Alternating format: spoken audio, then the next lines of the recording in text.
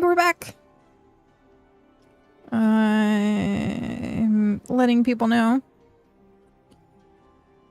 Starting stream again. Boop.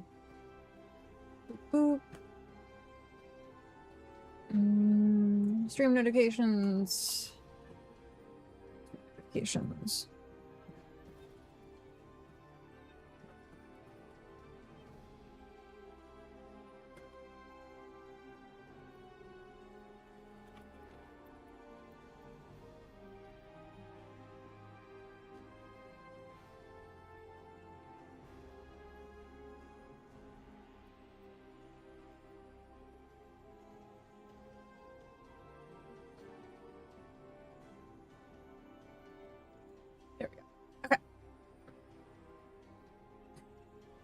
Ooh. So, hi.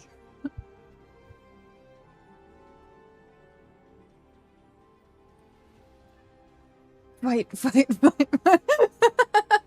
Mere hardware, hello. Oh my gosh. Hi. Dude, I gave Comcrap a piece of my mind and was like, hey, this has been a problem for like 3 months. 3 months. And I was like very forward with them and being like, hey, you're costing me money. Like, they tried to charge me for having the technician come out the first time, which I'm like, I'm gonna start filing complaints. Like, if this doesn't get fixed within, like, the next, at least within this month. I understand it's sometimes more complicated than being like, get it done tomorrow. But,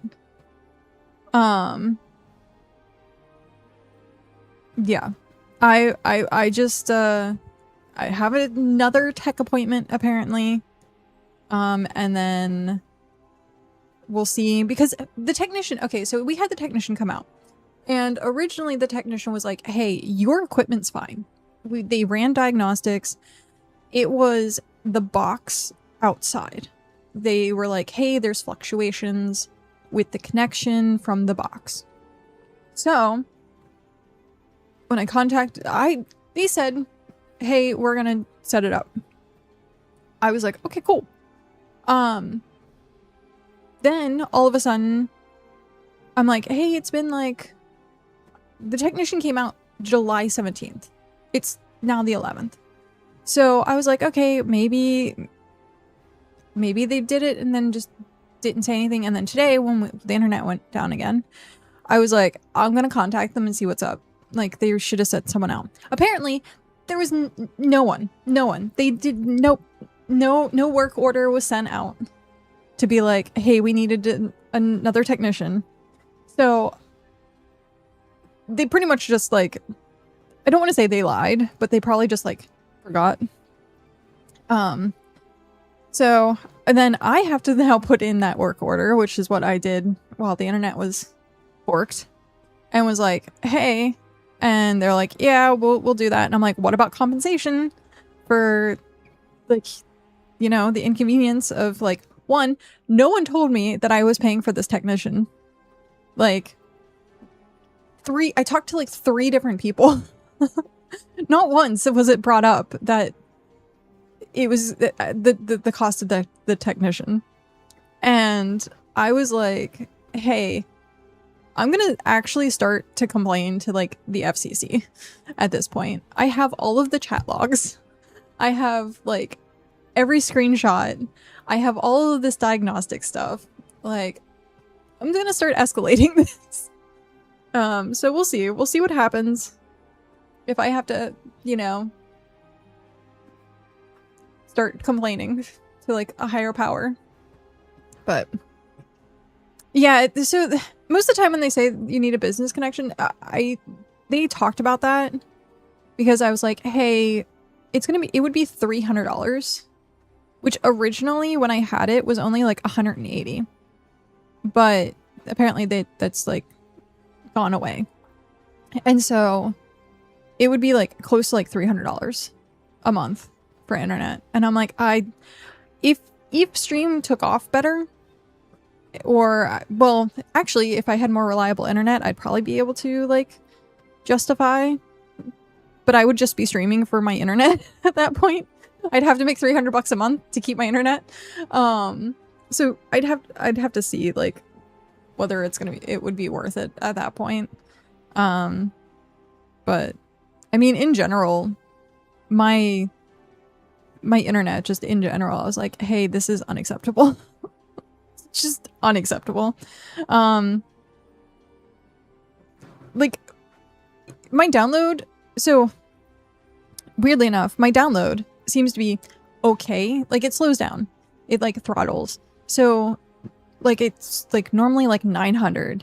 Then it goes down to 700. But my upload is what tanks. So I'm at, like, 200 upload. But then it tanks to, like, 9. And I'm like, I can't operate at 9 upload. Like, F off. And so, yeah. At that point, it is, like, potentially something that I can be like, hey, I'm gonna take this further and, like, complain to the FCC and stuff like that. I had to fight them for 2 years since all rooms around me had fiber except for mine, and they were going to shut down the old network. What? That's insane. Supposedly, we're supposed to be getting fiber within, like, in the neighborhood within, like, 6 months. And I'm like, I want fiber. What's it going to take for us to get fiber?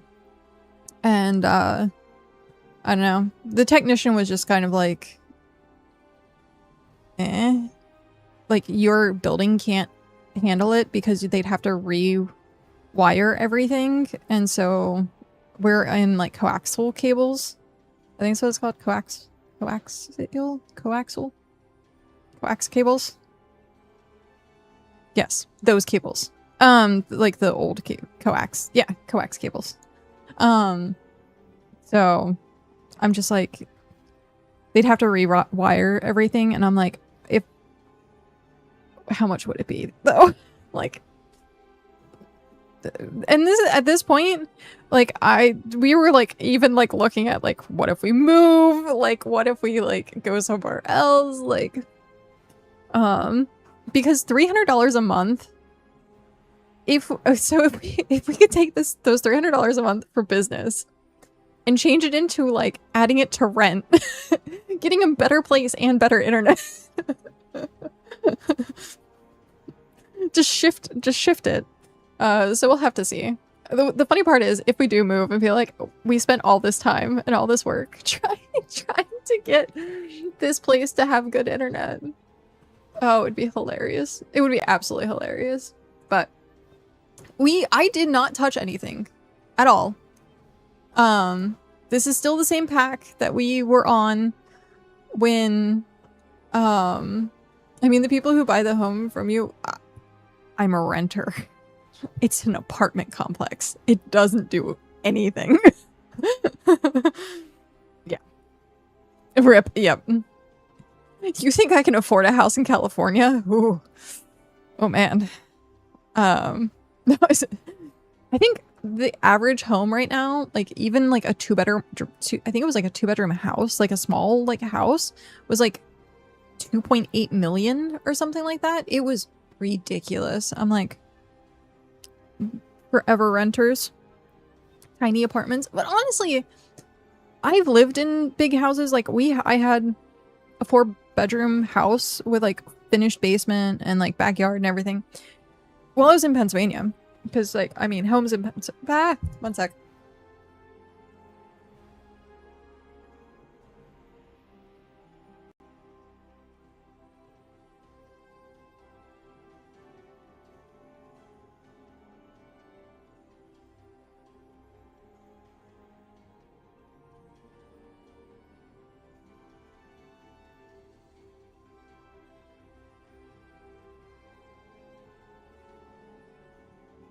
Okay.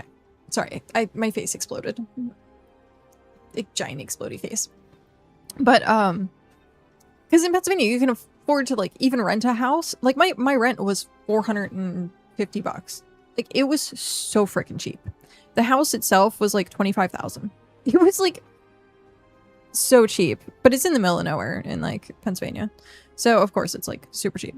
And then you come like out to California, you're like, there's absolutely nothing for even like 2,000. In the Netherlands, houses are also expensive as hell. Ugh. Ugh. Yeah. I mean, houses in general, I think worldwide has just gotten worse. But yeah, I lived in a huge like 4-bedroom house, and it was fine, but like I hated cleaning. It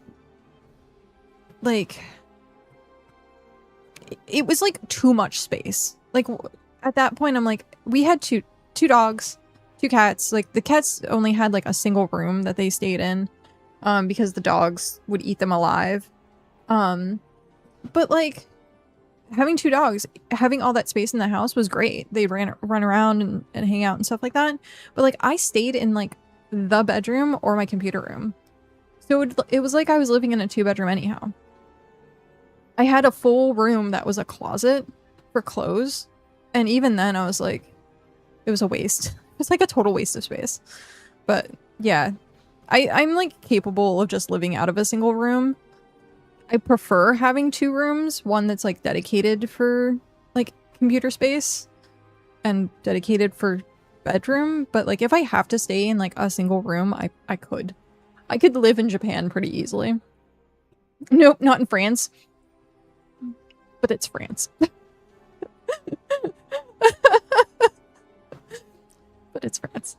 I love living in a single room. Yeah. I mean, it's so easy to maintain. And as long as I have my computer, I'm fine. Much less cleaning, yeah. Like, that's the thing. Like, I stopped collecting things. My clothes, I do have a lot of clothes. So, like, I have a walk-in closet that is, like, 80% my clothes. Cow has, like, 20% squished. But, yeah. It is what it is. I don't know. I always had, like, small rooms growing up. So, I made do. You always build up.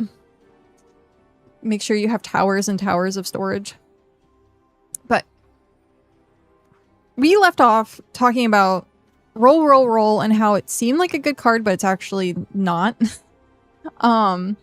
We are going to go through these a little quicker because we lost a lot of time. And then if my internet starts acting up again, then I will probably just start recording and then I'll post it on YouTube later. So it is what it is. Troll negotiations. This is amazing. It's expensive. It's 4. But you put... Oh, Mir, do you play Magic? I don't know if I ever asked that or if we talked about it. Because I know that, like... Oh, I just randomly turned on my flashlight. I was playing with my phone.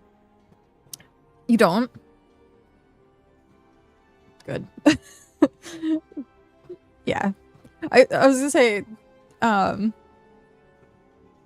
it's one of those games where I'm like, I'm glad I got into it, but at the same time, like, kind of, I'm glad, I don't know, like, it's an expensive game. It's like not getting into playing Warframe, or not Warframe, Warhammer.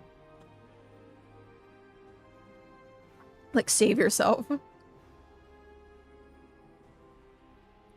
But these Hobbit, like, the new sets where it's, like, based on different, like, IPs. Some of them I hate. And then, like, it's been comic book themed, like, the last, like, Marvel, Teenage Mutant Ninja Turtles, Spider-Man. So those were the 3. And then you had, like, Avatar out of nowhere. You had Final Fantasy out of nowhere. And now we have the Hobbit. Star Trek. Star Trek is coming, I think, in like 2 months or something like that. So it's bringing people into the game who like those IPs. Which I think is cool. But we'll have to see. Like, originally I hated it, and now I'm just like, eh. Let me dox myself real quick if we were talking about houses.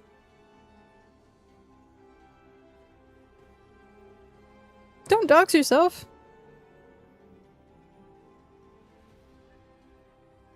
You live in a World Heritage Site. Oh, interesting. How is that?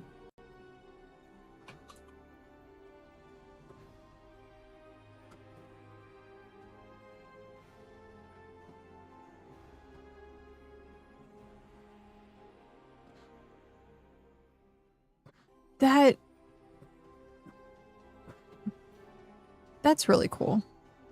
I just like looked up World Heritage Sites just in general. And they're like really, really pretty looking. Like everything is so picturesque. No matter which one. Only you're not allowed to do anything to your room. I imagine they have really, really strict rules on like construction of anything. There was a Victorian house that I wanted to buy and it was dirt cheap. But it was historic, which meant if you were going to pay to get it livable, it was gonna have to be up to like certain shoot, what is it called? Like it had to be done a certain way because it was historic. Like it had a plaque on it and everything.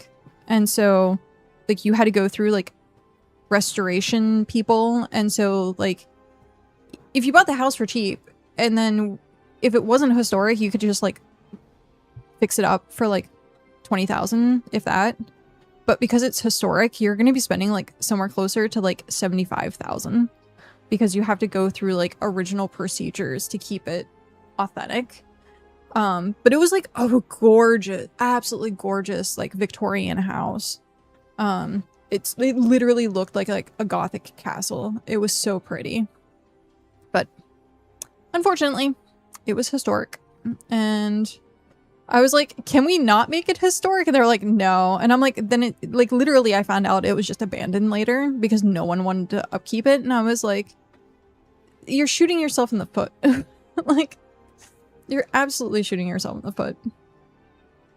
But that's how it goes. That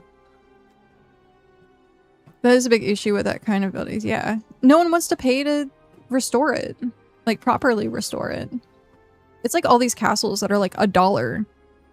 And they're like, hey, it's $1, but it's going to take like $1 million to be livable. Down to Goblin Town. The card names are so good. Target opponent reveals their hand. You choose a non-land card from that. That player discards that card. And mass goblins 1. Target opponent loses 1 life and you gain 1 life for 3. I think this is actually pretty good.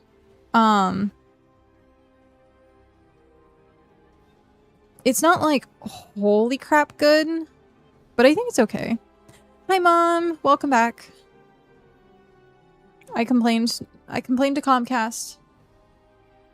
I did a bunch of complaining. This card is really freaking good. Addercop.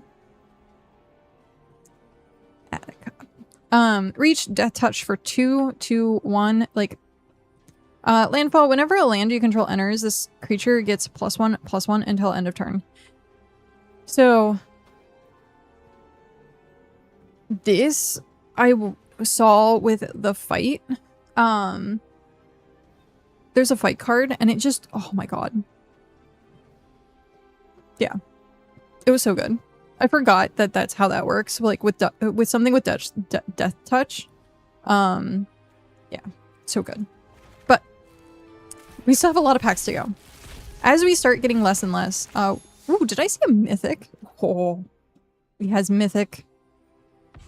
Oh, it's mythic wildcard. That's fine. Bilbo. I was really hoping they had like the art cards for like the collector's edition inside of Arena, but they don't. I would have really liked to seen that. They might have it in like the store. Is this the exchange control of 2 target non-land permanents that share a card type? See, I don't understand this all that much, but I guess if it's like shares a card type, if it's like someone has an artifact and then you have, or they have a good artifact and you have like a token artifact, then you can swap them because it's the same card type. Or if it's like an enchantment, I guess. I don't know that I would ever play the 5, but maybe. But if you play Bilbo, which is the 2 for 1, Bilbo can't be blocked. Whenever Bilbo deals combat damage to a player, draw a card, then discard a card. This is really good with that whole like casting 2 cards synergy. Or not casting, drawing 2 cards synergy. So like blue does have a decent amount of that. Bilbo's Deadly Slice, so we have murder again. Goblin plate. I love like they did really good job with like the art and stuff. When this equipment enters, amass goblins 1, then attach this equipment to the amassed army. Creature gets +1 and has menace. It's eh. I think if you lose this off of the goblin and like the equip 4 is rough. But it does, it's a, like what? It's a 2-1 with menace.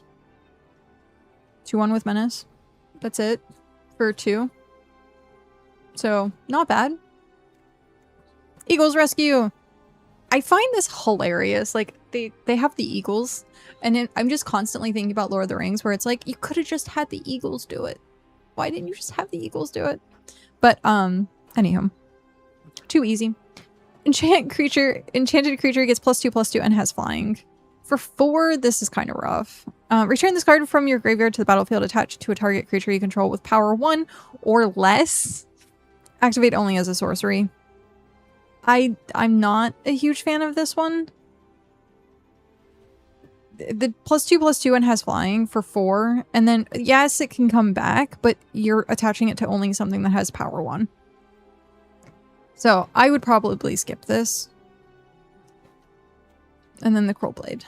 And vow to war. Like, this is much better. Untap target creature controls, it gets +2/+2 until end of turn.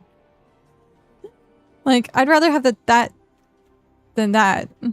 But, I mean, it keeps the +2/+2 and it has flying, so maybe that's worth the 4. I don't know, it seems slow to me.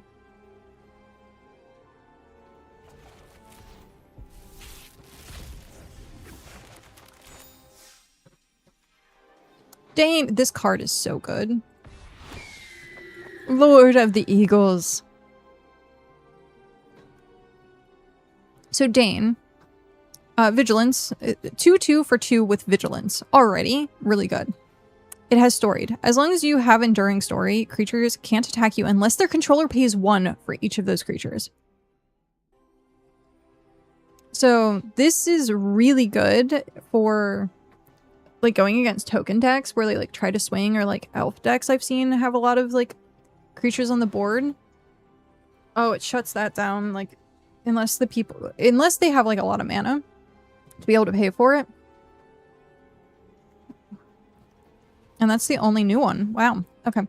So we're gonna probably start getting into like a lot of duplicate realms. Most decrepit old bird. I know someone who would greatly relate to this card. Mill 4 cards, then put an instance or sorcery card from among them into your hand. Again, there's not too much, like, I think, instance or sorcery interaction with the Hobbit. I still think blue-white, like, I guess I guess white has a lot of instances at this point. So maybe if you're looking for like Settle the Wreckage. It also doesn't say reveal. So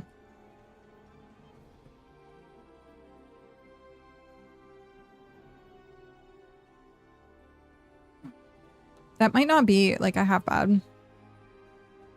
But a 1/1 for 1 with extra, like, this is a really good card. Flying Threshold, this creature gets +1/+1 as long as there are 7 or more cards in your graveyard. So 2/2. Yeah, no, this card is really good. Eagle of the Great Shelf. 2/5 for 5. Whenever this creature attacks, it gets +1/+1 until end of turn for each other creature you control.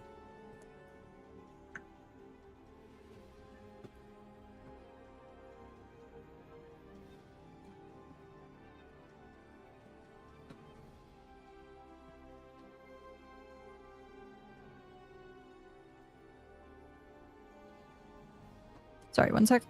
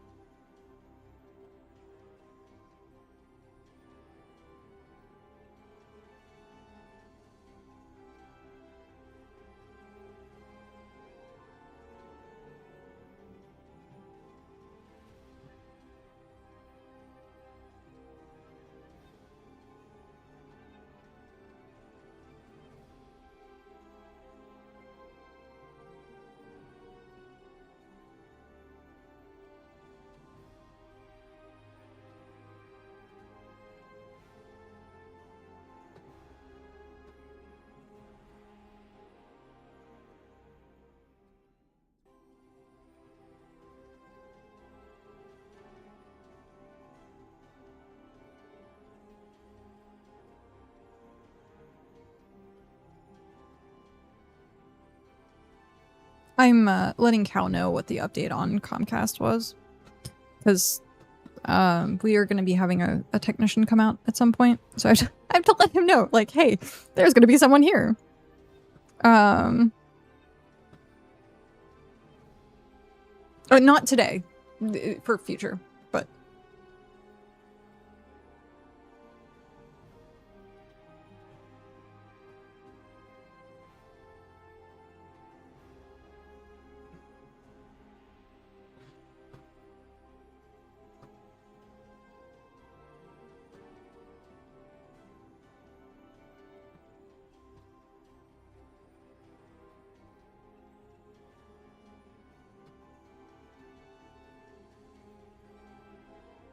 Okay. Burb. So this is really good if you have like a large board. And this is also like if you have someone who's playing Dane, which is like the cost 1 to attack, and then you're just like, well, it doesn't matter. I'm just gonna keep attacking with this guy, even though he's probably like at that point like an 8/8 or something. He is expensive, but if you have like a bunch of recruits and stuff like that, it might be worth it. Bilbo Baggins Burglar. Scry 2, when he enters, draw a card. I think this one's really good. He just draws a card, but he's a 2/1. I think the other one where it's the unblockable is also really good. Like, Bilbo in general, I think they did a good job of, like, making sure he didn't suck. Hobbit hole. Dwarven Short Sword. When this equipment enters, create a 2/2 red dwarf creature token, then attach this equipment to it. Equipped creature gets +1/+2. It's expensive. But it's a 3/4. It's a body on the board, it's a 3/4, and it equips for 2. If you were running an equipment deck, I think this is definitely something that you would want to have. But there is definitely better equipment. We're at 18%. Sting, Bilbo's sword, flash. When Sting enters, put a hone counter. This is a new thing. Hone counters go onto equipment. So if you have a, like, say Sting, which is an artifact equipment, you have the hone counter on it. If it transfers to another character or another card, it still keeps the hone counter. So it's something that goes onto the equipment. And it grants +1/+0 to equipped creature. There is a bunch of like hone interaction. So like there is the new like dwarf that adds hone counters and stuff like that. When Sting enters, put a hone counter on Sting for each creature target opponent controls. So this is super situational. If they have like a wide deck, awesome, great. Attach Sting up to 1 target creature you control. But if they only have like 2, then it's like a +2/+0. It's more worth it if you have like if you're going against someone who has a full board. So I could see this being more constructed oriented, but there is a lot. Like I watched one of the matches earlier, which someone had like 10 tokens out for like recruit. And I was like, so something like this might not be bad for that. It's a doggo. When this creature attacks while you control a creature with power 4 or greater, put a +1/+1 counter on each creature you control. For 5 and a 3/6, I'd run it. But it's whenever this creature attacks. But if you attack once and then you feed it, because it doesn't say each other, it says each creature. So he counts as that creature.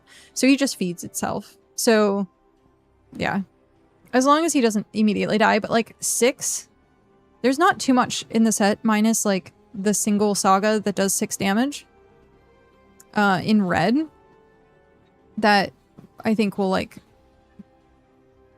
destroy it outright. Because there's the -5/-5 in black, and then you could have the destroy or like Bilbo's deadly slash, which is just a murder. But the likelihood of there being an answer with this in limited is limited. Burrowside Wanderers. When this creature enters, look at the top 4 cards of your library. You may reveal a permanent card from among them and put it into your hand. Put the rest on the bottom of your library in a random order. Whenever a land you control enters, this creature gets +2/+2 until end of turn. For 6, I don't think it's... If it was cheaper, that'd be one thing, but I don't think it costing 6 is good. Yeah, you can put a card from your deck into your hand, but yeah, I don't think it's good. We've seen Bjorn already. It's not the good Bjorn. There's like a really good Bjorn. Piercing Goblin Pair. When this creature dies, amass goblins 4. This is insane. So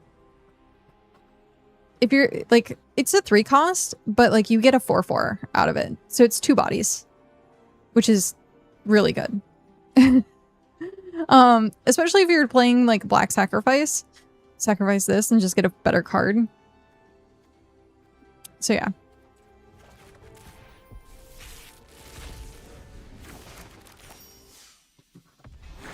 The Great Goblin. Whenever you put 1 or more counters on a goblin, orc, or army you control, the Great Goblin deals 2 damage to target opponent. Whenever another orc, goblin, or army you control dies, exile the top card of your library. You may play it until the end of your next turn. I think that's great. The fact that it's your next turn so that you can like have the mana to actually play it. Yeah. Exile the top card of your library. I mean, it's card draw. And there's not much card draw in black as far as I know. Black or red, I don't think has too much card draw. But yeah, whenever you put 1 or more counters, it deals 2 damage. So, yeah, doing any of the amass stuff adds a counter. So this I think is really good. Night Howl Pursuer, Menace, which means it takes 2 to block. When this creature attacks while you control a creature with power 4 or greater, this creature gets a +2/+2 until end of turn. Absolutely amazing. It's a 1 for 1/1. It has Menace. But the fact that in black-red specifically, or black-green specifically, getting that Ferocious is like probably going to be super easy. Giant's Boulder. When this artifact enters Scry 2, add 1 mana of any color, sacrifice this artifact, destroy target permanent. I think it's good.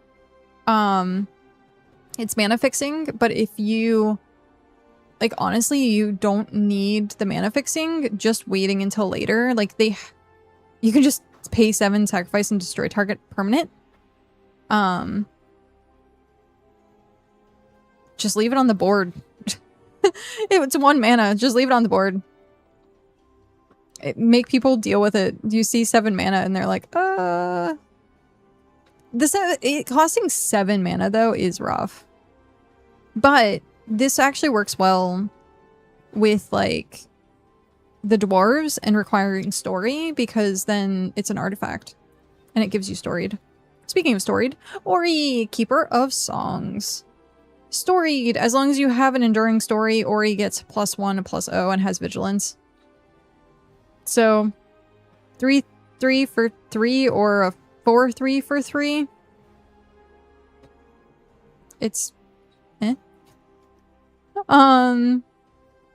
this card again, I don't gross. I think this card is great. The fact that it has haste, I like. This isn't nearly as good as like the amass one, but it allows you to get your card draw. So when this creature dies, recruit. So it's technically a 2 for 1 plus card draw. So in white, blue-white, you can have like that card draw, second card draw synergy. And then the plunder.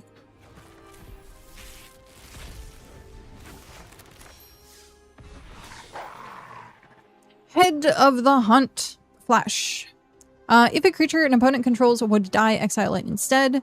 When you do, create a green 2/2 green wolf creature token. For 4 and a 4/3, I think this is good because it's just any time. If a creature an opponent controls would die, exile it instead. This cuts down on recursion, which I don't know how much, like, from the graveyard there... I think there was a little bit of it. Oh, sorry. I'd have to go back and, like, look at, like, the full list. So yeah, when you do, it creates a 2/2 green wolf. I think this card's good. The fact that it also has flash, so you could do it at the end of, oh no, you wouldn't do it at the end of combat, because it says if a creature an opponent control would die, exile it instead. So you would have to drop this like before combat, and then the creature would die, and then you would get your 2/2 if you played on their turn.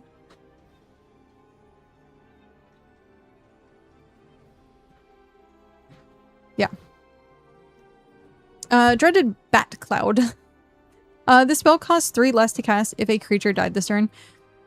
So it's a 2/2, or sorry, a 4/2 for possibly 2 flying Death Touch, which I think that's great.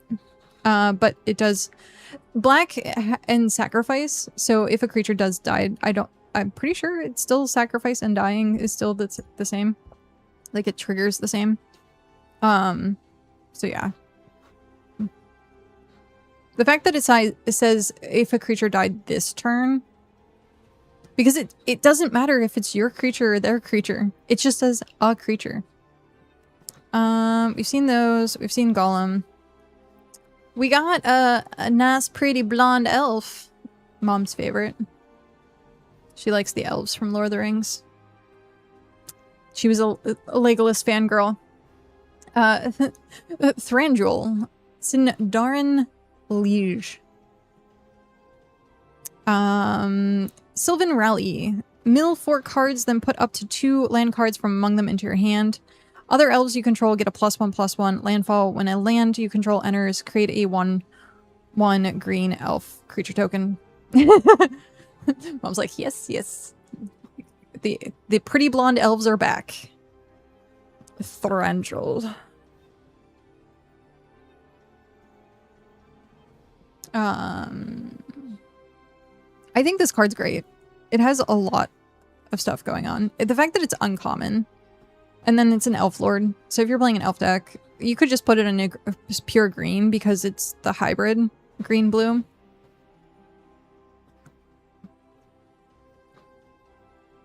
Plus it gives you 2 land. Well-worn spatula.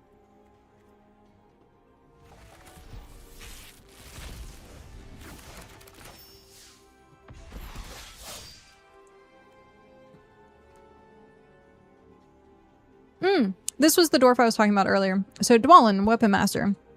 First strike. Whenever Dwalin enters or attacks, put a hone counter on each equipment you control. So yeah, really good. The fact that he's a 2/1 for 2 with first strike. Lake Town Toymaker. At the beginning of your combat on your turn, if you've drawn 2 or more cards this turn, another target creature you control gets +3/+0 and gains first strike until end of turn. 4 for 3/4. The fact that this is so situational, if you've drawn your second card, I don't think it's worth it. In limited, something that's super situational tends to, like, karma tends to tell you that it doesn't work. It's very rare that it will. Tidings of War. Amass Goblins 1. If the spell was cast from a graveyard, amass Goblins 3 instead. I think it's great. It's a 1/1 for 1. Or like later in the game. Flash it back for 4. And you get a 3/3. Or you can add +3/+3. And there was the goblin that says when you added counters. So a lot of good synergy. This was what I was saying. Target creature you control deals damage equal to its power to target creature an opponent controls. So putting this with like Death Touch.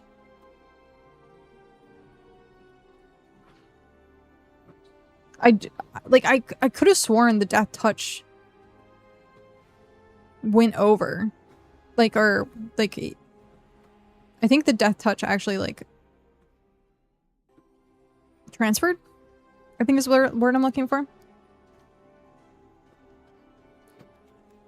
But it says damage equal to its power. I don't know. I guess we'd have to see. Balin, Lore Master, storied. Whenever Balin or another dwarf you control enters, you may discard your hand. Draw X cards where X is the number of cards discarded this way. If you have an enduring story, Balin deals X damage to each opponent. I don't like it. I usually don't ever like discarding that much. Yeah, you get to draw X number of cards and it deals damage, but like for 5 and a 4/4. Usually, I mean, it's hyper situational. Like if you have a handful of land, that's one thing. Everything else we already have.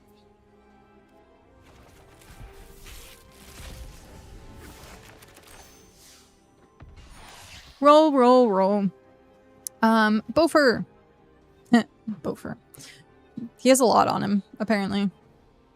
Target artifact or creature you control gains hexproof and indestructible until end of turn. Lifelink. Great card. The fact that this gets the hexproof and indestructible for 2. So good. And then the lifelink. So like white. White seems strong. Just white. Not like anything else. Just white. This was the Enchanted River's Grass, which I still need to figure out What was it called? Magic the Gathering blue card. Tap enchant.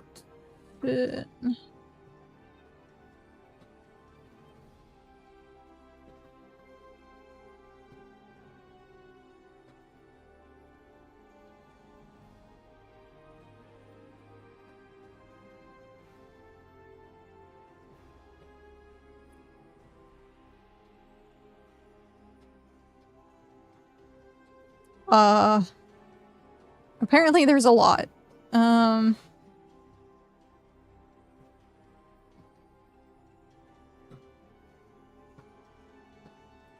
Target creature. Enchantment. Let's see.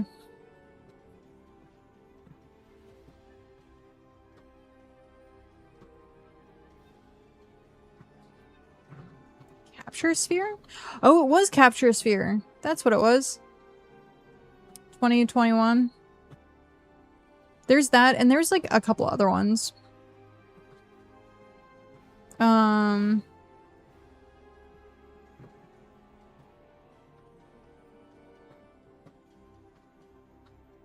It's a very common blue.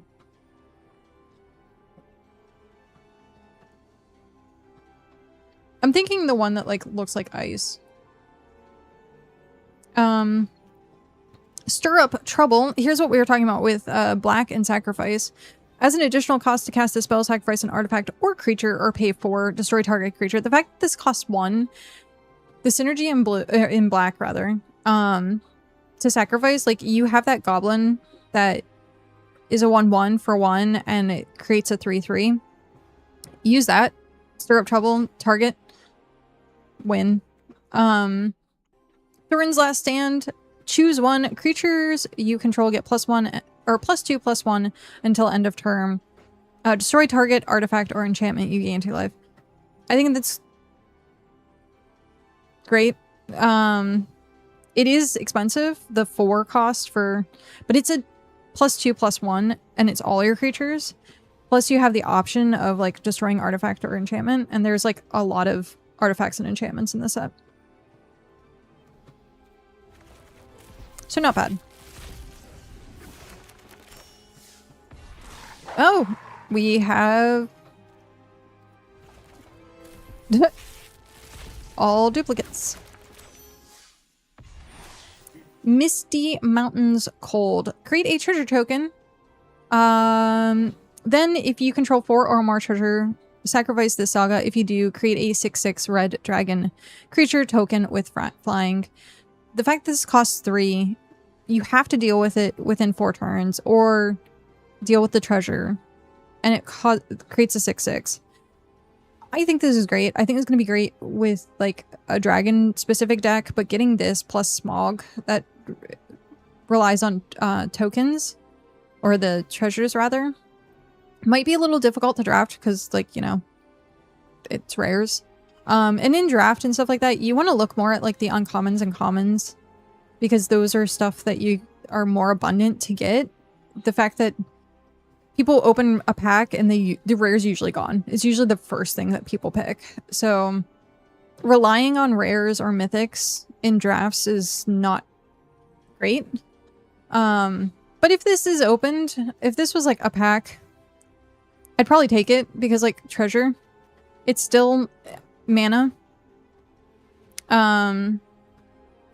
So ramp with like bigger things seems fine. And then it does have the potential for becoming a 6/6 dragon. So yeah. It feels like incubate, is that what it's called? Is it incubate? It's like I can't think of what the card name is, where you like it enters and then you have to like, there's like 4 counters on it, and then each turn like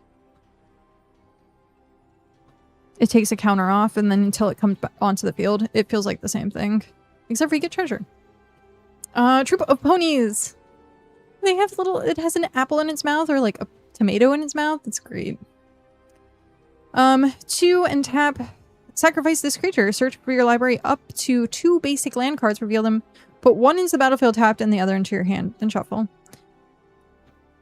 Put it down. It's a 2/1 for 2. Cost 2 to mana fix. I think it's good. If you need the mana fixing. If you don't need the mana fixing, then it's not great. Like if you're running 3 colors. Perfect. Ponies! Oh, we're waiting for server. Bilbo's Gambit. Gift a treasure, which means the opponent gets the treasure. Return target spell to an owner's hand. If the gift was promised, players can't cast spells this turn. If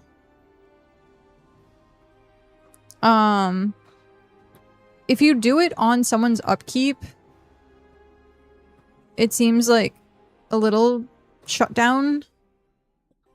But like they get the treasure token and then return target spell to owner's hand. So, I mean, you could cancel someone's turn. In limited, that could be like really huge. It depends. I don't know. To me, it's like...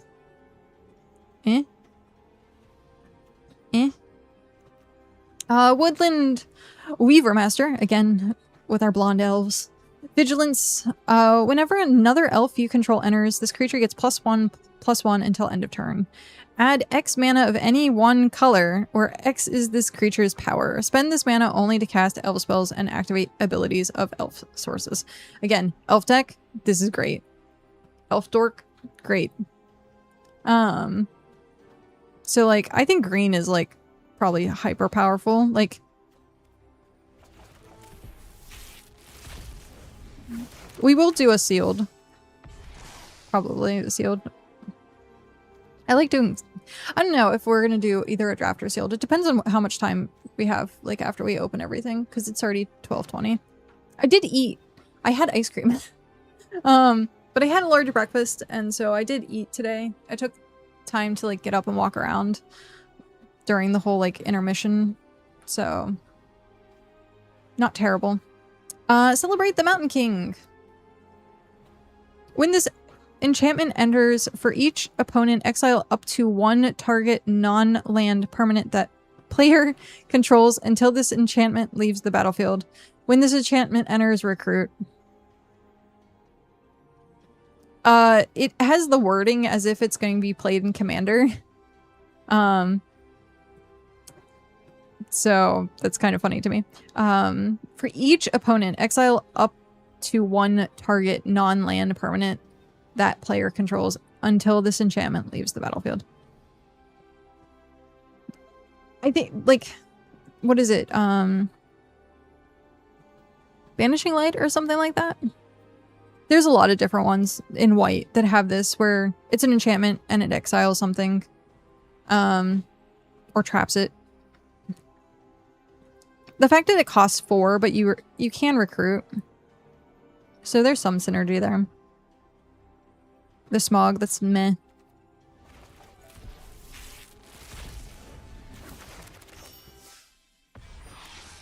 Down in the Valley. Search your library for a basic land card, reveal it, put it into your hand, and then shuffle. A lot of these are to hand, which is interesting. This saga gains landfall whenever a land you control enters. Create a 1/1 elf creature token. Elves you control get +1/+0 and gain vigilance until end of turn. I think it's really good if you have an elf deck. If you don't have an elf deck, I don't think it's really worth it.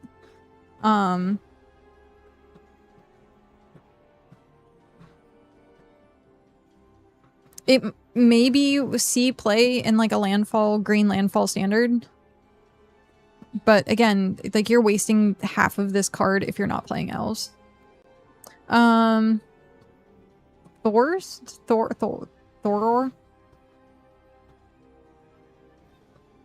I don't... Thor... I'm just gonna say Thor's map. When Thor's map enters, search your library for a basic land card, reveal it, put it into your hand, then shuffle, draw a card, then discard a card. This is great. The fact that it doesn't sacrifice itself, it's 2, and you draw a card and then discard. This is great if you're trying to get your second card draw. in like blue-white. So, or just card in general later on. Gundabad, Opportunist, interesting. When this creature enters, exile the top card of your library until the end of your next turn. You may play that card. 4/2 for 4. I guess this is somewhat card draw. Goblins had a simple approach to ownership. Whatever you can hold on to is yours. Seems like the goblin way. So, meh. It's a meh for me. Smog's Fury. Target creature gets +3/+0 and gains reach and first strike until end of turn. I think this is great.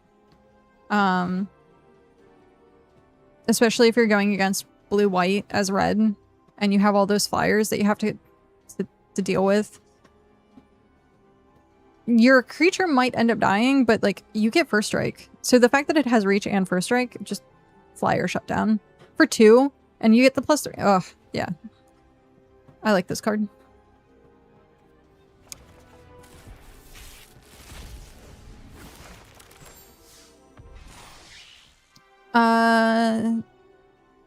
Desolation of Smog? Desolation of Smog deals 3 damage to each non-dragon creature. Add 4 mana in any combination of colors. Spend this mana only to cast dragon spells. Not good and limited. Yeah, it's a board wipe in general. Most things will be 3 toughness, but that includes your creatures. So this is like Day of Judgment in green, but not as good. But yeah, 3 damage to all non-dragon creatures. This will be great in a dragon deck, which I can see. I want to make a dragon deck. Hopefully we can get all the dragons that we need. Making a dragon deck. This would be great for that. Because 4 mana in any combination of colors. Yes. And then we have the rest of these.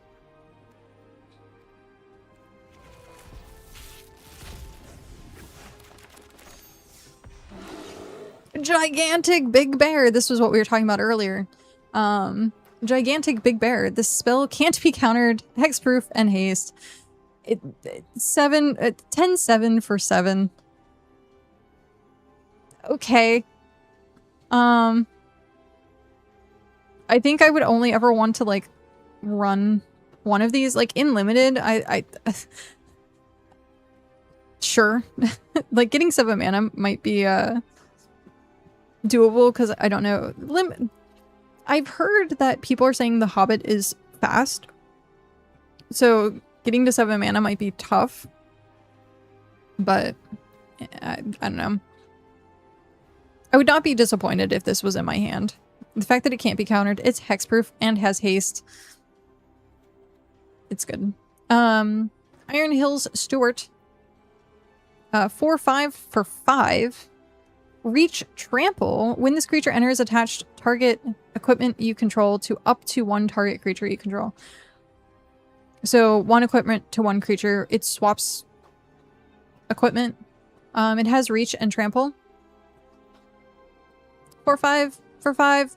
It does have like it's has more to it than just being like stats. So the fact that it has reach and trample, like trample is big in a lot of cases, especially if you have like a wide board. And I think in general with red, getting trample on stuff is difficult. Green usually has more trample.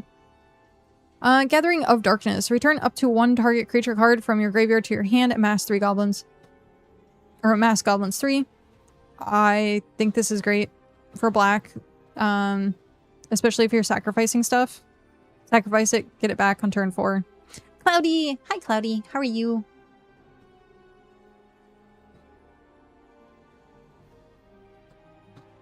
And then everything else we already have. We're opening up the Hobbit cards, which is super exciting. Other than the fact... Oh, we got everything. We've already gotten all this. Minus the fact that we had our internet cut out earlier and I had to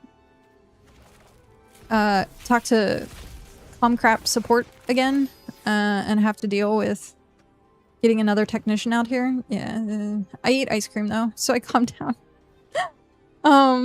But yeah, I was super excited. I got up like hyper early because I was hungry this morning, and then I was like, I want the Hobbit. So yeah, we've been opening cards all day so far. It's been awesome. Bejeweled Warg. I like this card. Trample, like this was what I was saying. Green has no problem with trample. Whenever this creature deals combat damage to a player, choose one. Put a +1/+1 counter on target wolf you control. You can put it on itself. Create a treasure token. I mean, you're always probably gonna do the 1/+1/+1. And then it enables ferocious. So like here, whenever a creature attacks while you control a creature with power 4 or greater, put a +1/+1 counter on each.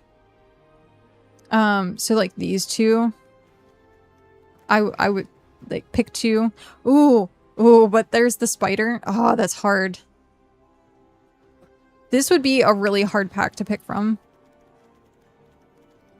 I would probably have to go with the warg and the spider. And then hope this one wheeled.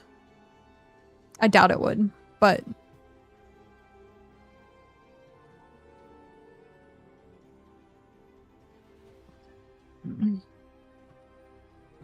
Because Death Touch...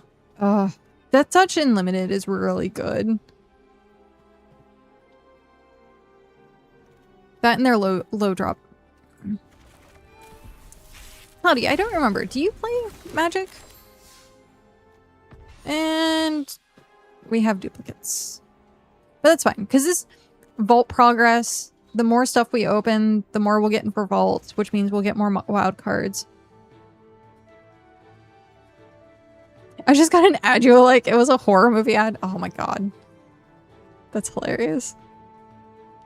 Also, I don't understand why. Why do companies do that? Like, you have kids that are watching, like, Twitch and stuff like that. Don't put a horror ad on things.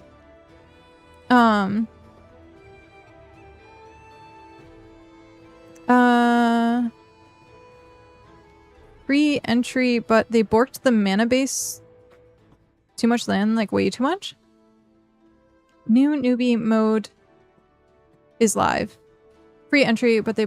Oh, yeah. The new, yep. I saw that earlier with the new decks. But they... Oh. I think there was a problem with the jump-in with Marvel as well, where there was too much land at one point. So even though you had 40 cards, it was like a 46 card deck because they added extra land. I imagine that's the same thing. But yeah, I saw that. The new Hobbit. What are they called?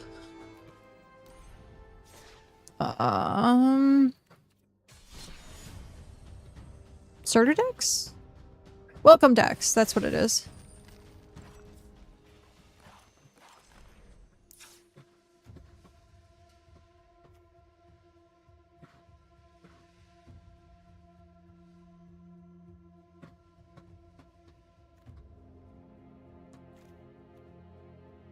So 40 cards, 20. Oh, yeah. Check the green deck. Oh, no. I wanted unnecessary clicking. Let's go back here. Go green.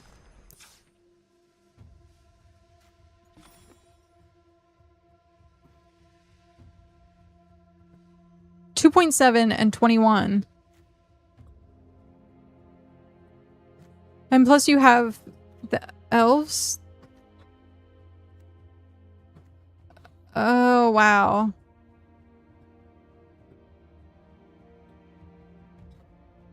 Yeah. I mean, the other one was 22 lands. This is 21. So yeah, 22. But it kind of makes sense because the curve is 2.9. No. Several mana dorks on top and not place to spend. Yeah. That's rough. Also, why are these redded out? It seems weird. How's blue? 20? And for 3... What? Why?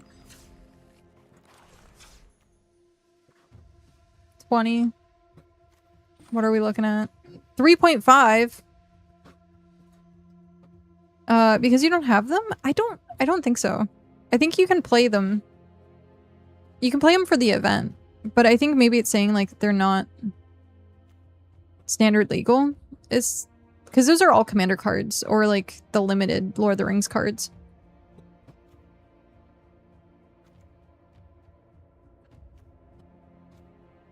But yeah, that's insane. Thank you for pointing that out. I don't think I would have noticed that. 3.1, but 18 lands. White is the only one that's like, eh.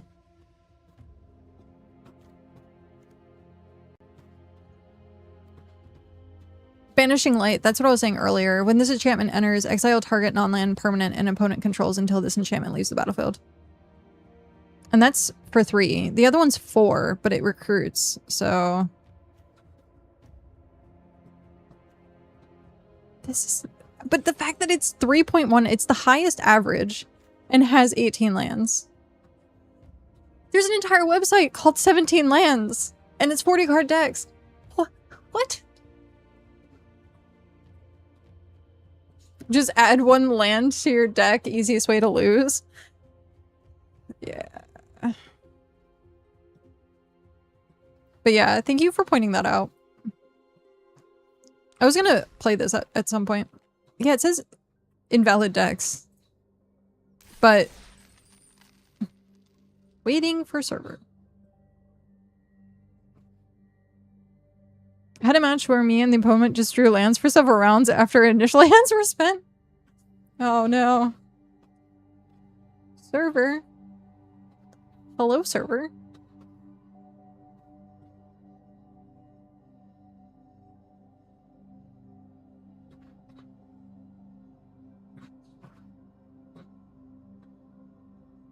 Eh?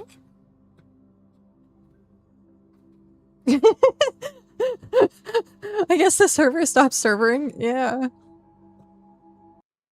I guess we're gonna shut it down and try again.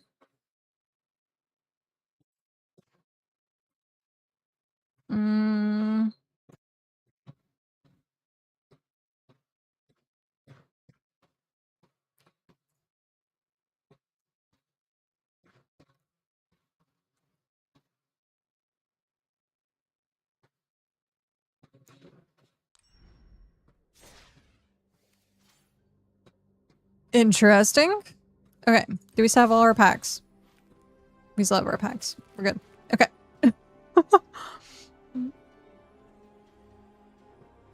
I would have been so confused or like frustrated with the shuffler being like, oh my god, why am I just drawing all lands? Until I look at the deck and be like, how is this this many lands? That's hilarious. It's so funny. Okay. We're getting into the realm where we're getting a lot of duplicates. Yes, rare wild card. We will take it. Master's Counselors. Vigilance. This creature gets +2/+0 for each graveyard with 7 or more cards in it. Whenever you draw your second card each turn, target player mills 3 cards. I don't think it's great. You can get +4, so it would be a 5/3. But I don't like the idea of them. Oh, well, I guess it says whenever you draw your second card, target player mills 3. Okay, so sure. So if you don't have the 7 cards, you could force the 7 cards. On another note, getting one-offs for my standard brawl shouldn't be a problem. Playing... Singleton for the win. I need to get into Brawl. There's so many people that play Brawl, and I for some reason, for me personally, I'm just not a fan of Brawl because it requires me to know like all of the cards in existence. I had like two commander decks. I had Markov and an elf deck. And that was it. But yeah, I think I have a lot. I have a decent collection on Arena. So I could probably throw together a decent Brawl deck. Brawl does seem to be, standard Brawl is way more manageable. Well, the word standard. Instantly, I'm like, yes. I prefer standard just in general because then it's like smaller card base. But yeah, I should definitely get into Brawl more. It's, I think, more of a roguelike. Hear me out, okay? Usually in just standard, you're going against the same like handful of decks. But with Brawl, you're going against like a whole myriad of different things, and it's different every single time because it's 100 cards. And so it's always like a whole different game. Which I think is cool. Which I think is cool. So maybe I will. Maybe I'll give it a try at some point. We'll spend a day learning Brawl. Seeing what's good in Brawl. Elven King's Harper. Target creature can't be blocked this turn. For 5? That's expensive. But target creature can't be blocked. And if you have blue-white and you have the eagle that does damage or is +1. Is it +1/+1? I think it's +1/+1 for each creature. And so if you get that thing to like a 10/10 and then you have 5 mana and you just swing with the 10/10. This is also a 2/2 for 2, so it's not terrible. I still don't like blue. We're at 32.9%. Unexpected party. Great, ugly looking goblin. These names are so good. So good. Clap, snap. Amass goblins 2 for 2. Excellent. 6 mana, or 4/4 for 6 mana. Each creature you control with a +1/+1 counter on it has menace. I think it's good. It's expensive, but I think it's good.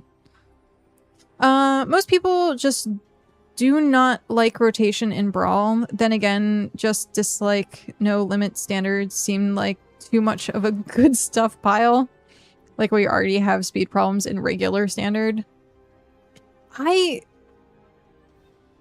problem for me playing Brawl is like the hyper sweat OP like decks where you have people that spend thousands of dollars for like OG lands or like moxes, and it ruins playing Commander.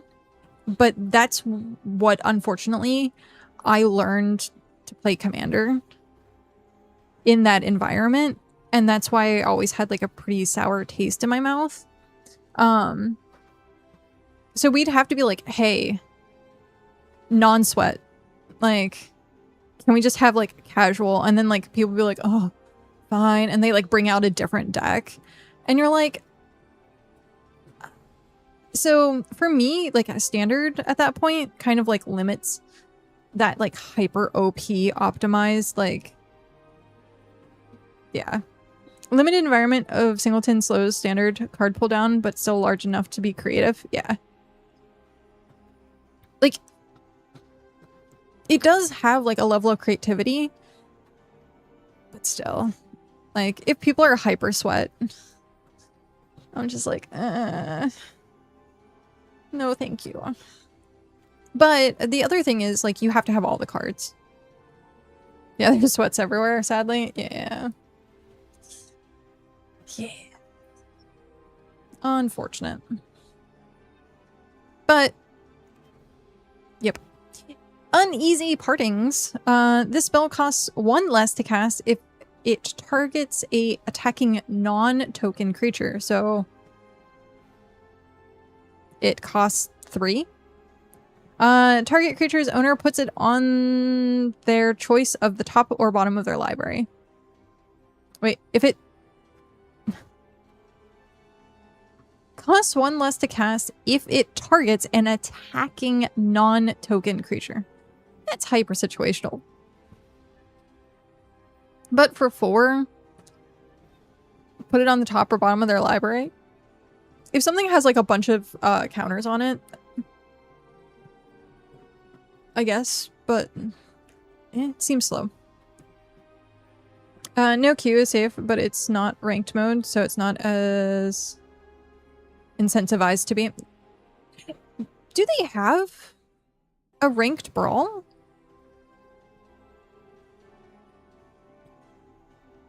I haven't checked into that. I imagine they would.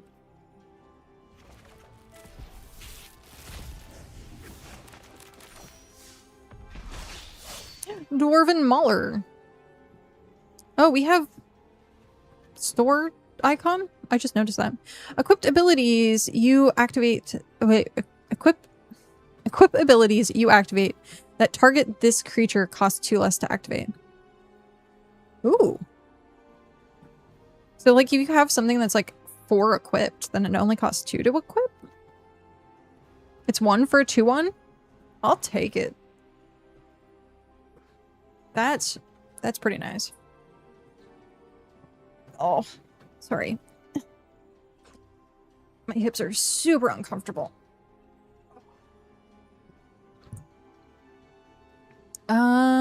Yeah. No, I think that's great. 1 for a 2-1. But it's only 2 less when it equips to that specific creature. Gigantic bear! Love it. Ranked Historic Brawl is a thing. The 100 cards... all the card one. It's as sweaty as you would expect in upper end. Oh. Sad face. Sad face. I mean, standard ranked is also kinda sweaty. Kinda. Oh. Oh, we hadn't gone through here.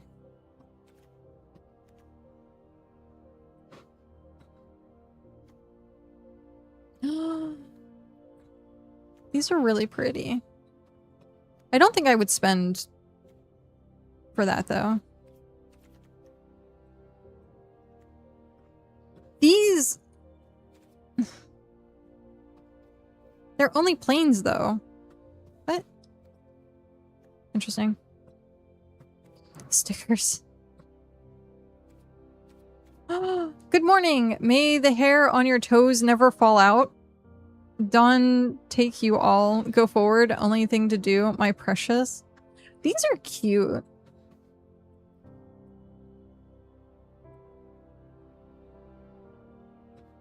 Putting in a ring queue is a predictable result. Yeah. Very much so. What have I got in my pocket? Farewell, wherever you fare. You have nice manners for a thief and a liar. Oh. While there's life, there's hope. Even dragons have their ending. Who comes up with these quotes? That's funny. Oh, they do have them. These are really cool. Except for it's not showing the card style appropriately. Interesting.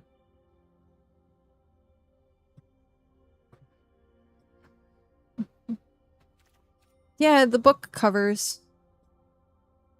But it's still not showing the card appropriately. It's...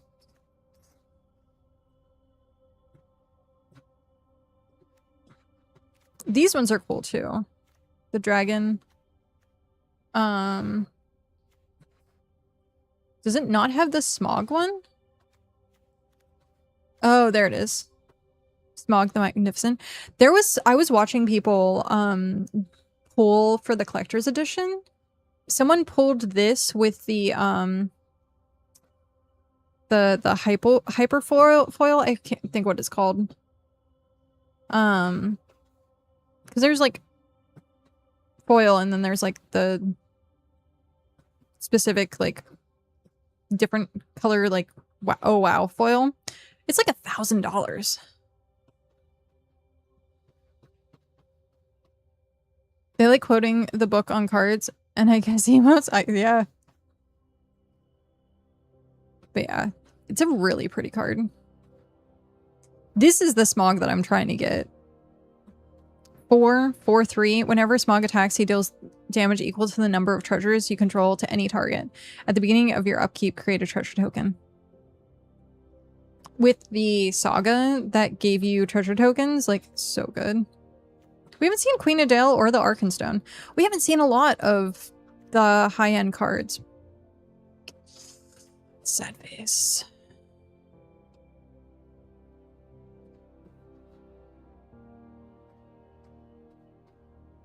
Yeah, I never really communicate with people. So I never really bothered to get these.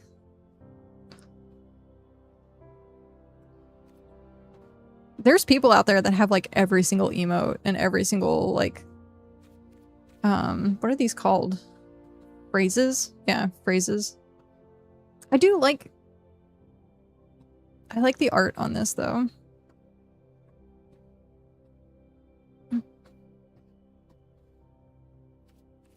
I guess this one's like the good one and this one's the bad one. Okay, back to packs. Oh, we got a mythic. Every mythic has been a wild card. Ugh, large bear. This is a great card. 5/5 for 5 with reach, trample, haste. Great. Can't ask for a better bear. Better bear. Large bear. The fact that bears are a thing and coming back, I love it. Another mythic. Oh, gross. Faithful Discovery. Faithful Discovery, 5 mana. Whenever an artifact you control enters, draw a card.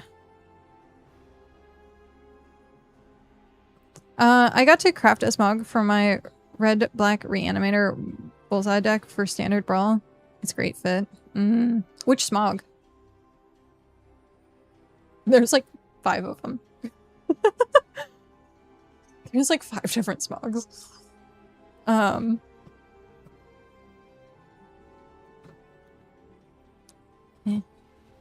think it's hyper situational and is not great in limited.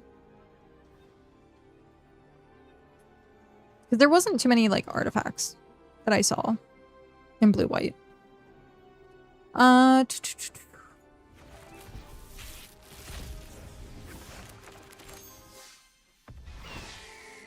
Most decrepit old bird.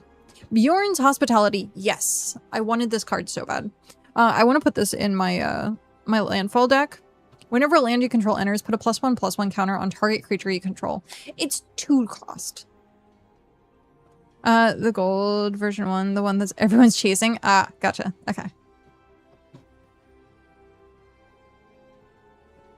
This enchantment becomes a bear creature in addition to its other types and gains. This creature's power and toughness are equal to the number of lands you control. So it's at least a 7/7 because it requires 7. Like, I want to put this in my landfall deck. I am keeping my landfall deck even though Badger Moles got banned. Because previously I had a landfall deck and it didn't have Badger Moles. So... and it was fine. They have like what, Roboroids still? So like that's fine. Then you have like now it will be going away. It's that like Briar Bill or something like that is also landfall.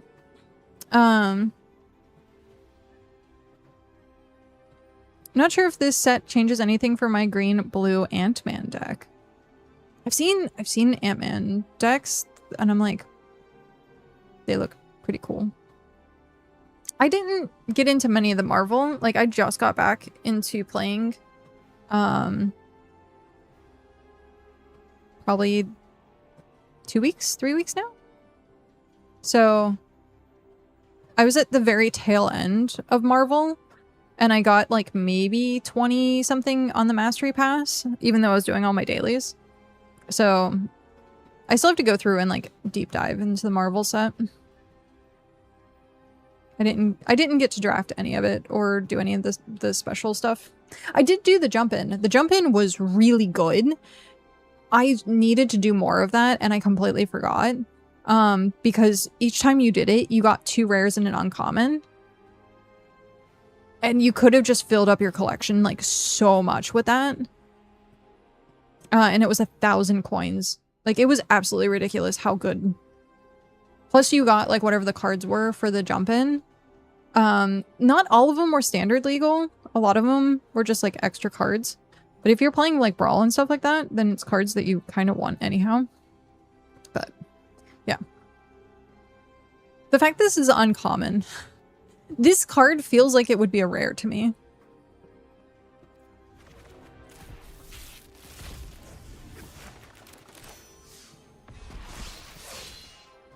Dane's Company. This creature has lifelink as long as you control another dwarf, which is pretty easy in red-white. When this creature enters, look at the top 4 cards of your library. You may reveal a dwarf or equipment from among them and put it into your hand. Put the rest in the bottom of your library in a random order. This is great. I like this card. If you're going into that archetype, yeah.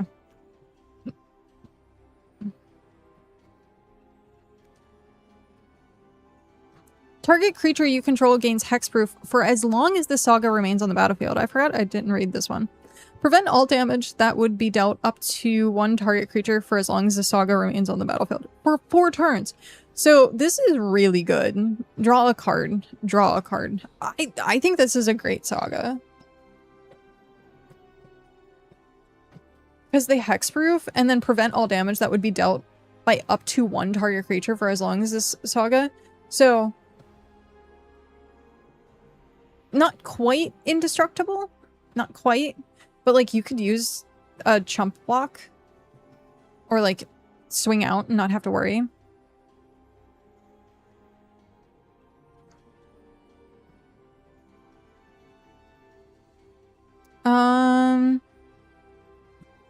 Like he's good, but not top in standard brawl. Coalition deck that can go wide by detaching +1/+1 counters as ant tokens if they tried to spot removal. Wait, what? I have to look at this.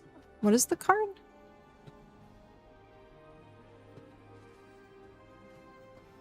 Continue. We have 16.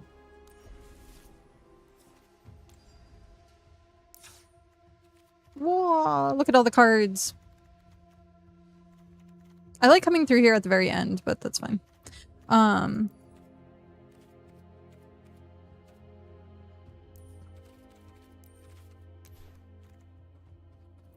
Oh, it's Ant-Man. Ah, what?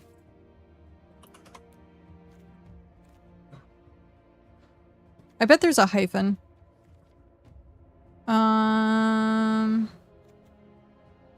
Whenever... Is this the right one? Yeah. Whenever Ant-Man attacks, you may pay 1. When you do, put a +1/+1 counter on target creature. Whenever you put a +1/+1 counter on a creature, create a 1/1 green insect creature token. This ability triggers only once each turn. That's insane. I like the die. That's insane.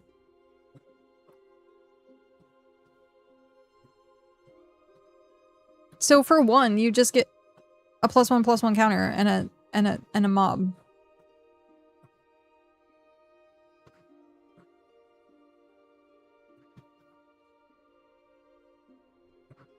Is there...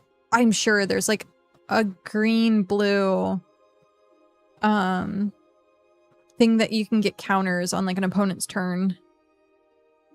Whether it's like to tap it and like, or just for add mana. Because like you can do power up stuff. Wide and tall. Yeah. That's cool. And it's uncommon. I don't have any of them. I have none. I has none. Oh, here's another one. Whenever you draw a card, put a +1/+1 counter on the Astonishing Ant-Man. Remove it. Oh, so these two back to back.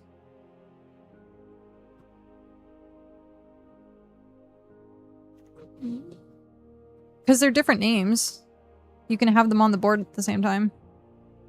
Remove any number of +1/+1 counters from Astonishing Ant-Man. Create that many 1/1 green insect creature tokens. And it's only 2 man. What? That is insane.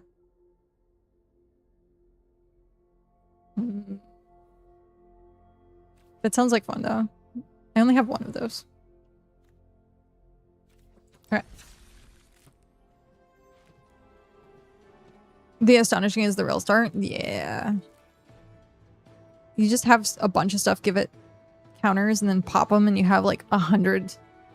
Not actually, but you have like 10 ants. Would be great.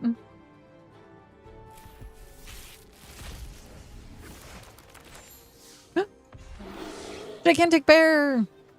Pine cone strike. How is this the first one we got? That's crazy. Okay. Come on, body. My hips hurt. My hips are very uncomfortable. I might have to go get the ball. Go sit on the ball for a little bit. Pine cone strike. Deals 3 damage to target creature. If that creature would die this turn, exile it instead. Destroy target artifact token. It's really good. This card is really good. Stony Voiced Goblins. When this creature enters, each opponent discards card. Amazing. Absolutely amazing. It is 2 for 1, 1/1 for 2, but still discard. Black discard decks are gonna be running this card, I'm sure. That's the kind of stuff you're gonna see in Standard Brawl. That's insane. I would want to see it in just Standard. I want to make an Ant-Man Standard deck now. Ant-Man's good, but like tier 2. Hopefully Black, now that some of the cards in Standard got banned, maybe Black can actually like play in Standard, because like there was no like good, well, I was gonna say there's no good Black decks, but there was the Demon deck, and that was pretty much it. Orcrist. I think I said that right. Goblin Cleaver. Equipped creature gets +2/+2 and has trample. Whenever, ooh, and trample, and it's, ooh. Whenever equipped creature deals combat damage to a player, choose a creature type. Create a treasure token for each creature you control of that type, but it costs 6. Because it doesn't equip when it comes in, so it's 3 and then equip 3. Oh, that's expensive.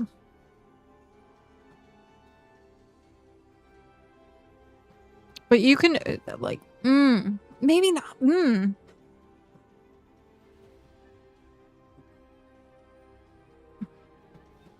I think, oh, I'd play that in an elf deck. I would play that in any tribe deck. I'd play that in any tribe deck. Ant-Man's good, but it's like tier 2. Still way less busted than Historic Brawl. Historic can be great casual experience, but when it sweats. Yeah. So sweaty. So sweaty. Yeah, any tribal deck.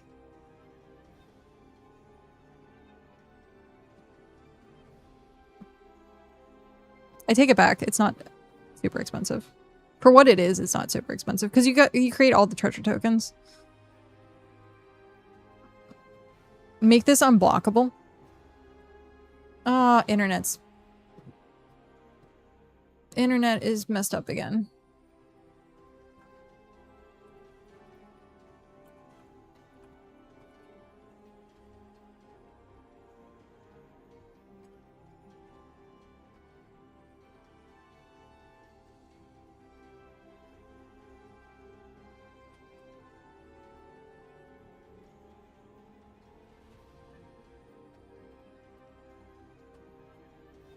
I think YouTube still seems fine. It's just, I don't know. Every single time I look at the VODs for YouTube, there's like no stutter whatsoever. So.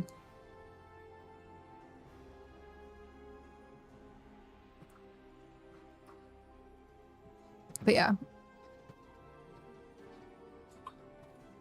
It'll last like an hour.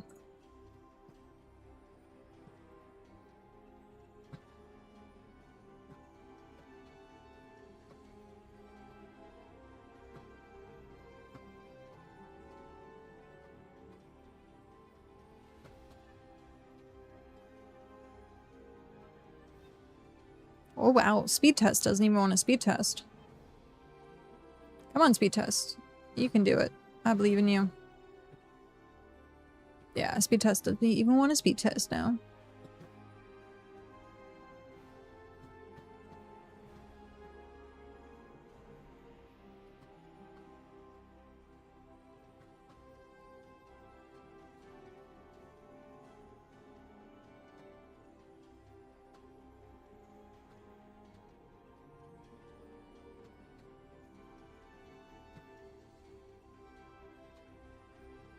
I'm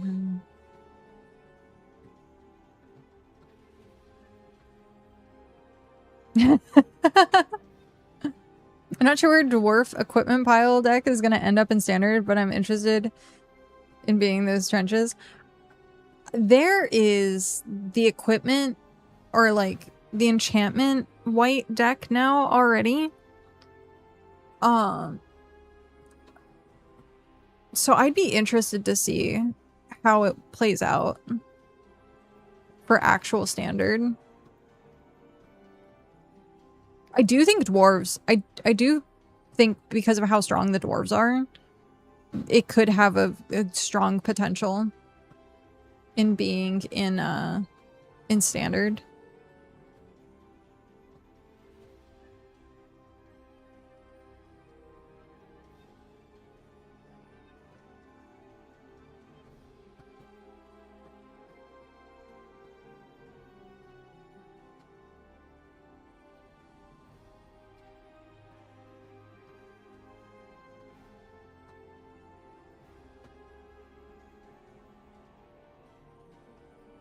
Our upload is shot.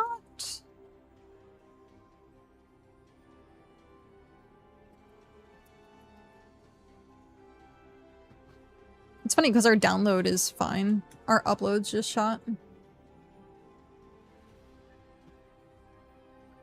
But hopefully it can sort itself out in a little bit.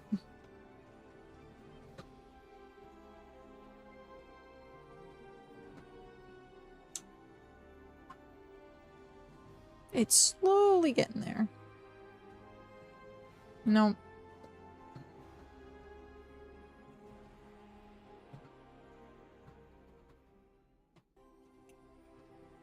Come on, you can do it. I believe in you. My download is like 800, but my upload is like 9.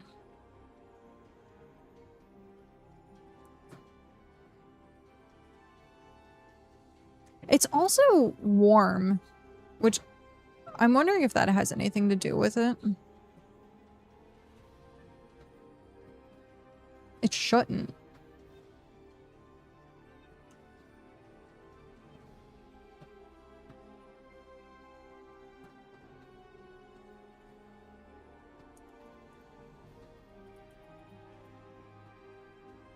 But yeah. Okay. We are going to be sitting here until our internet comes back.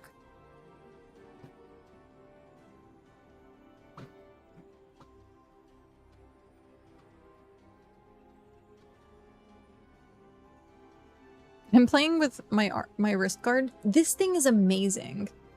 So it just sits like this, and then it like, it's squishy.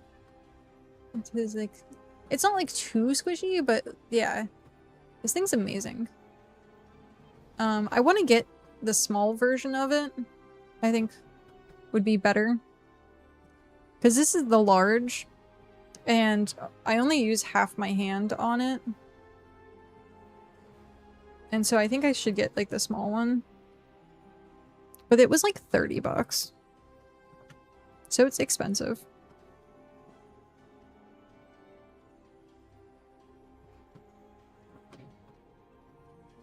Let's look one up. Amazon. Oh, there was something else I was supposed to buy on Amazon.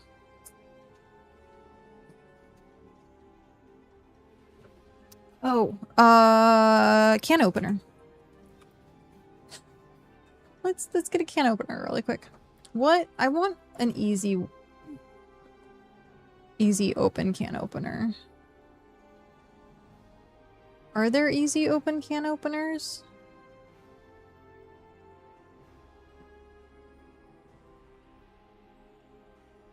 I see a bunch of like best sellers. Electric can opener for 20 bucks.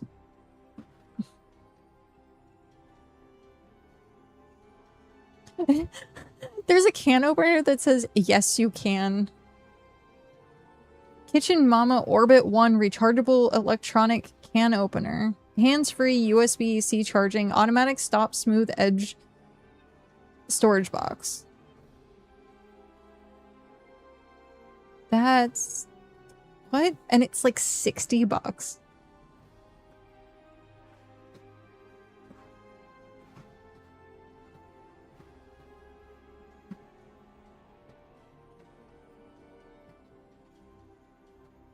That's insane. 60 bucks for a can opener.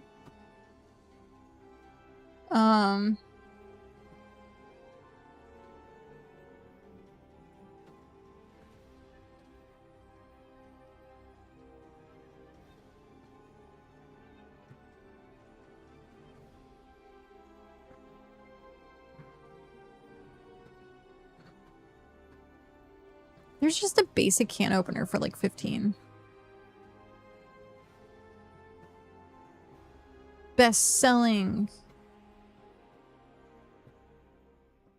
Just KitchenAid. It's a basic can opener. Hyper basic can opener. Is my internet still worked? My internet still worked. Bork, internet.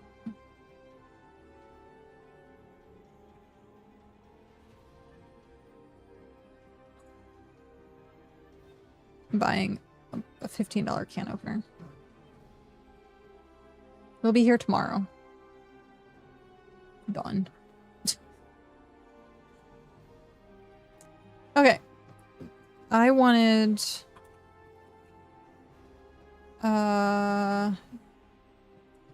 wrist rest? No. Ah, here it was. Purchased. Delta Hub. It's 40 bucks. Oof. Oof.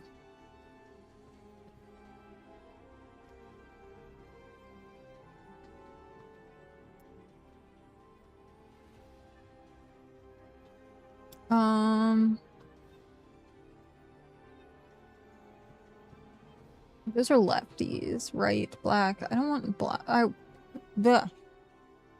White. No, we want black. So right, small, black.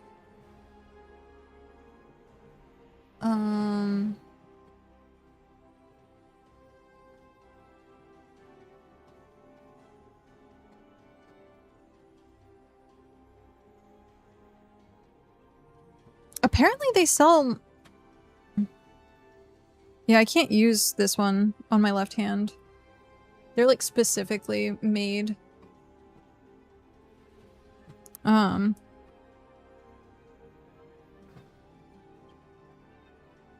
But But yeah, I'm gonna buy a small one.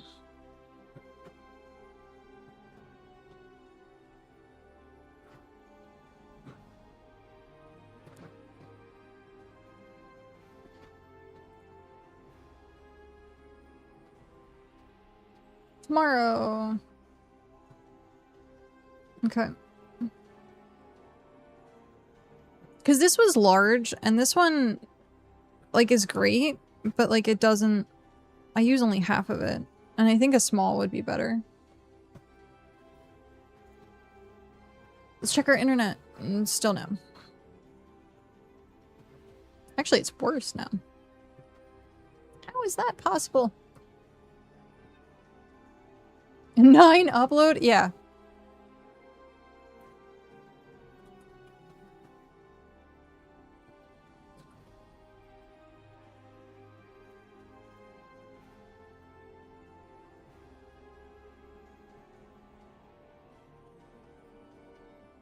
Nine upload.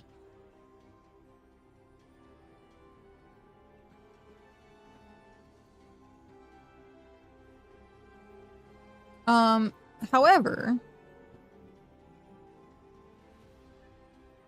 how long has it been? It's been 10 minutes. It usually lasts like a half hour to an hour, depending.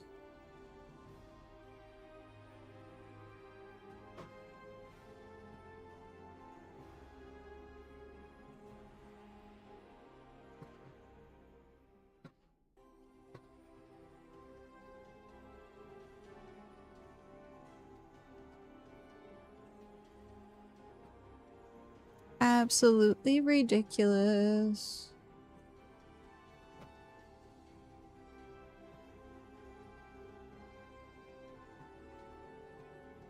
It seems to be slowing down, which is interesting. Sort of. Because it was at 800 and now it's like 500 download. So it seems to be getting worse.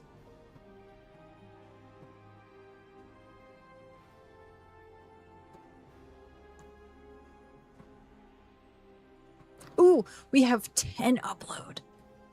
Ooh.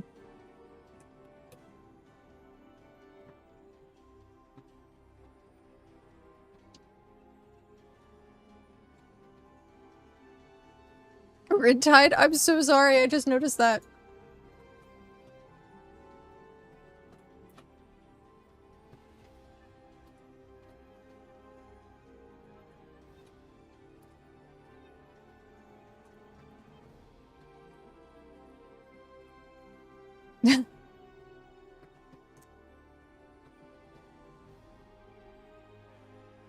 Typing is hard. Ooh.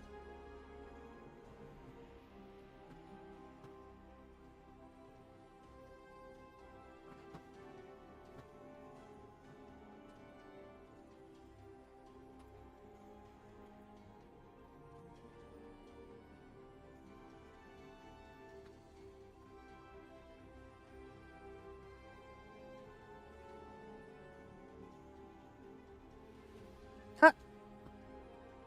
10 upload. Are we back? I don't think so.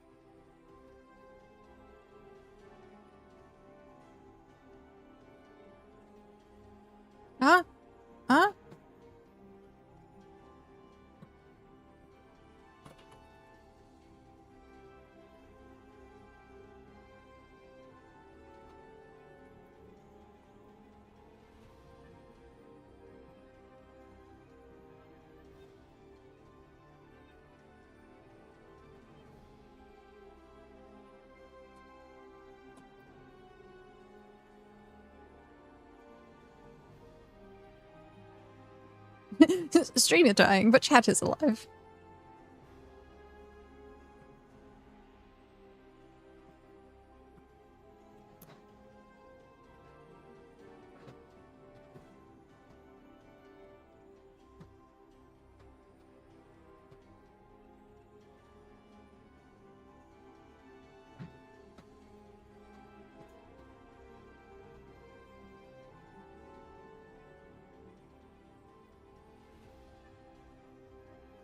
I keep refreshing the speed tracker.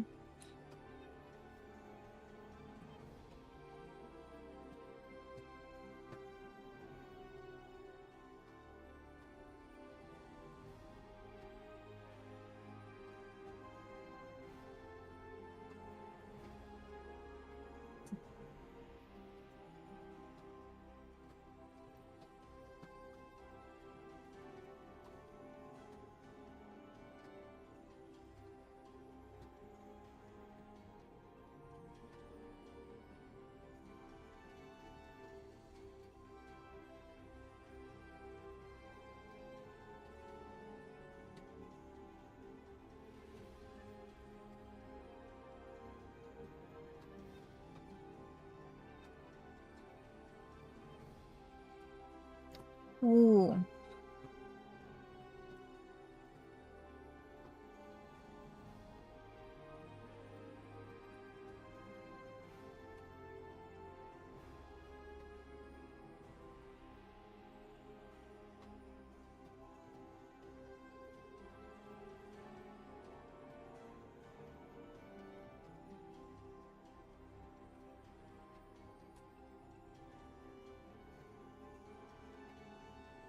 Hmm.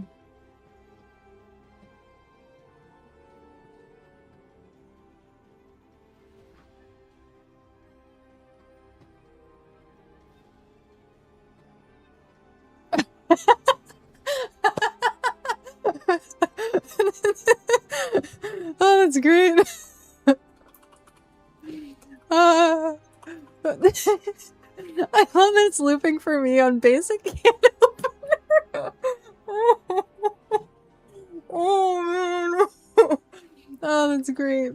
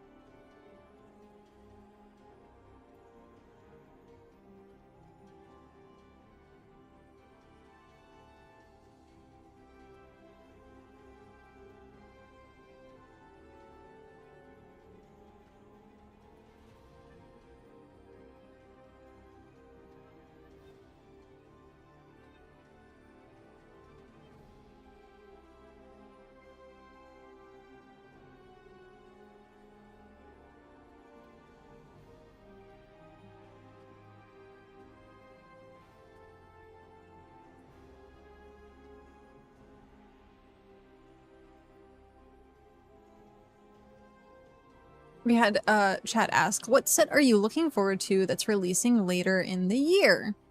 And I took it as like next year as well. So I'm hoping the World of Warcraft set is going to be one of the Universe Beyond sets.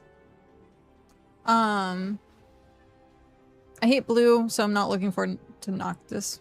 But Reality Fracture is in a month, I think, and then Star Trek is in 3 months.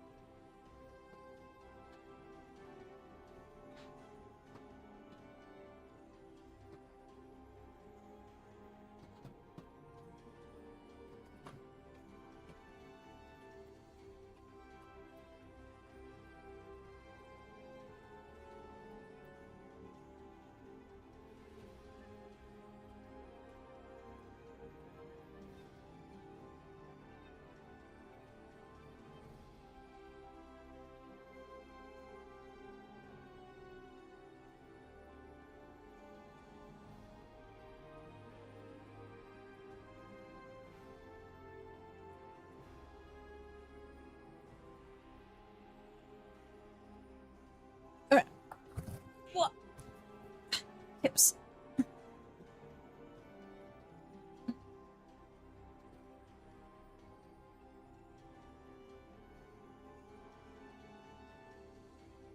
I guess that's something I can look up. MTG Reality Fracture.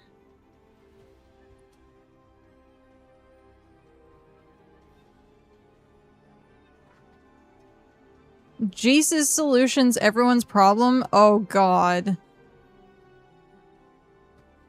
Releases October 2nd.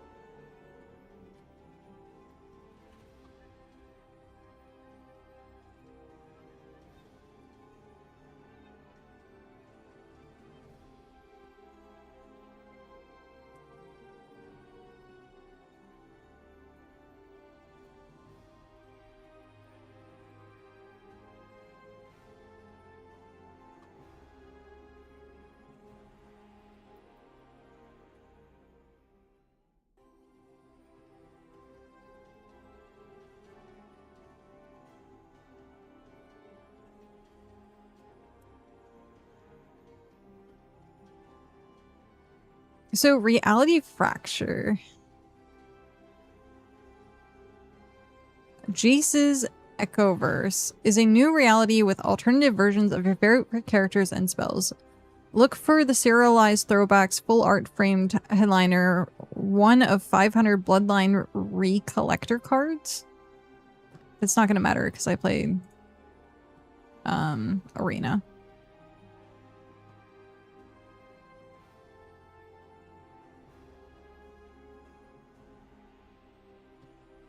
It's just all planeswalkers. At the beginning of each opponent's draw step, you draw a card. Create a 1/1 blue illusion creature token. For each opponent, return up to one target artifact or creature that controls to its owner's hand. There's like anime Jace looking. That's cool.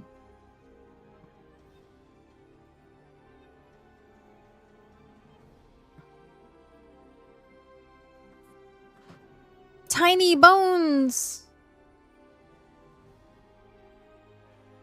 Pocket Nuisance. Tiny Bones. Isn't Tiny Bones already a thing? Tiny Bones is already a thing.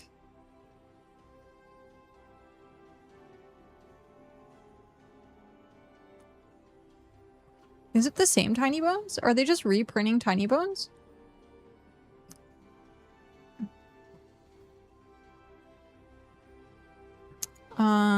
Tiny Bones MTG. Oh no, it's Bobble Burglar. The pickpocket. So different Tiny Bones. Because it was Tiny Bones in Thunder Junction.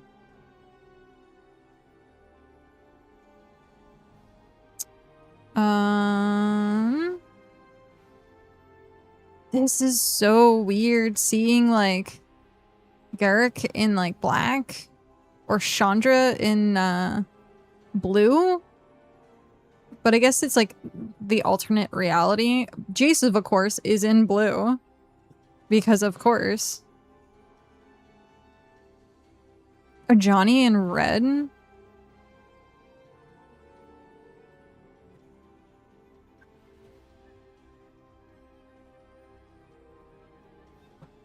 I like how all the other ones have like creatures in or planeswalkers in different colors other than its like native color, except for Jace. Jace is like, nah, I'm gonna stick with blue.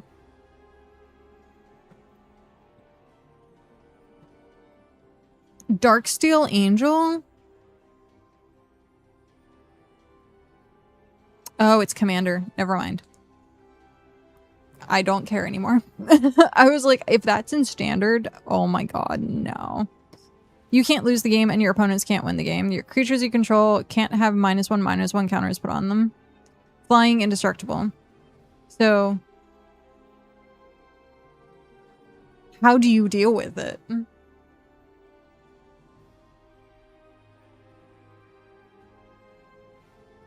That seems absolutely absurd. But that's fine. Commander can have it.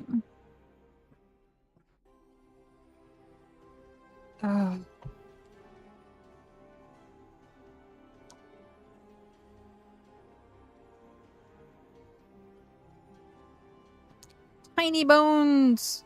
Towering Heart.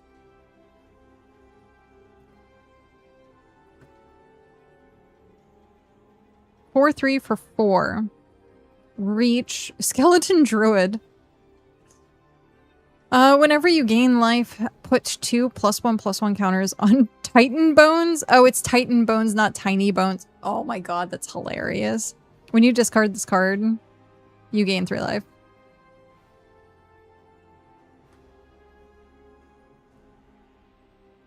These cards are funny.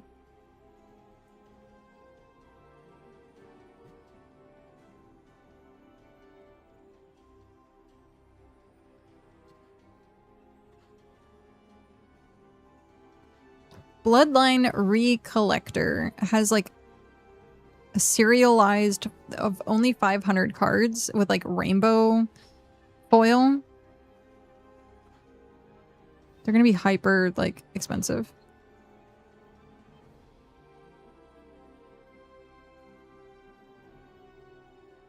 What was it? The original The One Ring card from Magic the first time. Was it Post Malone owns it now? And it's 1 of 1.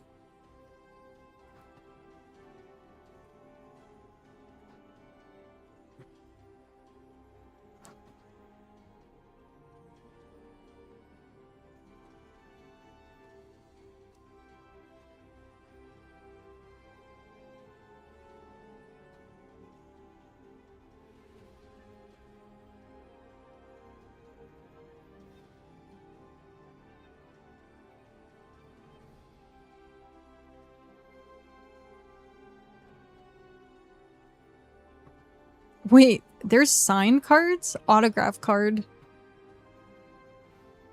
Gross. I'm looking at Star Trek now, and there's apparently, like, signed cards.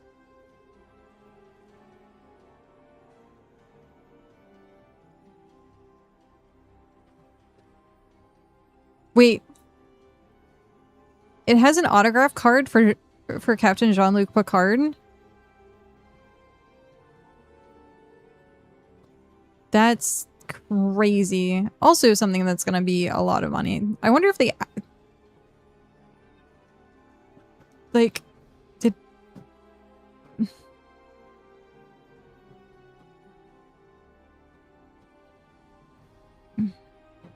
My brain is like, oh my god, they got Patrick Stewart to actually sign it?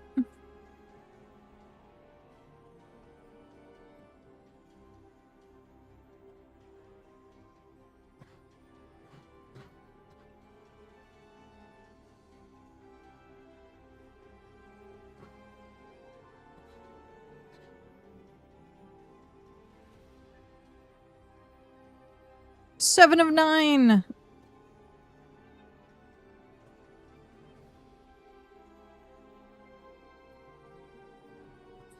Is this just all of Star Trek or just oh,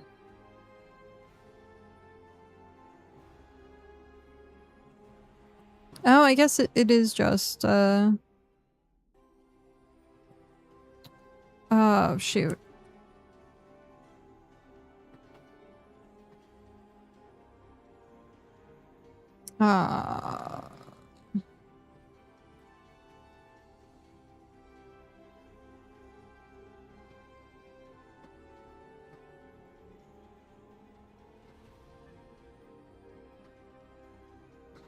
Why am I blanking? I shouldn't be blanking on this. Next Generation, that's what it is.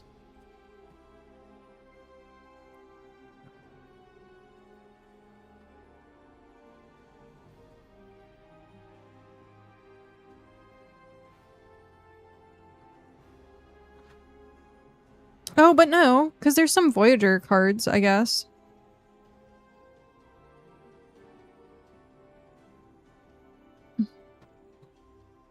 Interesting.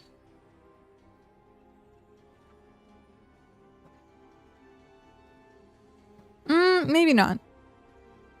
Maybe now that I'm looking at it.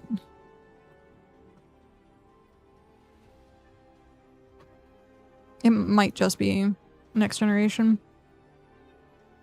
Just some of the characters have like crossover with other.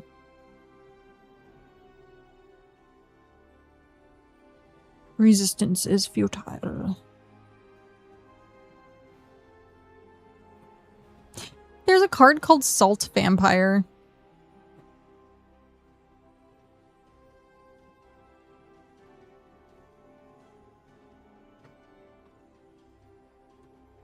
And of course, there's like Klingon script cards. Borg Queen. Khan, which has like the Cumberbatch version.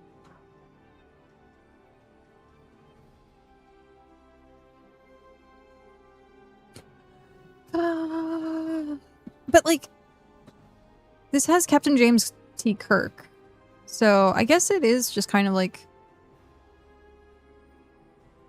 all Star Trek. Because it also has Captain Catherine Janeway. So, yeah. Cisco.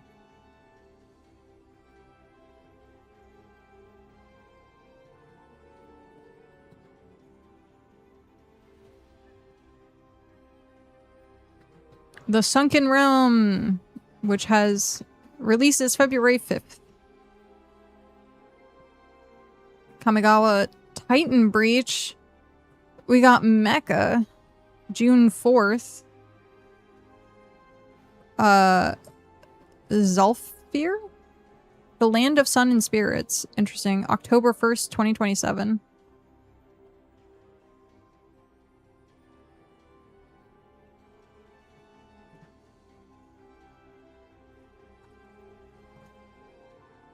So there's 3 UUBs. I think they're just called... It's Universe Beyond, right?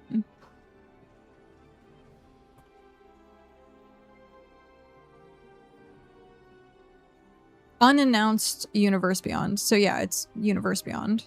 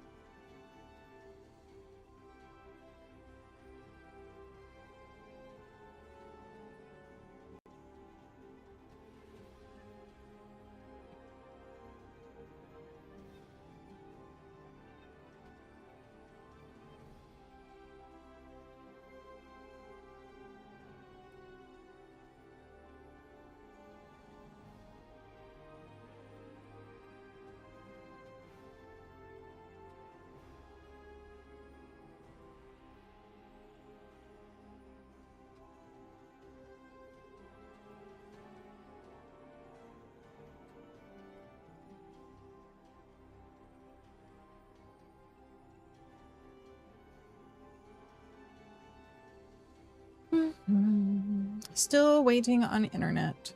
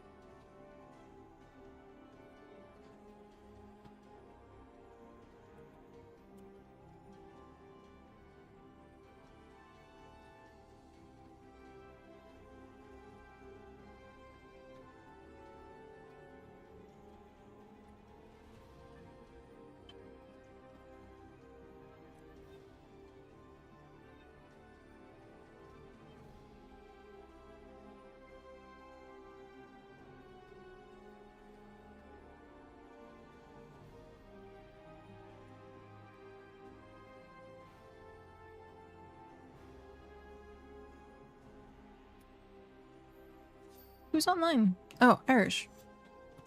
Irish is online. We have 38.8% of the Hobbit. 292 out of 752. So we probably won't be able to finish today. Which is unfortunate.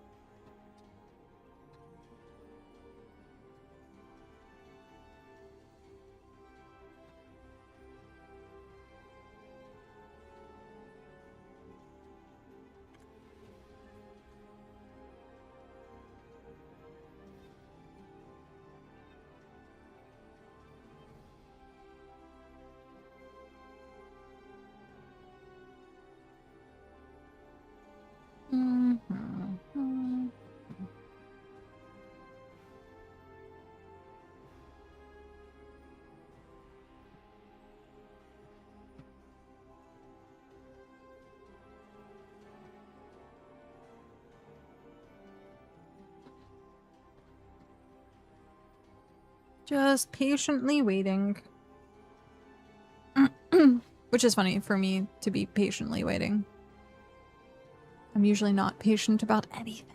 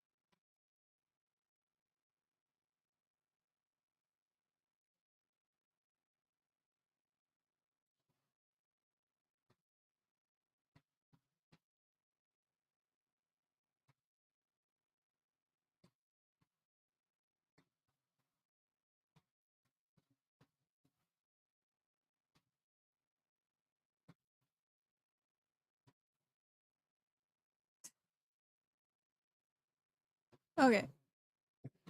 Someone sent me a video. I was like, well, now's the perfect time to watch that because nothing else is going. Oh, man.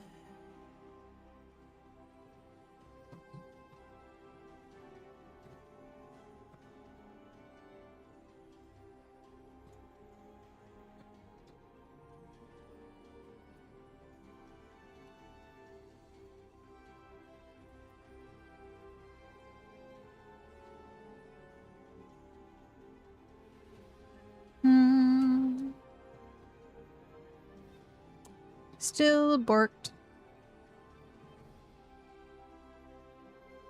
Well, it's been almost an hour.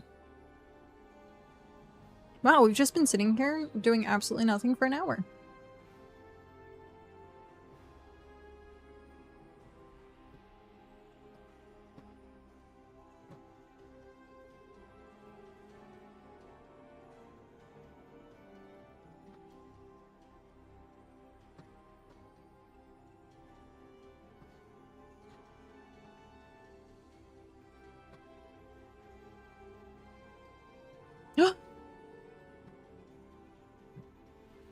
Are we getting back to normal now? No. I got excited because I saw it jump up to like 20 and I was like, oh, and then it just went back down to 10.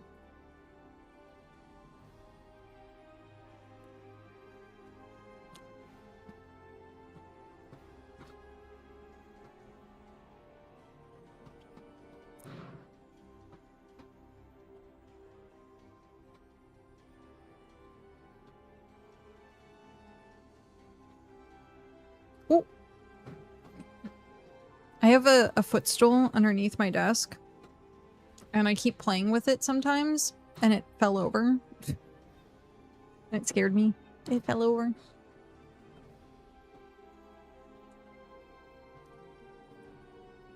I like how it says unhappy with your ISP. Compare the best internet services providers near you. There's no other internet providers near us.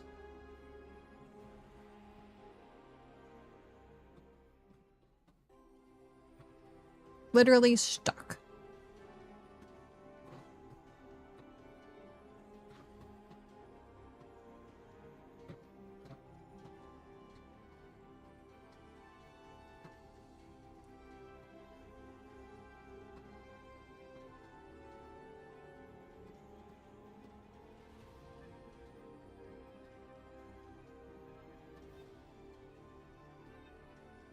Because, yeah, we started being borked at 1 o'clock? And it's now 51.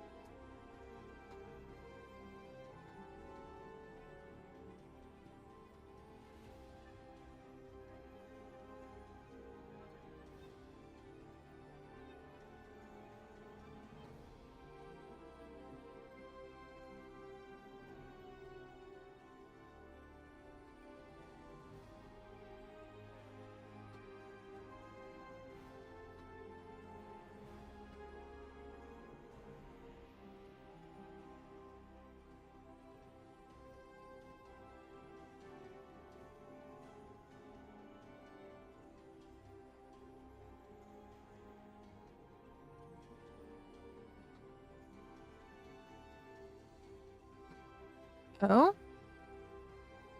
No. I get excited because it like somewhat like goes on and then it doesn't and then it's like still 7%.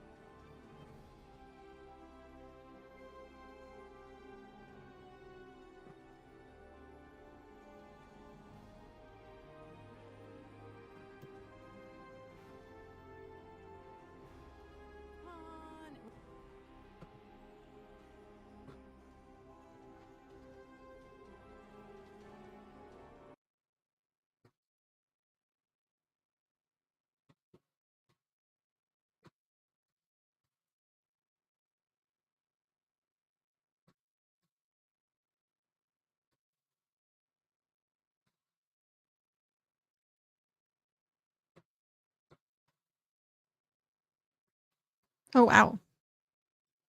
I like went back and looked at my YouTube stream and it's like hyper behind. I was still talking about Star Trek. So that's like hyper behind.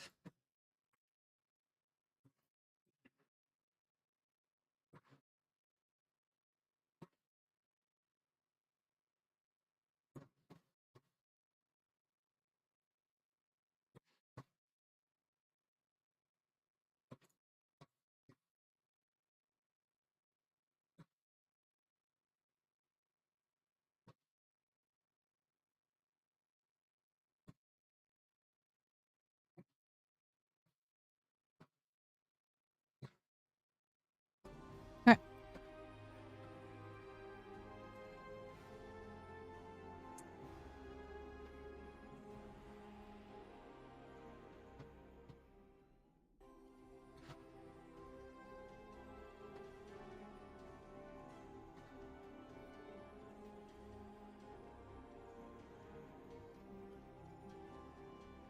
Mm-hmm.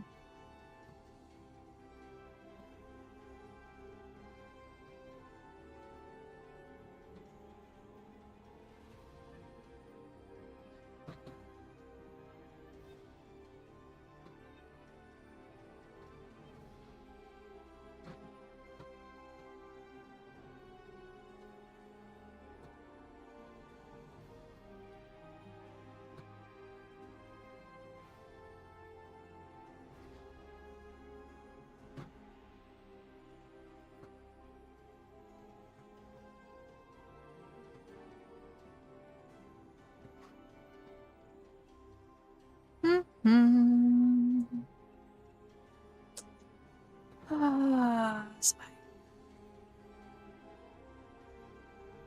Oh. Oh.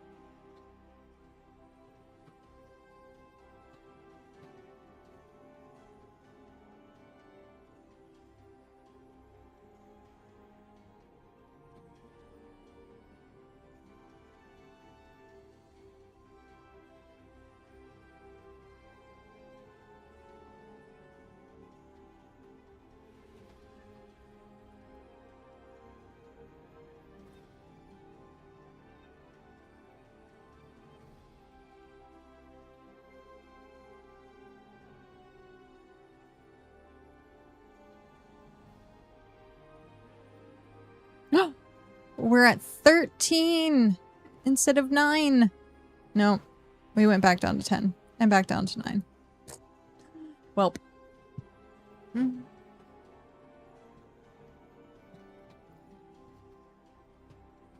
Mm.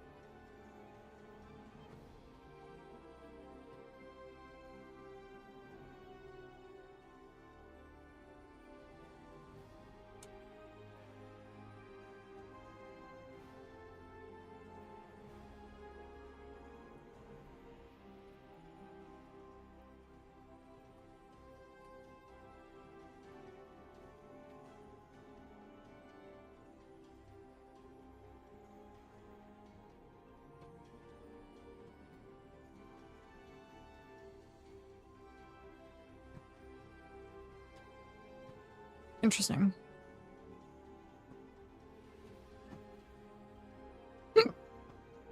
Oh, excuse me.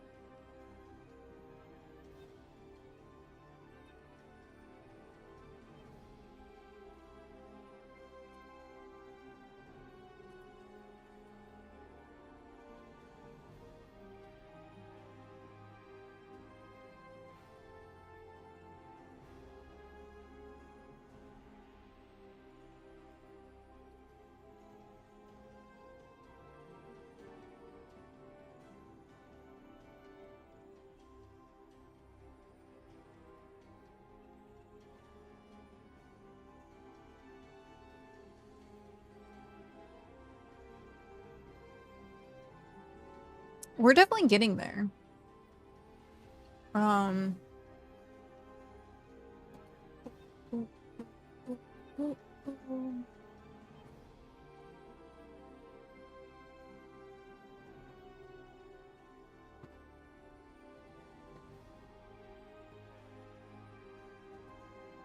Did it work? I think we're slowly getting back because we're now at 40 upload. And it's 220. Jeez.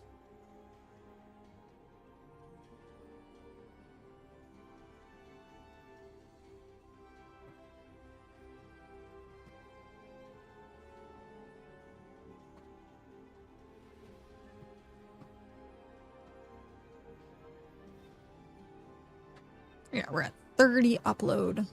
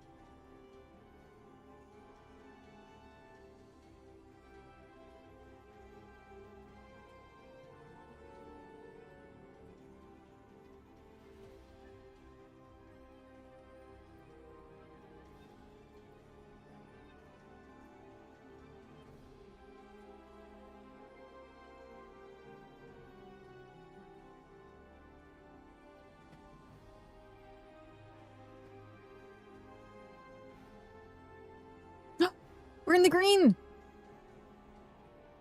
Huzzah! Is it working?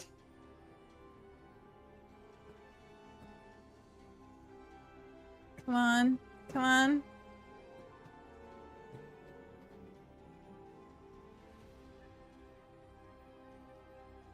Oh, it's working! Yes!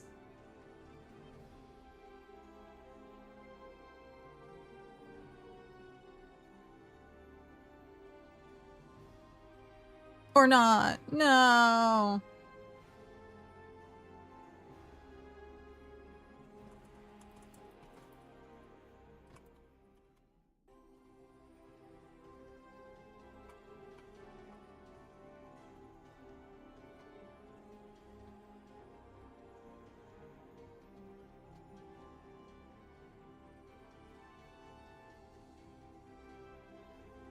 Are we stable? I think we might be finally stable.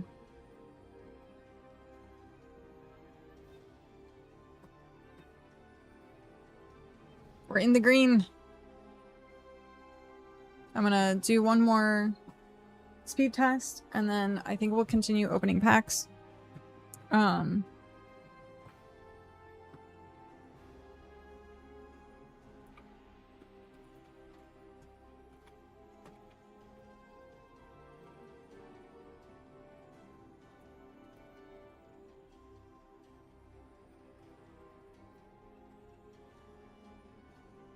Okay.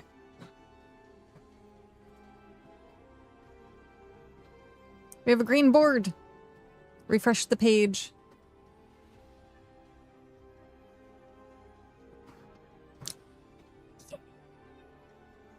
Okay. We can continue. We can continue with our pack openings. Should do it quick before it borks again. Okay.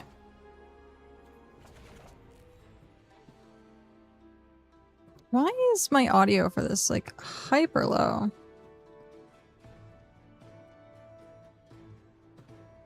Okay.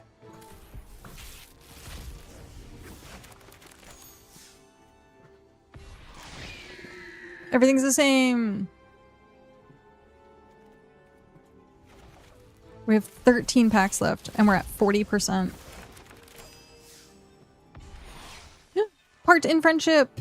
Whenever a non-token creature you control dies, reveal cards from the top of your library until you reveal a creature card. If its mana value is less than or equal to the number of lands you control, put it onto the battlefield. Otherwise, put it into your hand. Put the rest on the bottom of your library in a random order. This ability triggers only once each turn. So you would at least, if its mana value is less than or equal to the number of lands you control, so you would drop a 5 mana creature because it costs 5.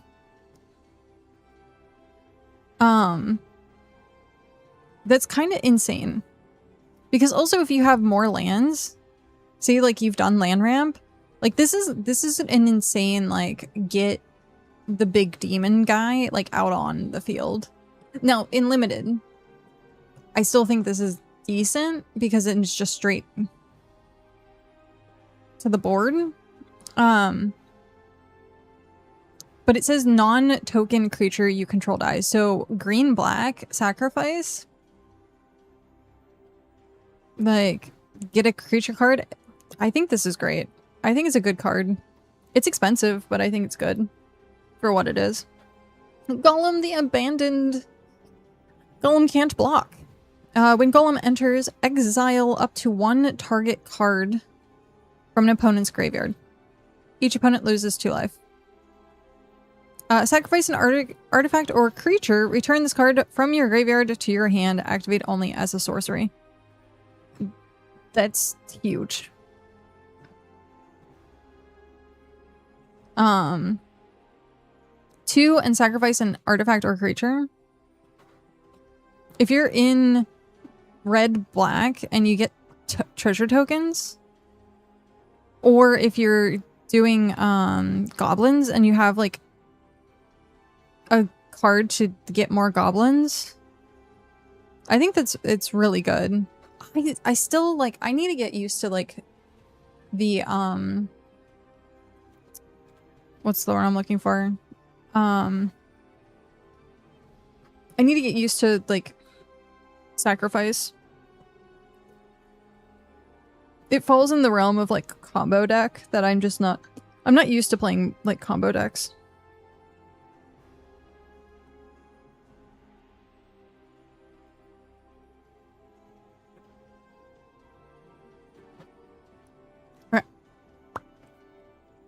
Uh-oh, I've got 3 Lord... Wait, what is this? I got 3 Lord of the Rings Hobbit decks in the work. A Golgari, Rakdos, and Boros deck, 2 of whom I've pulled commanders for today. Oh, hey! I'm guessing this is EDH commander / brawl. It has 3 different names.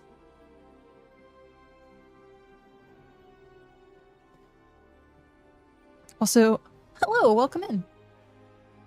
How are you doing today, Belle?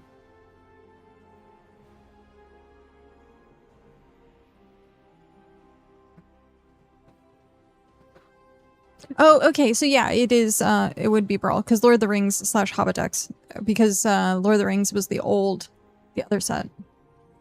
Golgari, Rakdos, and Boros. Bears! I can't wait to play bears. I can't wait to play bears. Nasty little rabbits! That was, someone said this was their favorite new card. I think it's a really good card. At the beginning of your combat on your turn, if you control a creature with power 4 or greater, put a +1/+1 counter on this creature. Like, eventually it's just gonna trigger itself. I'm here, never left. Hi, Mom! So, thank you for not leaving. I got a Thorin Oakenshield deck. Malhir's Rock High Captain. And Tom Burt and William decks. Oh, hey! It's paper EDH. Oh, wow. Congratulations. Did you do, the collector's boosters, or did you do like the play boosters? I'm building Thorin around equipment and dwarves mostly. Nice. Nasty little rabbit. I love the card. What is that a dog that's like in the hole in the back? I guess. I can't tell. And we got roll, roll, roll. Eventually we will have a playset of these? Do we have a playset of those already, though? Maybe this is the playset? Because I don't think you get duplicate rares. Gigantic Bear! Gnashing of Teeth. This was the card that I keep referencing when I say the -5/-5. This is so freaking good for black 3. Target creature gets -5/-5 until end of turn. So this goes with like, if you have to get rid of something indestructible, if that creature would die this turn, exile it instead, and then creature target player controls gets -1/-1 until end of turn. So you get to choose whether you want to get rid of like one thing or whether you want to get rid of like a board of like tokens and stuff like that. Her is going to be orcs and gobos, and Tom, Burt, and Williams is going to be token sack. Basic Hobbit booster from the card shop near me. That is indeed a pupper in the background. That's what I thought. I was like, I couldn't quite tell though. But yeah, this card I like a lot. The option to be able to get rid of 1/1s. Gigantic Bear. Can't wait to have all the bears. So like something like this with the green enchantment that I was saying. Just take it from your deck and like put it straight onto battlefield.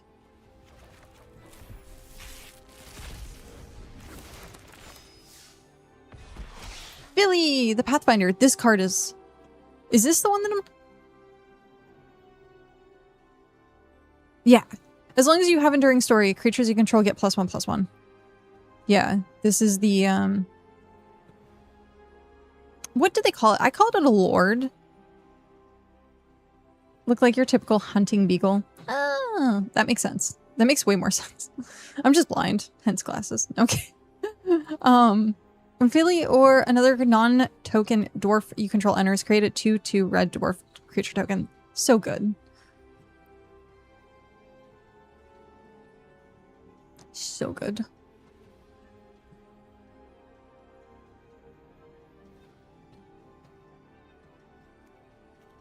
And that's the...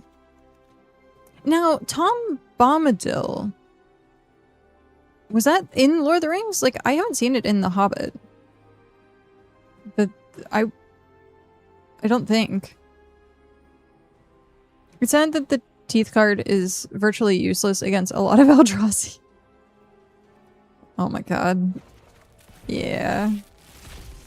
You just need to get 8 of them. Like, the Queen of Dale! Whenever an opponent casts their first non-creature spell each turn, you recruit.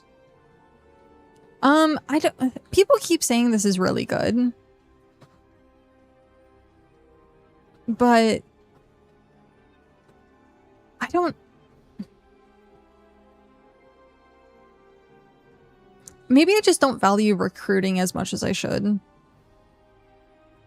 Because you do get to draw a card and then discard a card.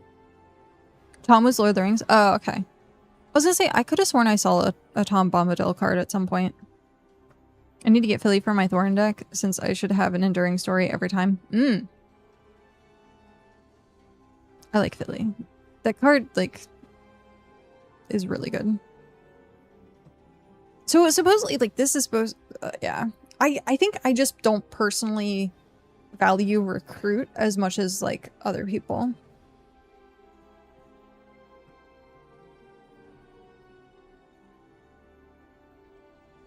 Because the idea that you have to discard a card that's a non-land, I'm like, oh, that's rough.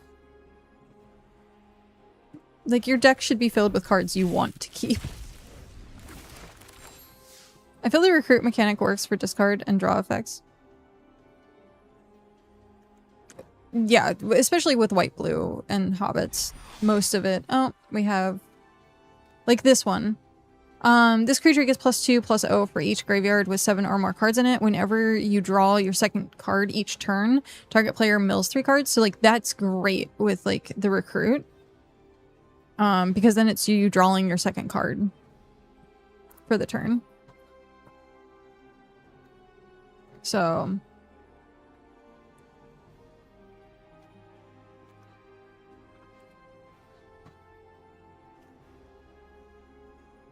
2/2 for 2 with trample. Put 3/+1 counters on this creature. For 7 and only 3? I don't know that... I mean, if you have the extra mana later on. Hey, speaking of Thorin.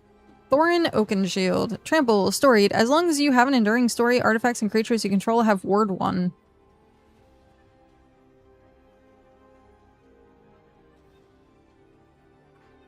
So good. Bolg's Company. This creature has haste as long as you control another goblin. Sacrifice another goblin. Add black and red. It's funny, we have Bolg's Company and we have Bolg of the North. I would hate to have this same pack.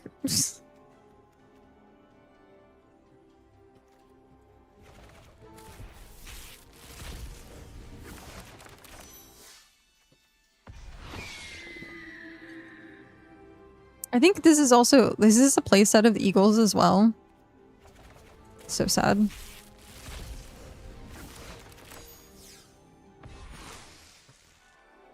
I think that's our second one. We're going through these a little quicker because most of these are duplicates. Cantankerous Keepers. Affinity for elves. When this creature enters, mill 4 cards. Then put all elf cards from among them into your hand. It's 4/3. I think it's okay. The fact that, well, you mill 4 and then you get your elves. So like the card draw with that is kind of crazy. And especially if you have just an elf deck, then it works really well. But yeah. For limit, like this in constructed, I think is good. But like in limited, I think it's, I don't like situational cards in limited. Finally have a deck to put my 7 dwarves in. Nice. Now, can you use like any card in Commander, including like the From the Vault cards? Or are those literally just art cards? So yeah, Cantankerous Keepers.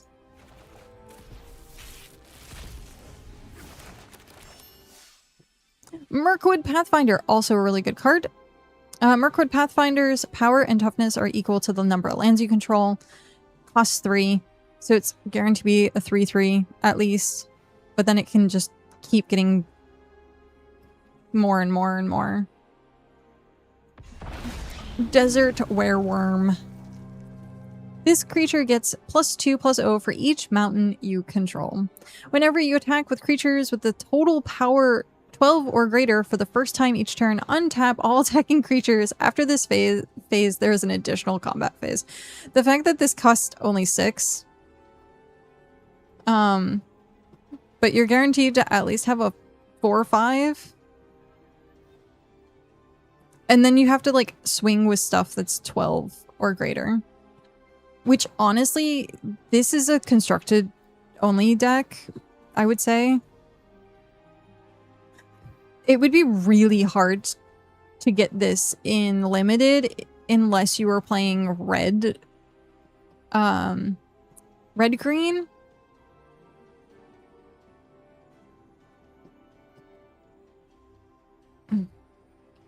I think it would be really hard for red-green. But like maybe if you have like the dwarves and you get like something eventually that has like enough equipment on it that it's hyper powerful. I just don't see this hitting very much in limited. From my understanding, anything that is not from the UN sets and that aren't banned. So I think the vault ones are legal, but I'm also not sure since I don't exactly have any. Gotcha. I saw they had like Assassin's Creed set at some point and I was like, oh. Like I would like that in standard, please. Assassin's Creed. I really like Assassin's Creed. More so, like the original stuff, not so much the new stuff. So Google says that From the Vault cards are legal as long as they aren't from the ban list. That's good to know. And I think at that point, like, it's only in paper.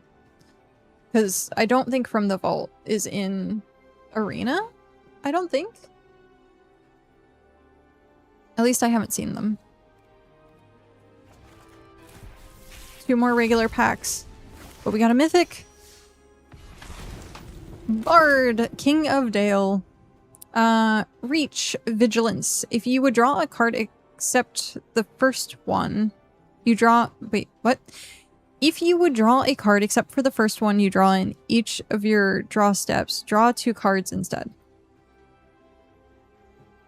If you would draw a card except the first one you draw in each of your draw steps, draw 2 cards instead. Oh, okay. So when you draw your second card for the turn, then you can draw 2 instead of 1.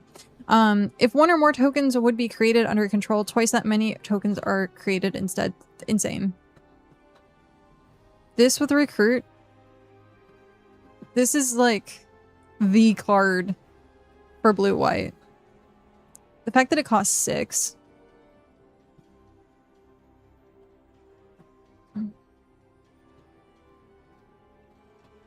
Reach and Vigilance. He would die, like, really easily. Get that, like, -5/-5. If he was 3/6, I would be like, holy crap. Because there's not much that does 6. But I guess they have to keep things, like, fair. Last one. We're only at 48%. No! Notary Hobbits. When the Notary Hobbits enter, if they're not a token, create 2 tokens that are copies of them, except the tokens aren't legendary. Add colorless for each halfling you control. I don't necessarily like the card.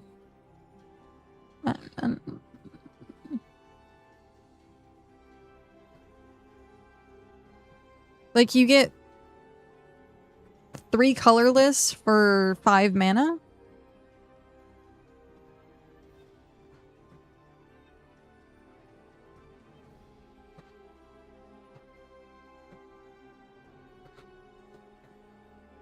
Yeah.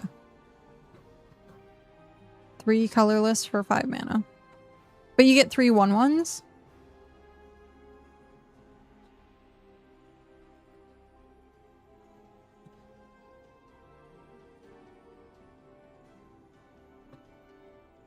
I did pull pretty poor Smog. Smog the Great Calamity. Yeah, I think that's... He's a 5 and 2 red legendary dragon with flying and 5/5. There's one Smog that's just not worth it. I'm wondering if that's the one I'm thinking of. 5 packs. These are the mythic packs.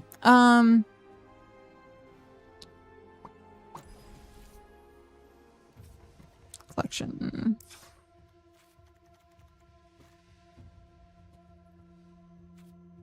Smog. Collected. Yeah. The Great Calamity, the one that's not worth it. Smog the Magnificent? Absolutely amazing. The 5/5 for 5 flying? Not bad.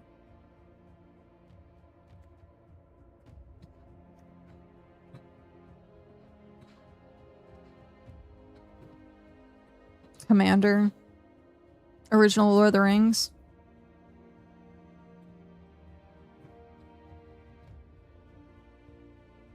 What's colorless for each halfling? So a halfling deck, that would be pretty good. Oh, yeah. I misread that then. I thought it was just 1. But no, that's right. So it's 9 mana. Oh, yeah, that's... Wait.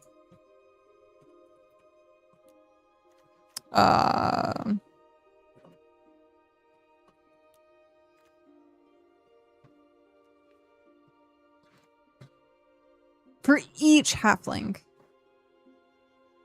Yep. So, yeah. That actually is much better. For some reason, I thought it was... Like, I read it as if it was just 1. But how many halflings are actually in standard? So that's more of a commander deck.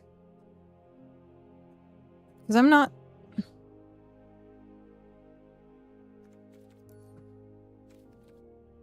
Can I...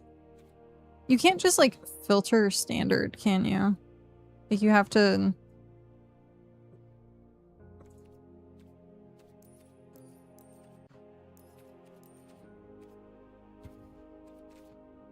Yeah, I'm not going to go through and click every single one of these.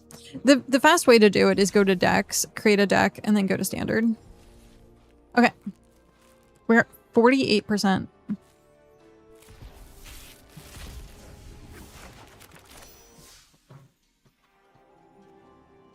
Gloin the Mighty. Easy pickings. Deal 1 damage to each creature your opponent controls. At the beginning of your first main phase, add 2. I think this is a great card. Dwarf Warrior. For the 3, and you deals 1 damage to each of your creature of your opponent controls, if they're running tokens, like... And the fact that at the beginning of your first main phase, you add red mana. This is going to be really good with Tablet. And so you're just gonna get like so much mana for a turn in red. Elrond, Moon Reader. Whenever you activate a ability of a creature, draw a card. This ability triggers only once each turn. Exile up to 2 other target non-land permanents you control. Return those cards to the battlefield under their owner's control at the beginning of the next end step. Wait, exile up to 2 other target non-land permanents you control. Return those cards to the battlefield under their owner's control at the beginning of the next end step.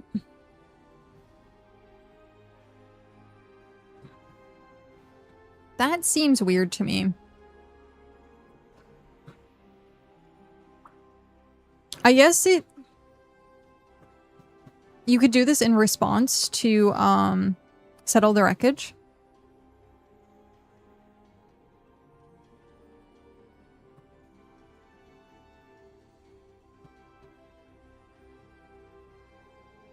But that's a lot of mana. That's 7 to save 2 cards. I mean, it's worth it if you're saving 2 really good cards.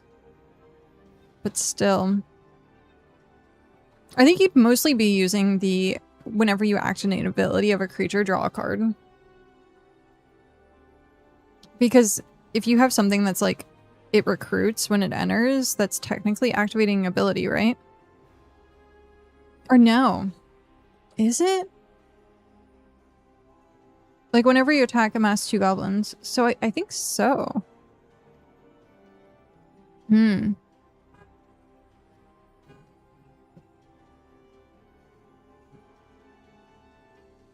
don't know if you can hear it, but there's a car alarm going off.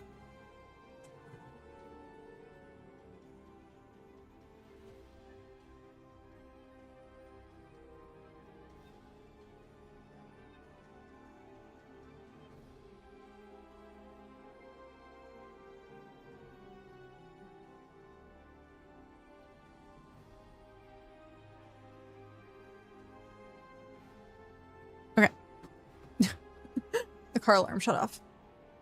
Okay. 49%. The Arkenstone. We managed to get the Arkenstone. I think Recruit is a triggered ability. Okay. I'm not... I wasn't sure about that. Such a good card. Search your library for a legendary creature card, reveal it, put it in your hands, and shuffle. Creatures you control get +1/+1 at the beginning of your end step, draw a card. Absolutely insane. Like...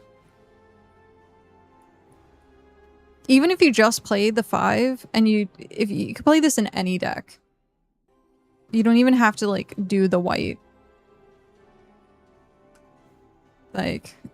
if it was just 5 mana and it says creatures you control get +1/+1 and at the beginning of your end step draw a card, if that's all the card said, that would be like insane. But like the added bonus of like, oh yeah, if you're in white, you can search your library for legendary, reveal it and put it into your hand, then shuffle. Like crazy. 49.8. You pulled a wizard's staff? Hey! Wait. Yay, we got Bjorn. I wanted this card so much. No, I wish I had more wizards. There's a lot of wizards, just in general in Magic. Key to the side door. Target creature can't be blocked this turn. So good. Discard a legendary card with the same name as a legendary permanent you control. Draw 2 cards. Great if you have so many, like, legendaries. Like, if you have 4 copies of a legendary and you have 2 in your hand, you're like, oh, shit.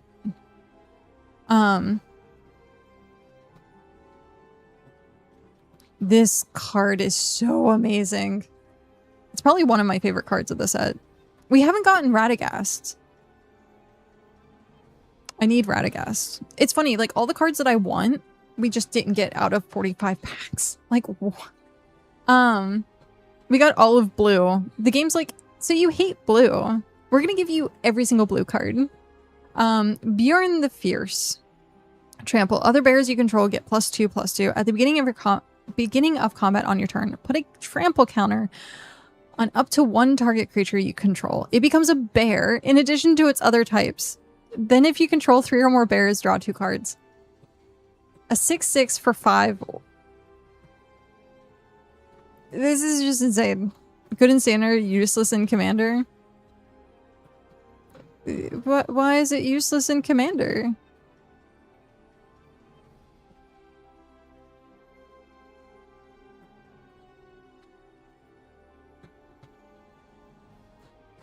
But yeah, such a bears.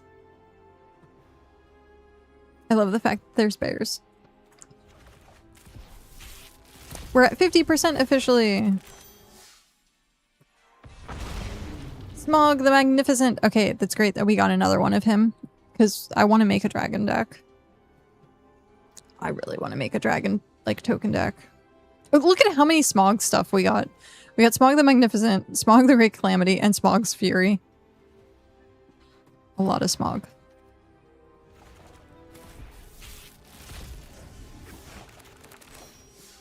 The Warg, Chief Warg. Not Bjorn the Artifact. Oh, the Arkenstone?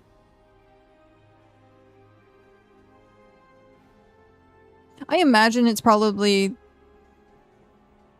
too low in commander, or it's just like not worth. There's probably better like +1/+1 cards. The Chief Warg.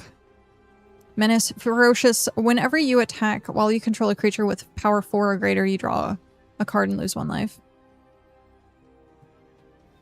Burn is good in both. Even better in commander with the bears they have in older sets. All the bears! Making a bear deck. Need to make a bear deck. Wolves are back.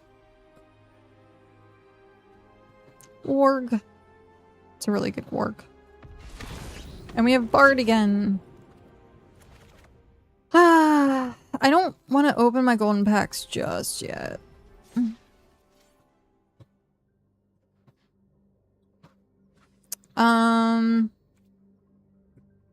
The horn thing that requires you to have legendaries of the same name. Oh, to discard? Yeah, because because in Commander, it's only 1 card. You have 1 copy of a card. That's hilarious. Yep.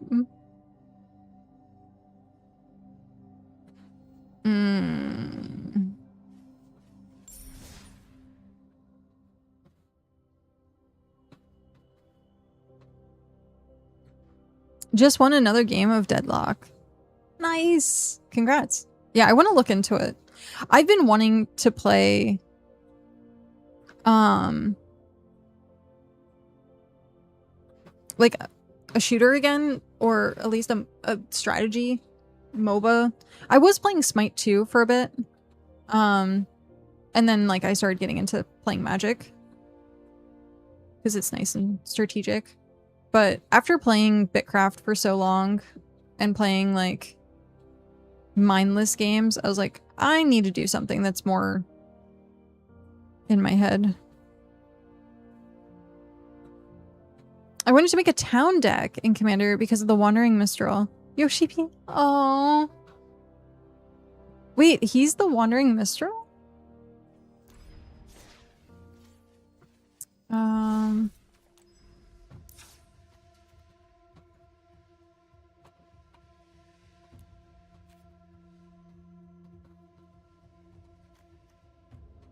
Oh shit. Yep.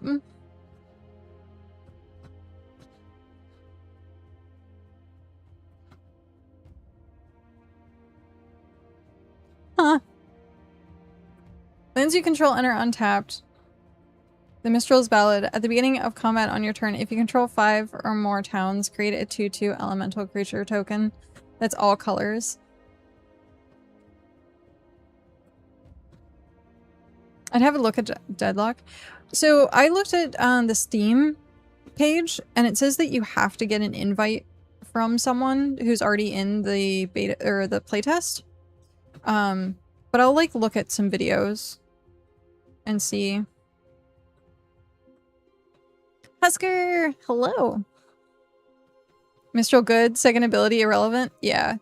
Well, especially if you're playing it in Commander, because unless you have an all-color Commander, but you'd probably want this as your Commander.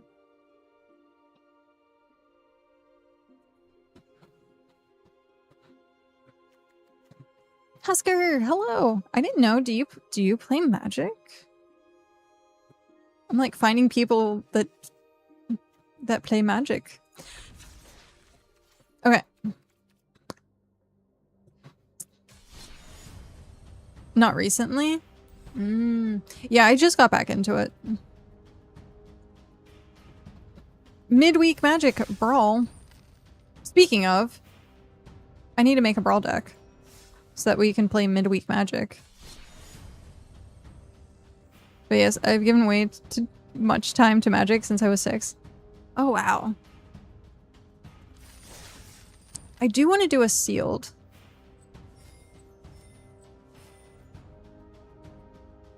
It's 2,000 gems, though.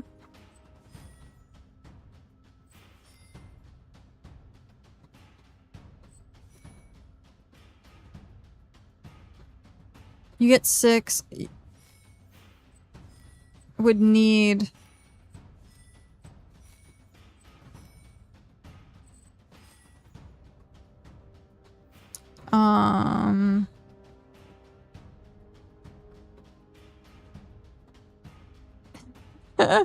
You have 22. I know. I'm very frugal with my gems. I ended up getting like the big pack.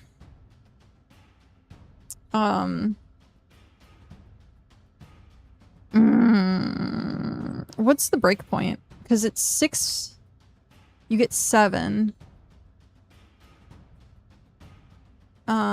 And then it's 200 gems per pack, so you need 600 gems. So 2 wins. No. 6, 9. It's 2,000 for 10. So yeah, no, it's worth it even if you lose to do sealed based on the amount of cards, because 2,000 is 10 packs. You receive 6 Hobbit packs. The cards will be added to your collection, and you'll use them plus basic lands to build a 40-card deck, play games, and receive prizes based on how many wins. Draw 2, recruit, amass goblins, ferocious, storied, and landfall.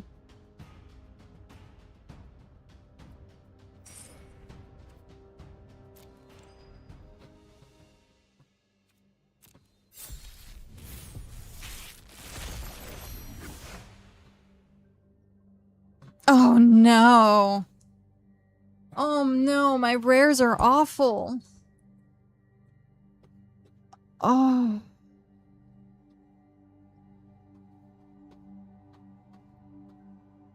Hey, look, we got wizard staff. Equipped creature has prowess. If a triggered ability of equipped creature triggers, that ability triggers an additional time.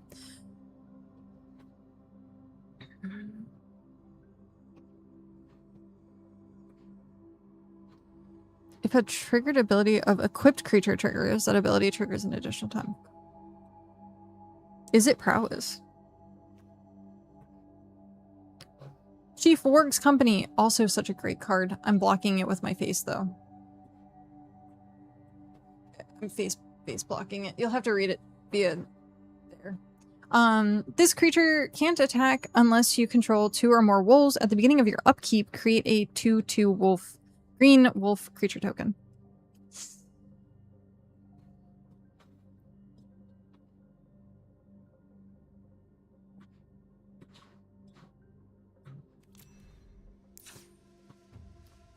Okay.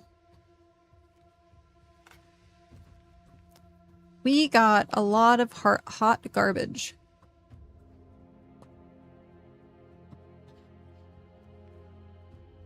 Hot garbage. Okay.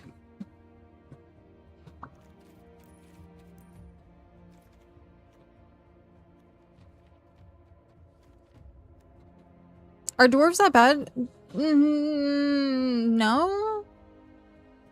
But I don't have a lot of, like, synergy. So, like, if I go here and...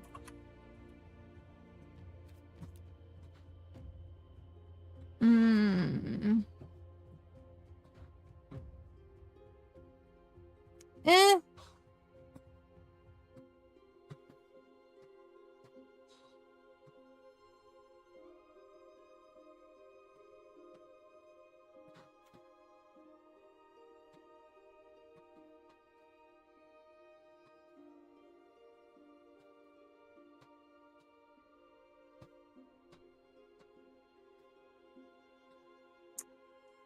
So we have 1, technically 2,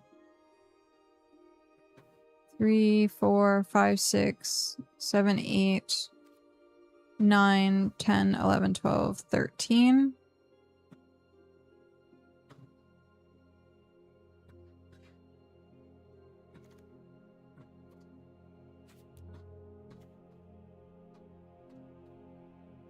We have 1 Bilbo. We don't have a lot in blue. I think we're immediately cutting blue. So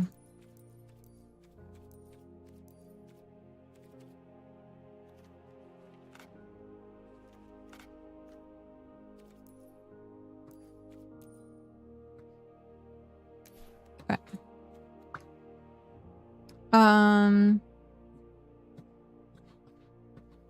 Is this seriously all the white that we have?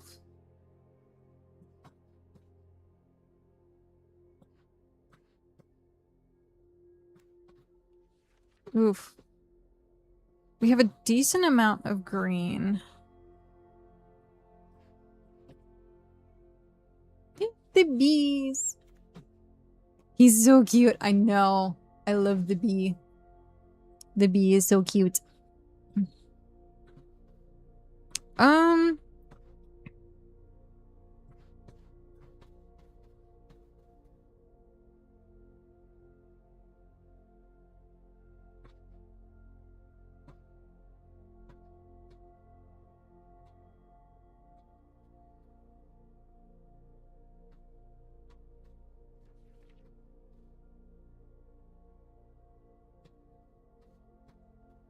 Ooh.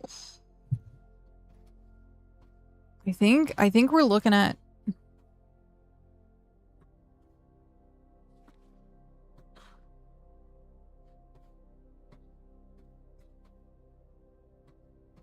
I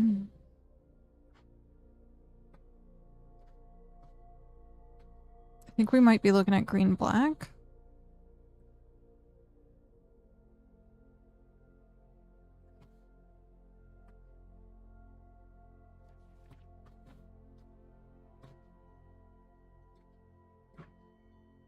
So we have 2 those.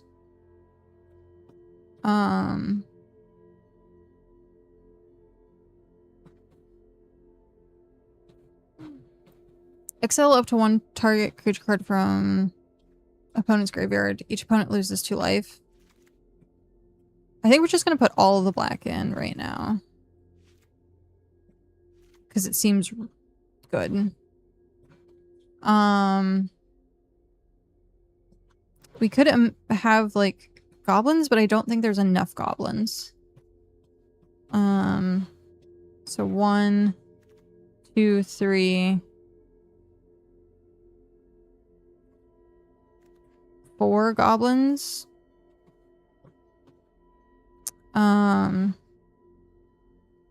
So Bjorn's hospitality, we want coral.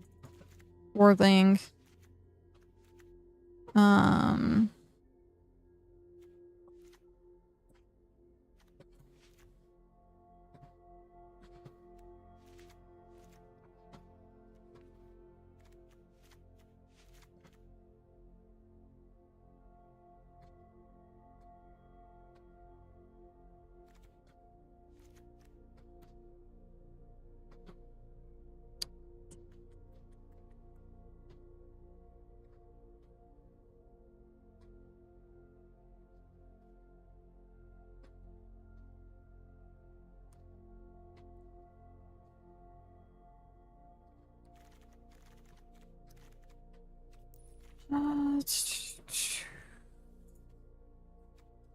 So tiny. So big. So big. So tiny. So big. So tiny. Okay.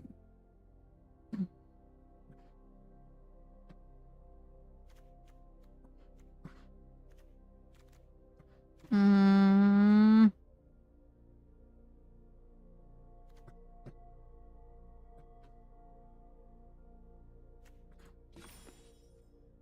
2.9.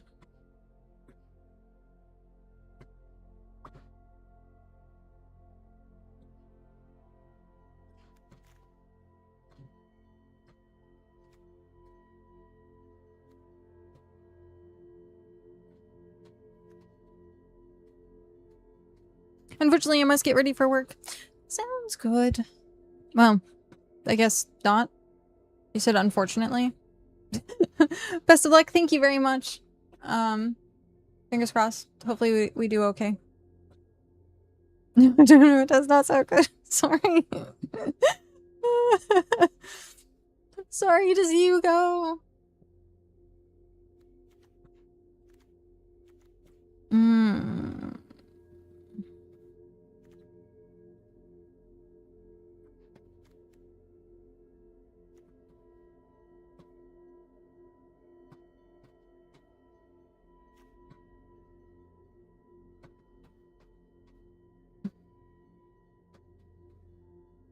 What do we want to cut? Okay, so normally...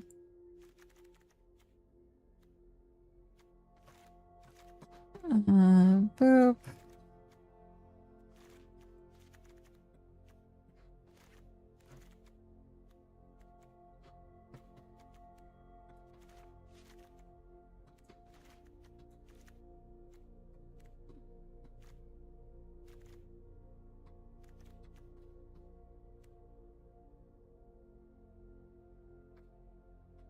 So...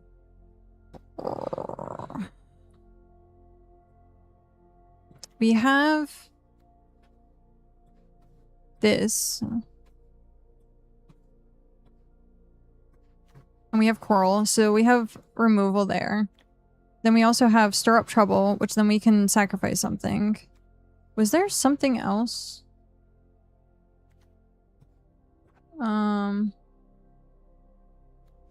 There's that.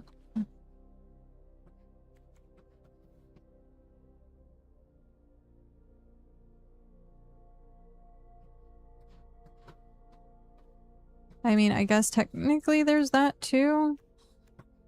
I don't think we need any of the equipment.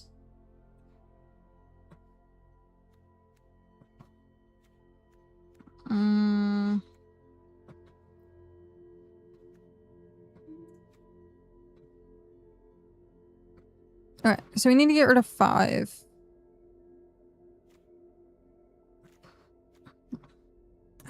So when this creature enters, return up to 1 other target permanent you control to its owner's hand. If you do, put a +1/+1 counter. So I could bounce that and it would put a counter.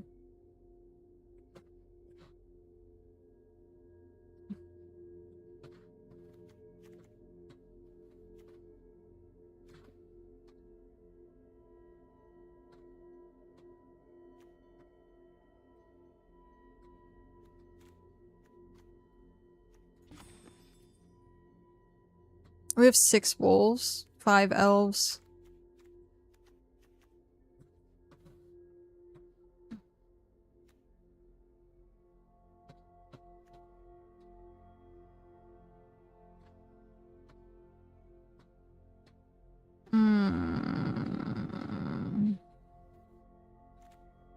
What do we cut?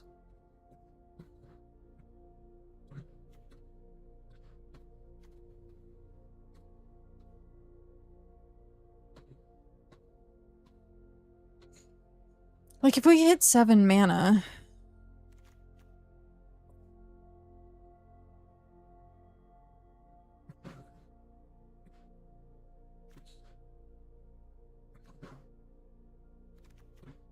then this becomes a 5/5, but that's... not when we can have Wargling.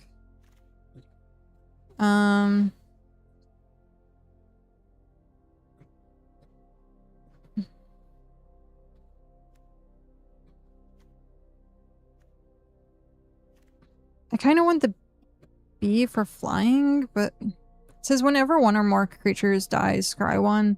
So we could technically have like stir up trouble.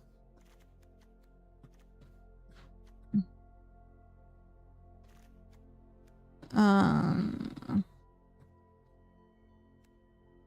guess we could kill anything and just bring it back with Gathering of Darkness.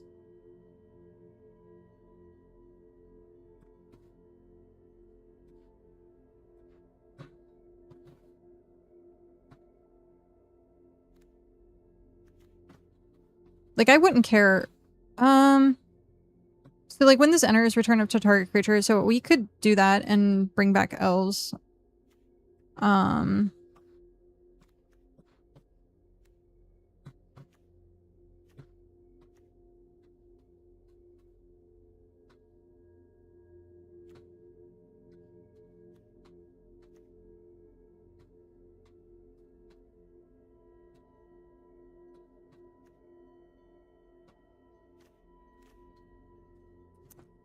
What do we want to...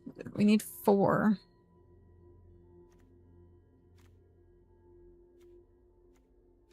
I really don't want to get rid of any of these. That one is a maybe. But still, drawing a card and amassing goblins, then we can kill off the goblins. And, like, sacrifice the goblins.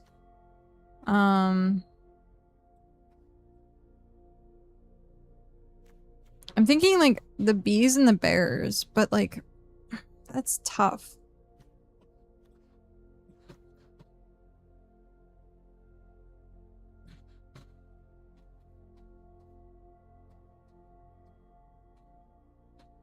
This immediately, like, triggers Wargling.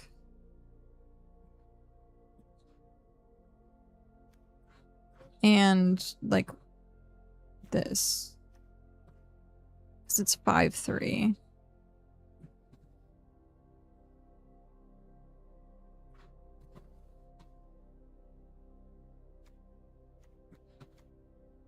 This is so difficult. What do we cut? Oh, man. This spell costs 3 less to cast if a creature died this turn, which turns into a 2. Flying Death Touch 4/2. Which we can guarantee with Stir Up.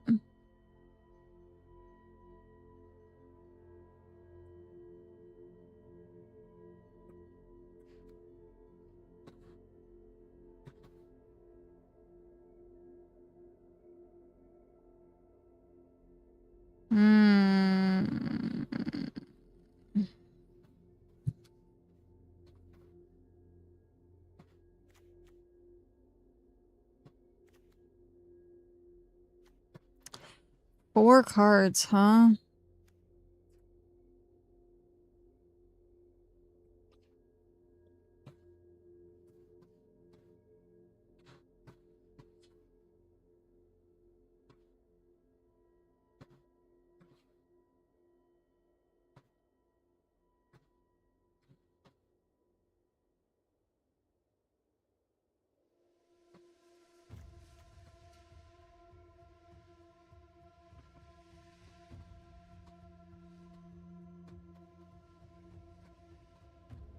Sacrifice an artifact or creature. Return this card from your graveyard to your hand. Activate only as a sorcery.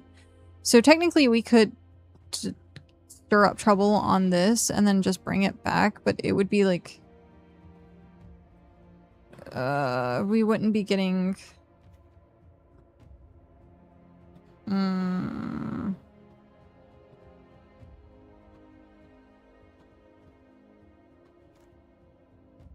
We'd have to kill something else. 9 years of streamer abuse making me work with no breaks? Holy crap. You've been a mod for 9 years. That's insane. You take plenty of breaks. You can have a break anytime you want. I don't even know why you modded me, because you were around all the time.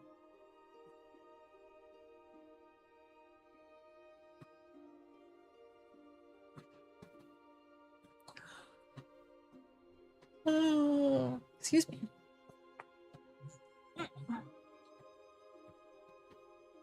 Cutting 4 cards. This is tough. So tough.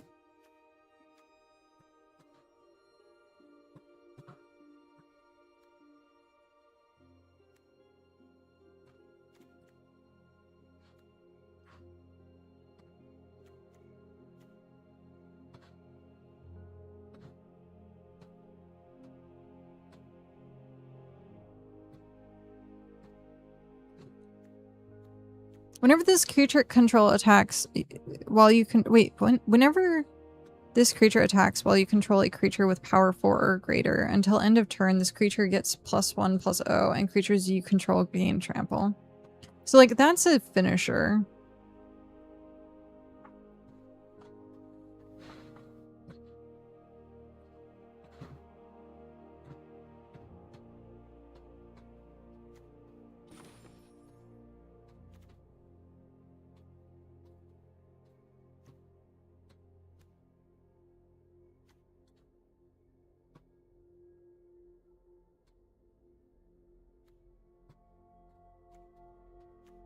So what?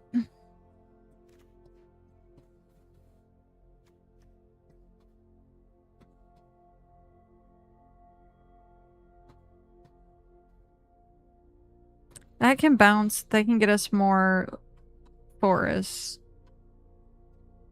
What's our synergy? The fact that they discard a card is really good. Plus it's fodder to kill off.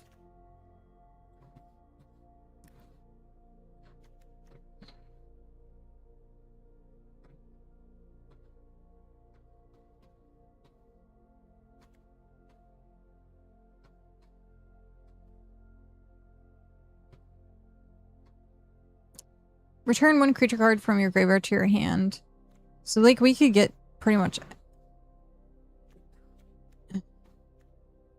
like any of our things back.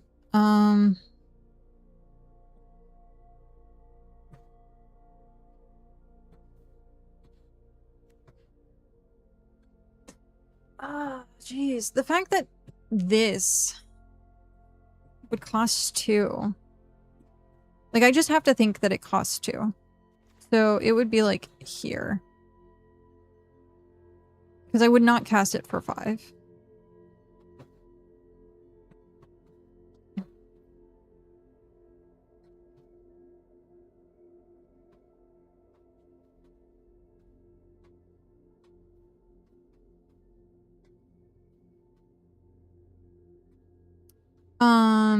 So that would trigger Ferocious.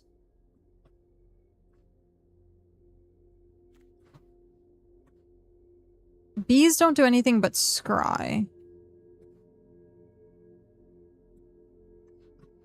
But that fixes my deck. When one or more other creatures die, scry 1.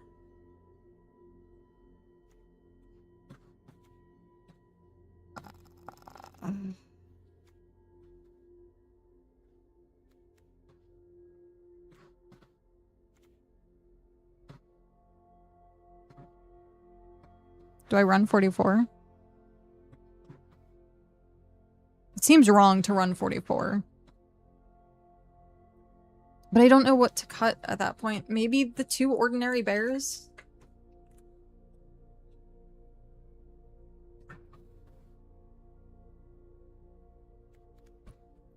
Because, like, this immediately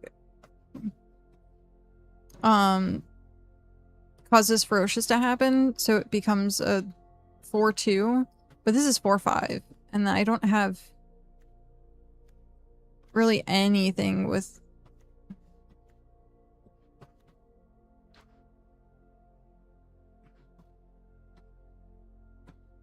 Maybe, I don't know, do we get rid of the Warg's Company?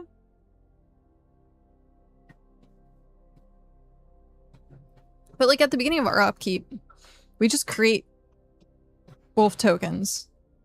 And so we could just keep pumping our wolf tokens. And then we have this.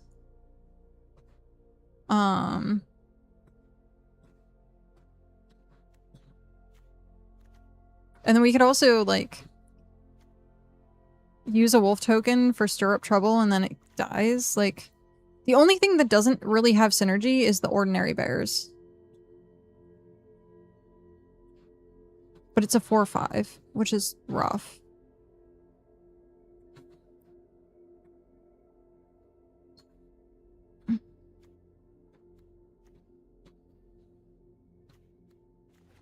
So that's a mass, that's a mass.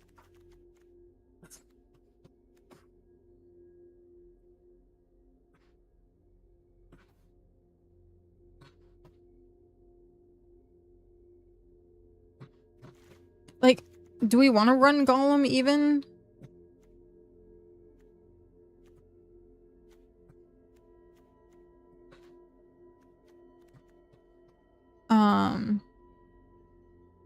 He's a 2/2. When he enters, exile up to 1 target card from an opponent's graveyard.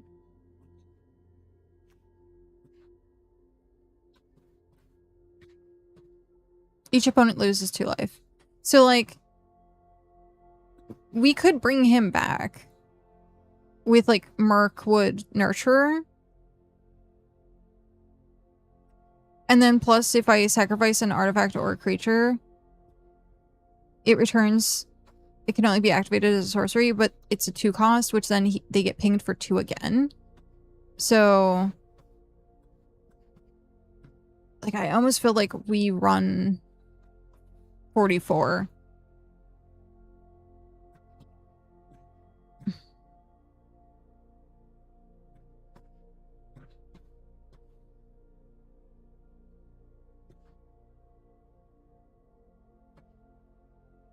I mean, it costs 2 costs for 2 damage and a 4 cost for 2 damage to return.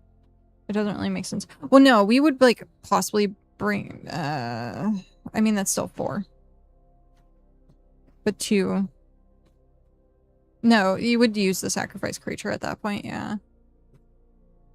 Because we would want to bring back, like, bear if the bear died later. And then this is draw a card for 3, lose 1 life, amass 2. We would kill the goblins, then amass them. Or unless we just don't...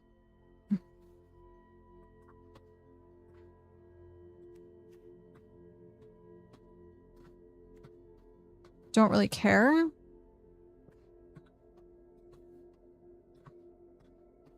Return up to 1 target creature card from your graveyard to your hand.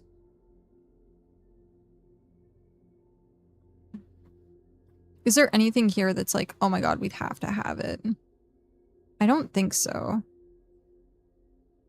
But it's 3/3. 3/3 for 4. And return target creature.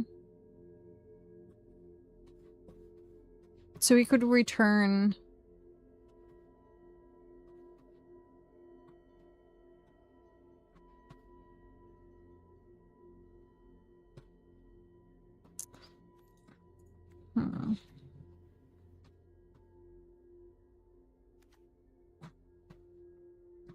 There might be an extension for Twitch because I haven't been paying attention to the deck. I don't know.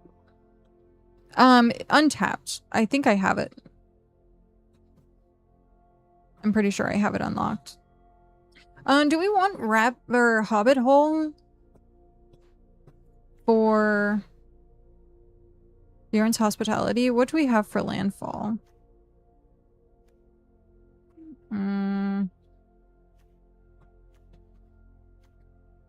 No, Bjorn's Hospitality is the only landfall we have. Yeah, because I think it's... As long as it's in this mode... It only works in a match, I think.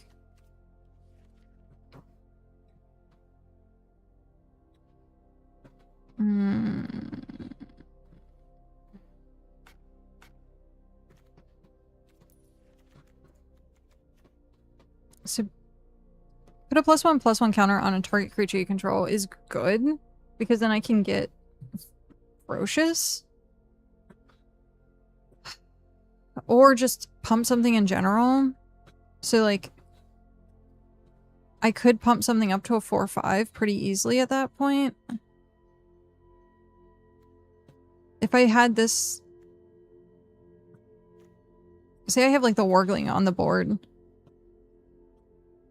I dropped 2 lands. It becomes a 4/4. Whereas this is like... Yeah, we'll get rid of Ordinary Bears. We'll put Golem back. Are you running a bunch of 1s? Because don't have... This is sealed.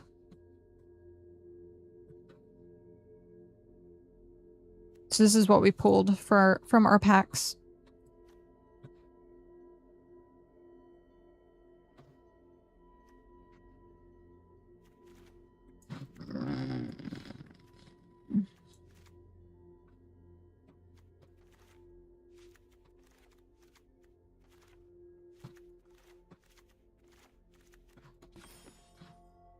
$2.8. 17 lands.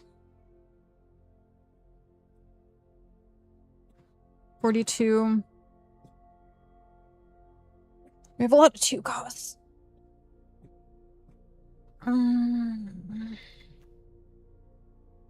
We want to keep this because the flying. Or the fact that it'll give us something with hexproof. We didn't... What was our rares?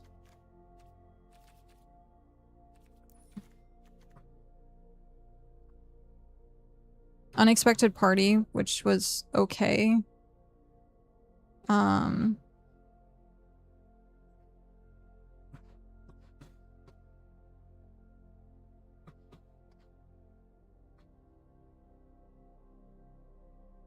The regular bear? The ordinary bear? Isn't... I mean, it's a 4/5 for 4. It's very ordinary. Oh. It's, 7... The spell can't be countered. 10/7. Hexproof and haste. So, it's hard to deal with. And it's 7 mana, which we'll get pretty quickly.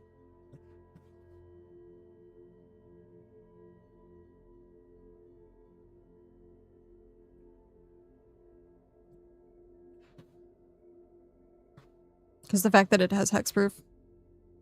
Do you have land acceleration? So we have what else, which puts forest.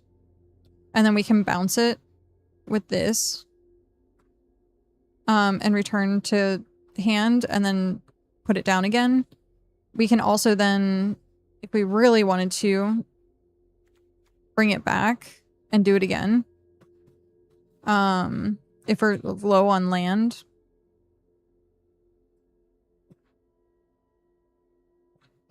So...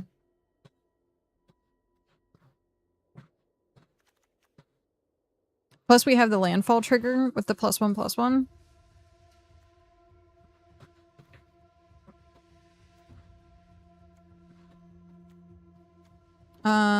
Power and toughness are equal to the number of lands you control, but that's not like acceleration.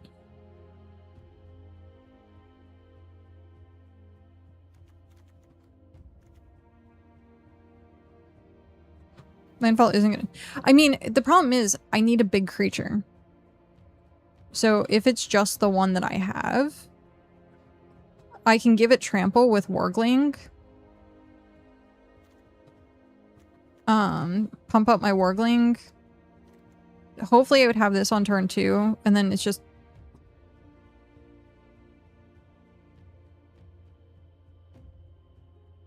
This is an enchantment, so it just stays. And then it turns into a bear for 7 mana. So it becomes a 7/7 later.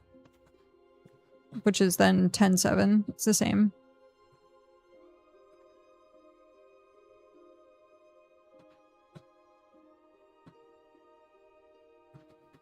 But yeah, I would say Gigantic Big Bear is worth. Especially with it being sealed and things are probably going to be slow. And I can use it to like fight.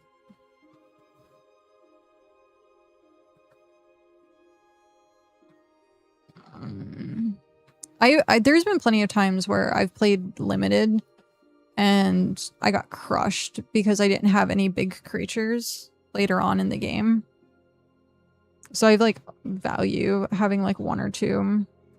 Plus I can bring it back if something happens to it. Plus it's 7 and there's a lot of -5. There's a -5/-5 and then there's also like destroy target creature. There's a, if I'm playing against white, there's settle the wreckage. There's a bunch of like would-be removal.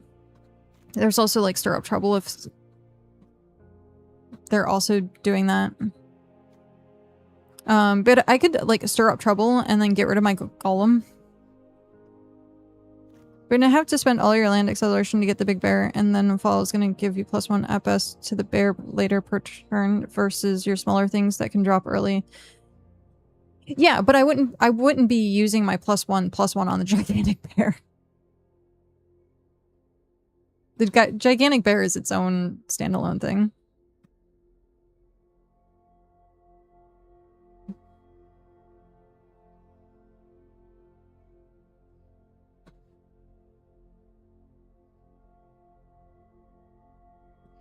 Yeah, I trying to trigger the ferocious with the +1/+1s is better. So we have 2 like routes. This I think is sacrifice fodder. We could put a counter on this and then but you don't need the bear. No, but what else is going to be my heavy hitter in the late game? Maybe Bjorn, because it's land. And then Mirkwood, which is also land, so it becomes a 7/7. This becomes a 7/7. But it doesn't... Pro! Hi, Pro!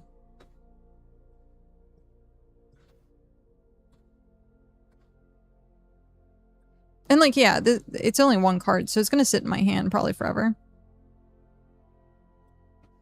It's funny because you're like, just get rid of the bear. Mirkwood also benefits from landfall, so depending on when it drops, it's technically getting +2/+2 per land. Its power and toughness are equal to the number of lands you control, so it'd be a 3/3 if I put the +1/+1 counters on it. And then the landfall for it.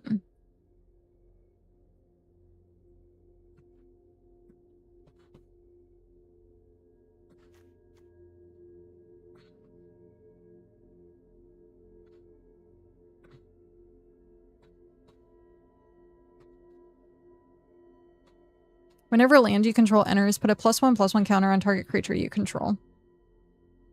This enchantment becomes a bear creature in addition to other types and gains this creature's power and toughness are equal to the number of lands you control. So it would be at least a 7/7. And as far as I know, there's no land destruction in the Hobbit. The Magic the Gathering is going. We're playing Sealed right now. And it's the Hobbit set. It's 42 cards. I think Merc would be pump easier and it'd be the same as the bear by the time the bear could be played. But hexproof can't be countered, hexproof and haste. There is counter in blue. That's the other thing I'm worried about.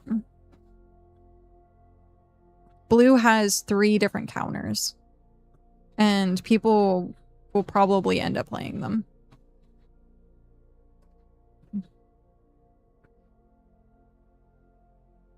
So, I think... I know nothing of Magic, but I love anything with similarities to Lord of the Rings. Yeah, we have Gollum, the Abandoned. Mirkwood Pathfinder. Wood Elves, which is just base Wood Elves. I don't have any of the big ones. There's Bilbo Baggins, Burglar. When it enters, draw a card. This card is pretty good. A lot of the dwarves. So you have like all of the dwarves. Oin, Bomber, Ori, Dory,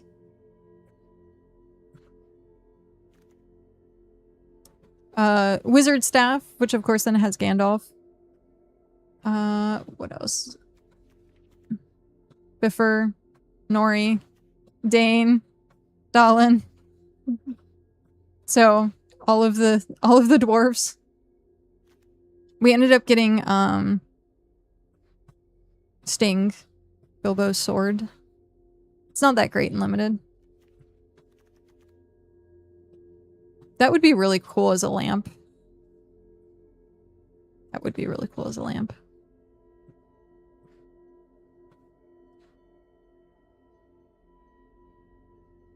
Yeah, I'm trying to think if, like, this seems like our best bet, synergy-wise. I saw a video of someone who made one years ago, and it looked awesome. Do you know what the cost of the counters are? I assume they're 2 or 3. 3 cost.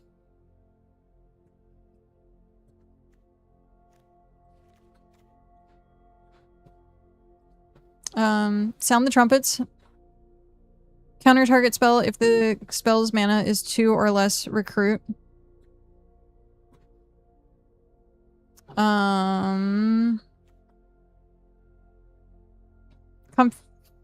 Confusticate. Counter target spell unless its controller plays 4. So those are 2 of them. Yeah, I can... Not with the sealed.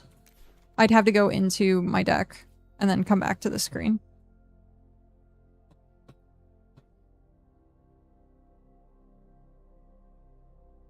But yeah, these are the two of them.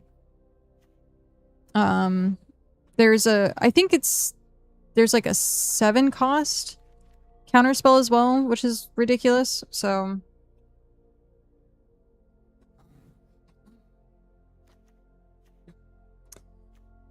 I mean, we can try this and see how it goes. And then if we find that something isn't working correctly, or I sit on a card for a while, then I can just take it out later.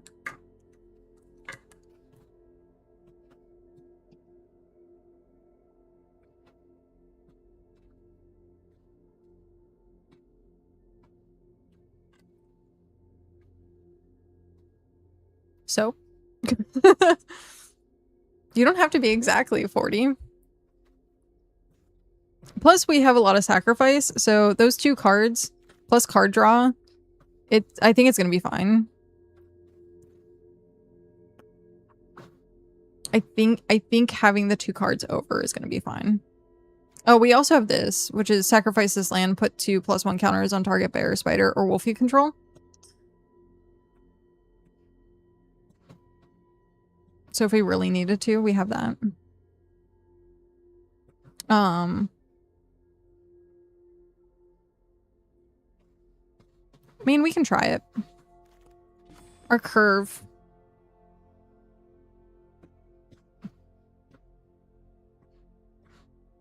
We're exactly even. What's our blue? Oh. That. Alright.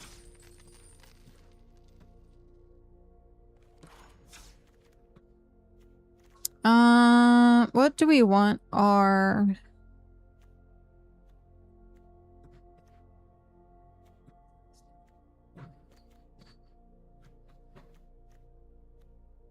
Screw it.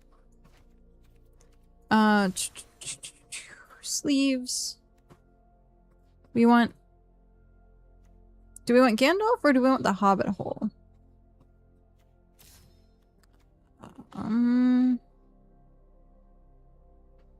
Or do we want Smog?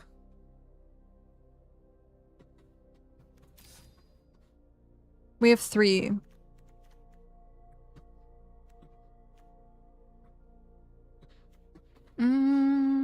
I think I'll do Hobbit hole.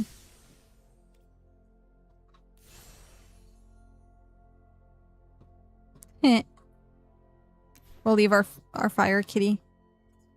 Okay. Let's try it. We'll see. We'll see how it works. It could be awesome. It could be horrible. We could get so screwed.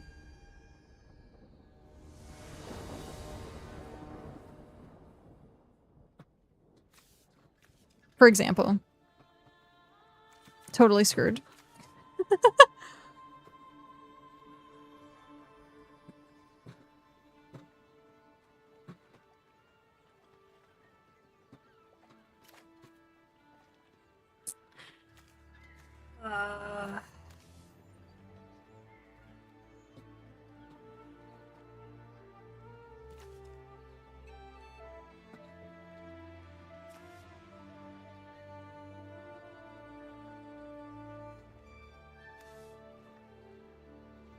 Do we keep it or mulligan?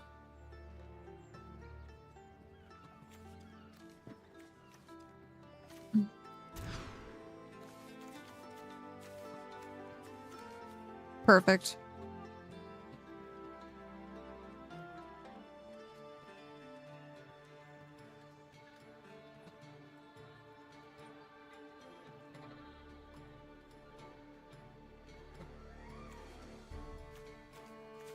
So we just need the land. We'll keep... which one do we want to give back?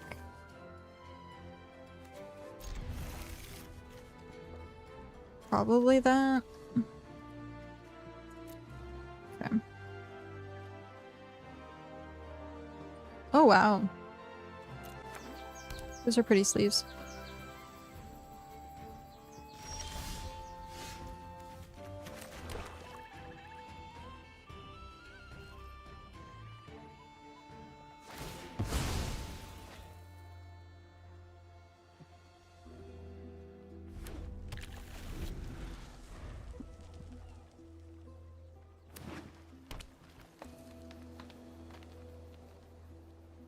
Oh, interesting.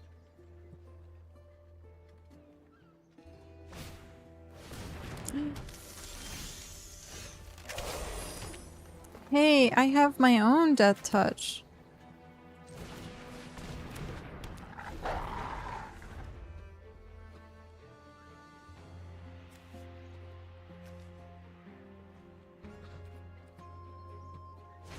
Now we just need more mana. Ew, Keyless Vader! Yep.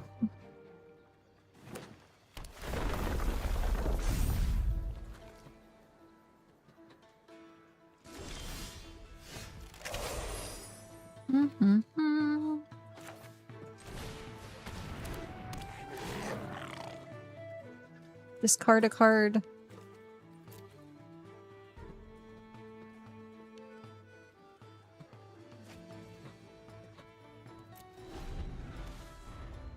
Oh. So he went off meta. With green red.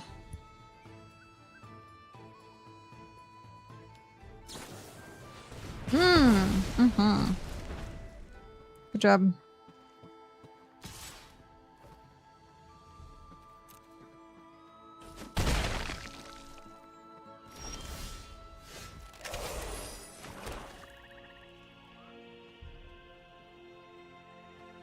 So we could bounce it and do it again.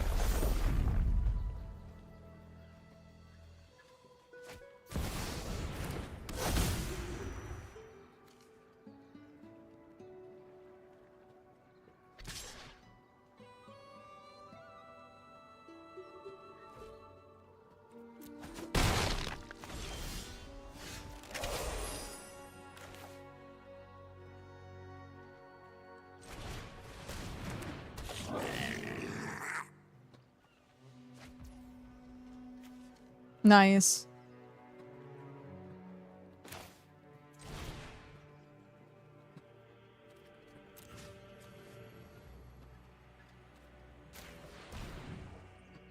Oh.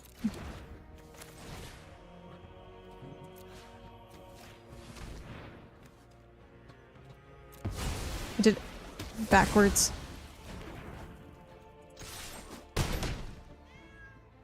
Nice.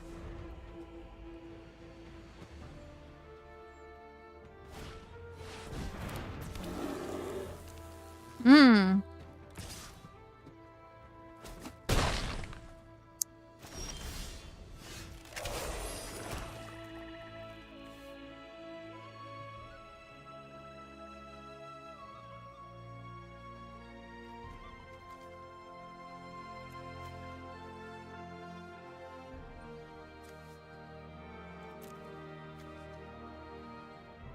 So we're gonna have to do that.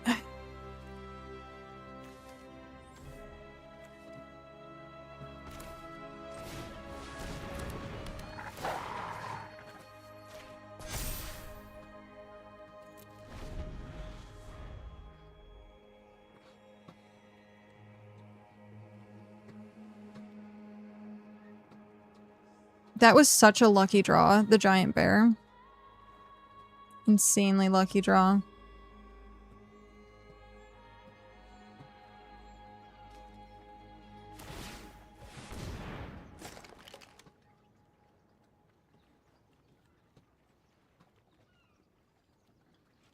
Take 2.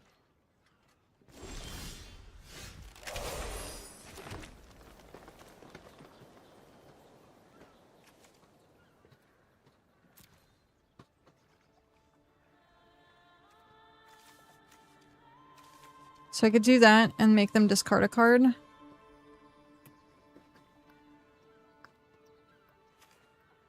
Or I can ferocious. Mm.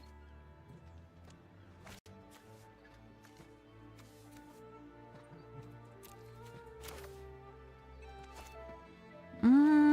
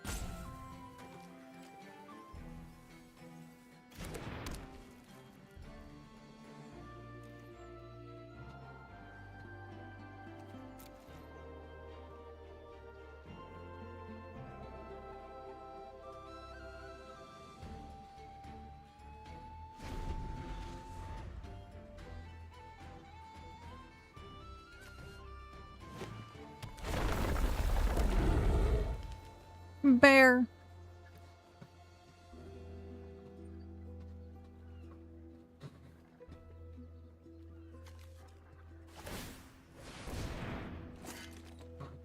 Okay.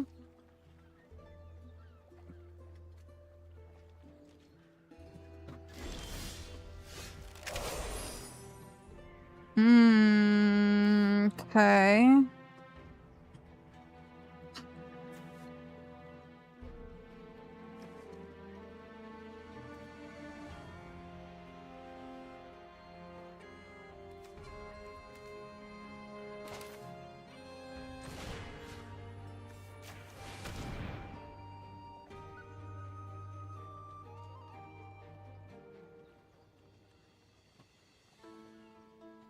Turns into a 5/5.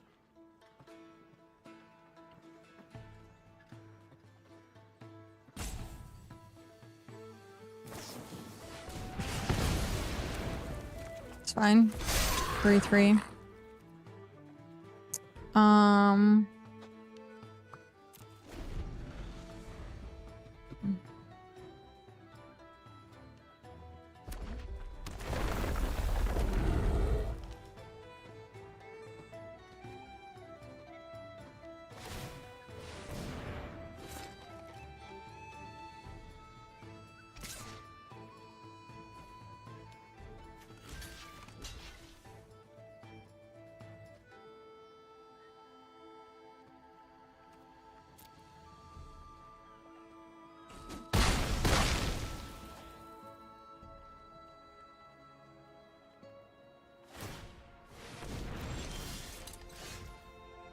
Okay.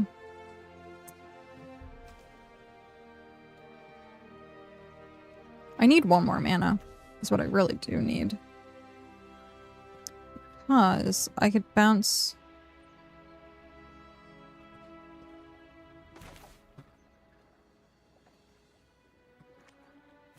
I don't want to bounce it yet.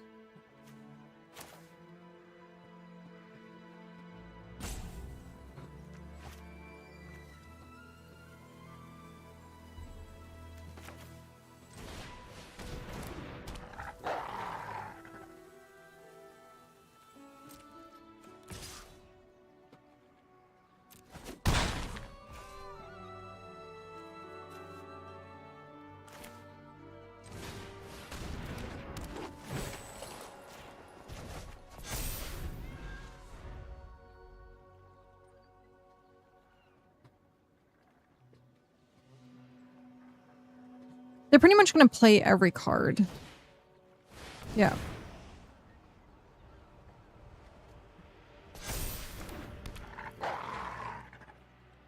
I should have kept Stir Up Trouble. I need Stir Up Trouble again. That's what we really need. We need Stir Up Trouble again.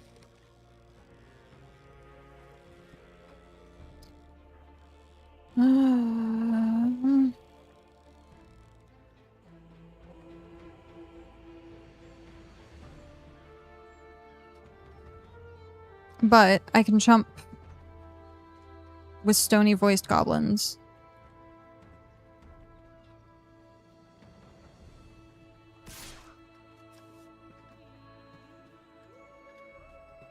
That has to attack.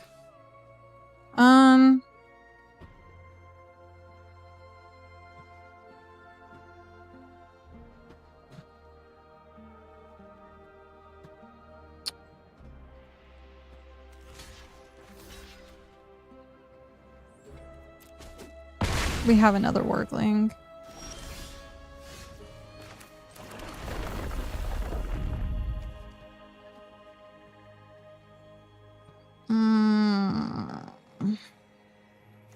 I should have saved the land.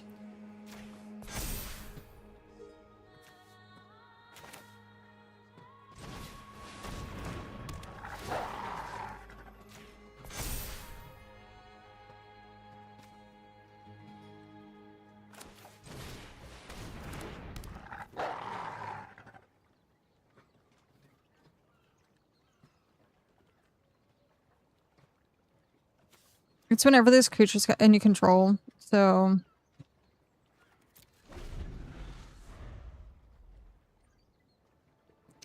We'll have to double block.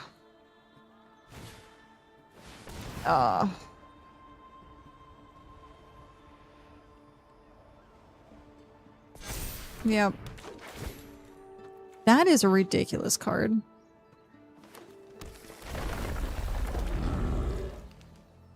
Absolutely ridiculous.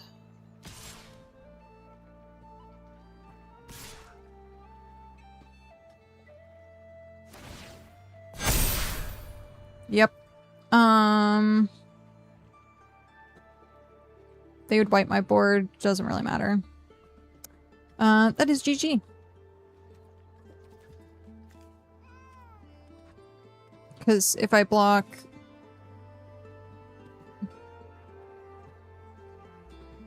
anyhow, yeah. They just crack back. I could save myself a turn. But even then, it's not like...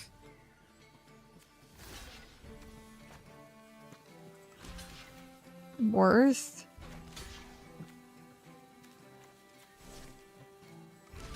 Just chump.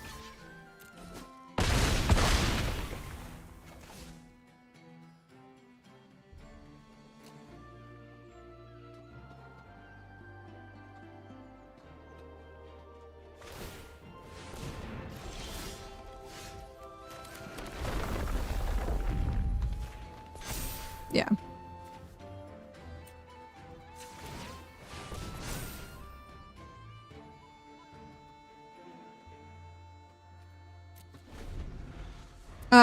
Yeah, there was nothing I could do. They win. Exactly 5. I only have 3. They swing all.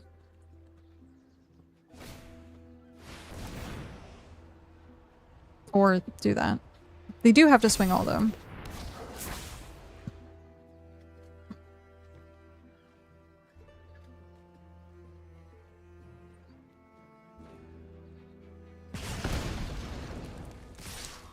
Yep. No blocks.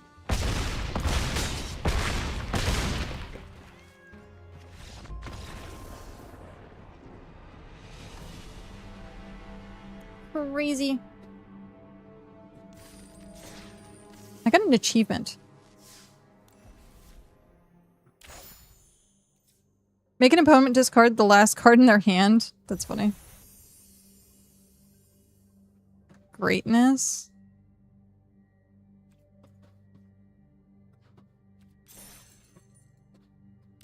What? Greatness at any cost, phrase emote. Okay, cool. Let's go back.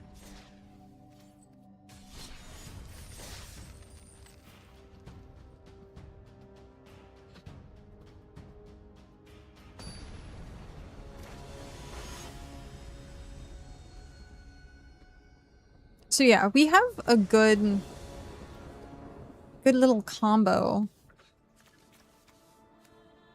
Oh no. Everything's 3 cost. We just need a land. I'm gonna keep it though, because it's a really good hand. Land!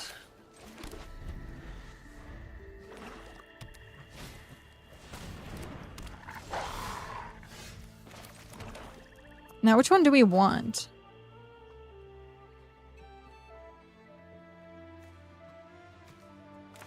I think we want to put this out first.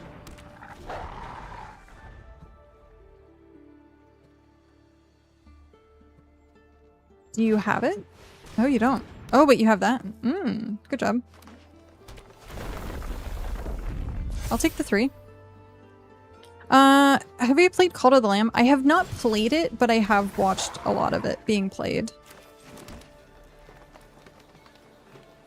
I can quarrel.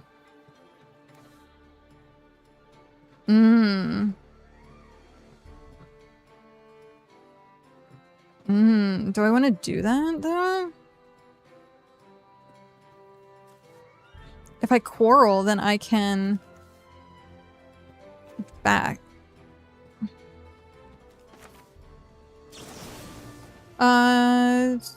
Do...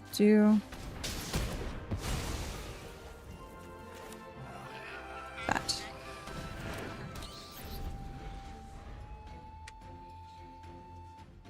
But yeah, I've watched a lot of Call to the Lamb. It has like Twitch integration, which is awesome. I want to do the Twitch integration at some point. I have one. I have the first game. I didn't get any of the expansions. They came out with a board game. Oh shit.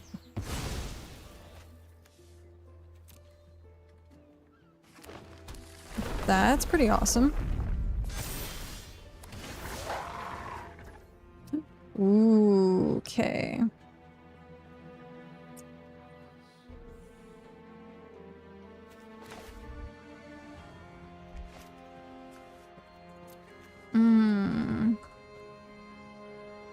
This is a 4/4, but I think we want this. And then we do want to swing with... Done.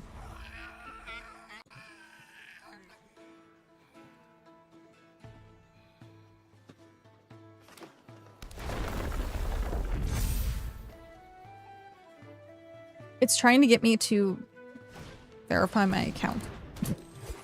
I'll look it up. The link is immediately like, verify your Kickstarter account, and it's like, what? No blocks. 6/7.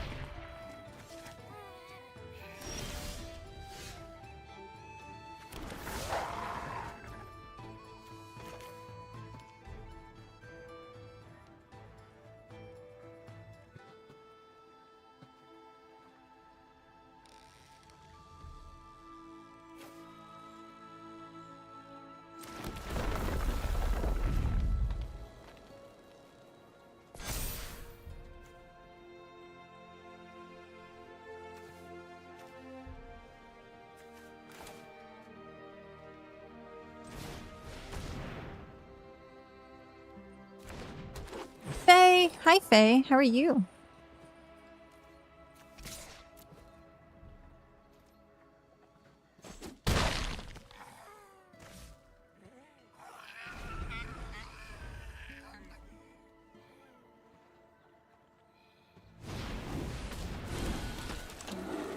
EB and old. Oh.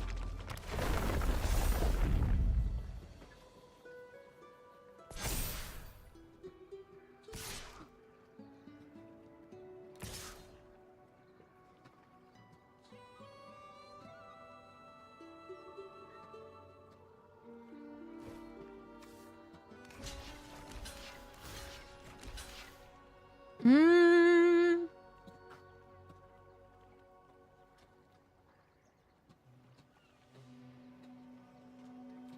Yeah.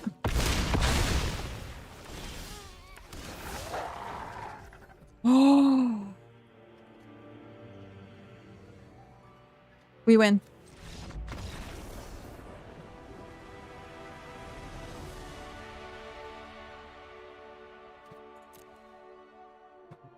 Kill all. Use all tokens to kill Batman.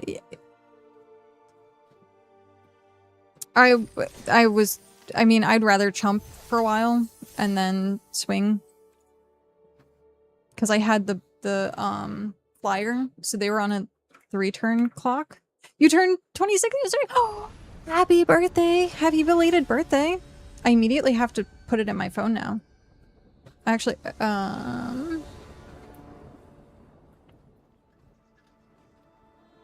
every single time people tell me their birthday, I'm like, I have to immediately add it.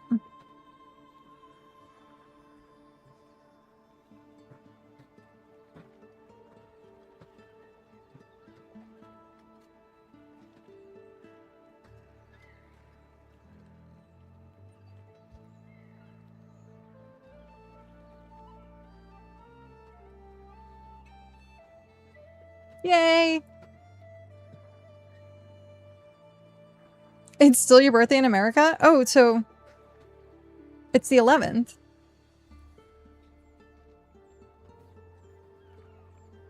Oh, well, holy crap. Happy birthday. Happy birthday.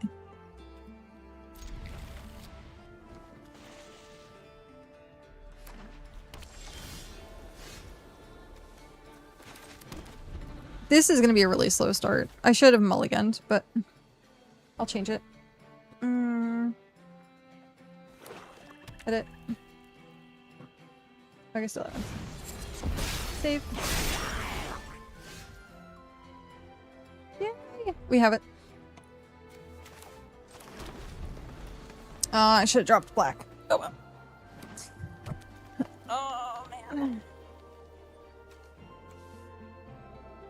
This is probably gonna be a loss because of how slow this is, but I don't know. I gotta do stuff, but I hope you have a lovely rest of your day. Enjoy. I hope you have a good day.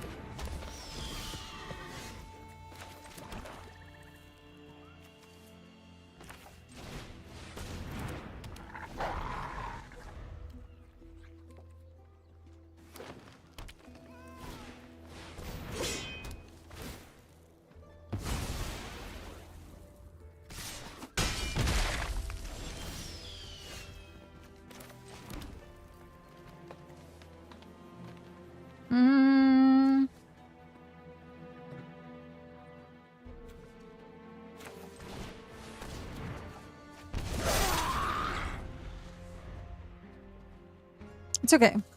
I'll bring him back.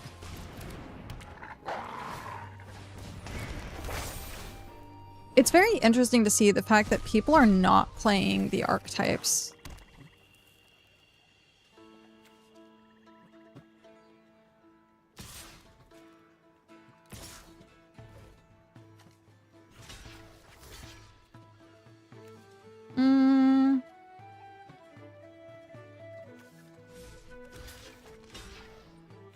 So it requires 2.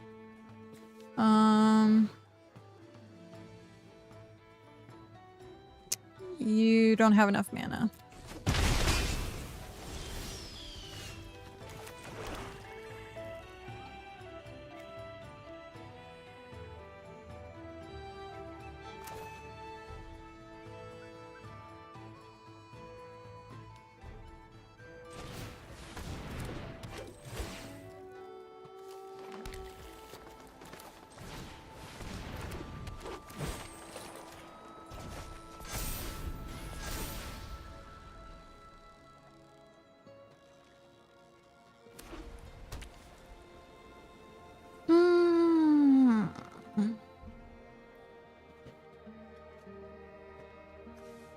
It's just the one card. Menace. Take 2.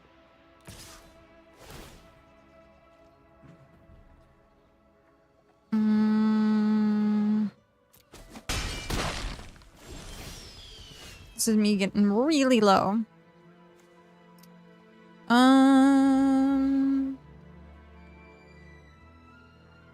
What do we want to start with?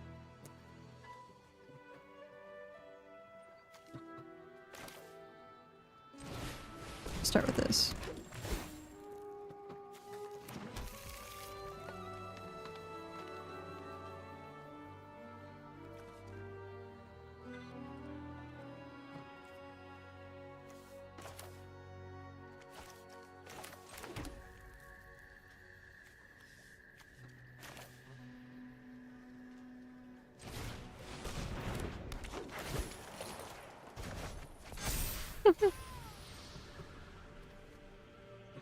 That's going to continue to be a problem.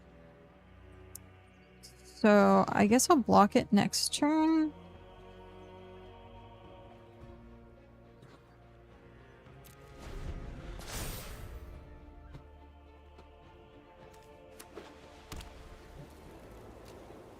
Yeah. +2 and +1.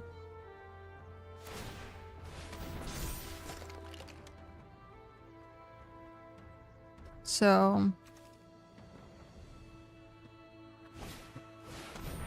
Oh! Okay.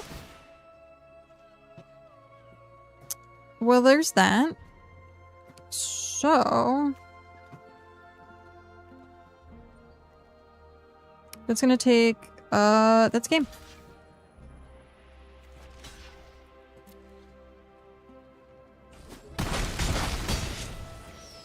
What's the pages of that saga? Search your library for up to 2 basic playing cards, exile them, then shuffle. You gain 2 life. Put a card exiled with the saga into its owner's hand. So then you get the 2 planes that you exiled. Whenever you attack this turn, target creature you control gets +1/+1 until end of turn for each planes you control. It's a good saga.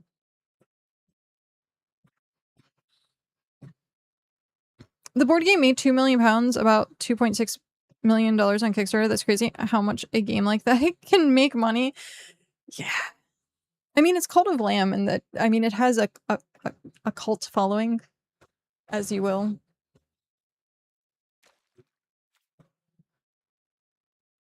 Okay.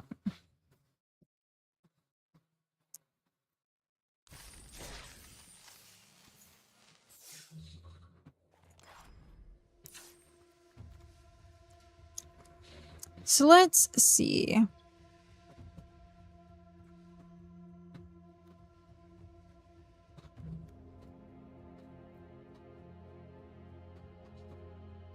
We haven't even gotten our gigantic bear. There you go, Prismarine. I got rid of the gigantic bear.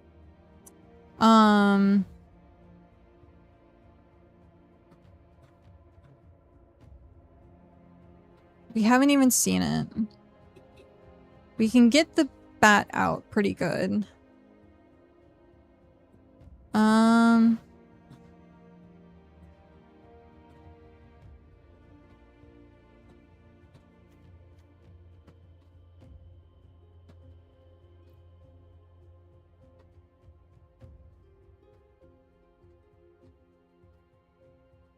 We haven't seen it.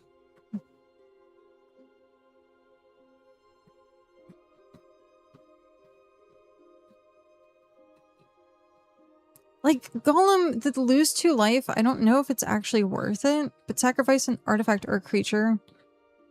We would... But we already have this for, like, the sacrifice. Which is rough. But it is a 2/2 for 2.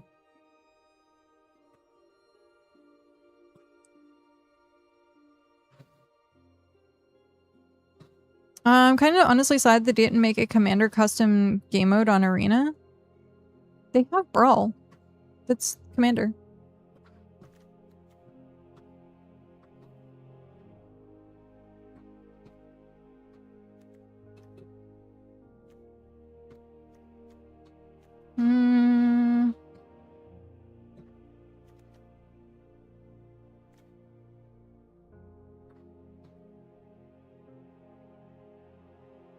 Cat, no.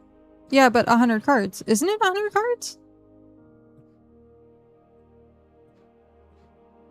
What are you cat knowing? What are you cat knowing?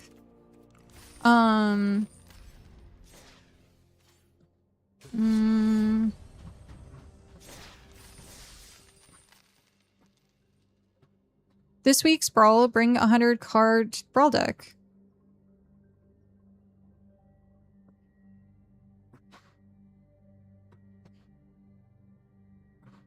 So there's that. And then,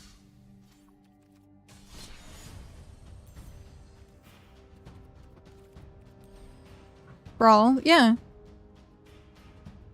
Build a 100 card singleton deck. 100 cards, including Commander.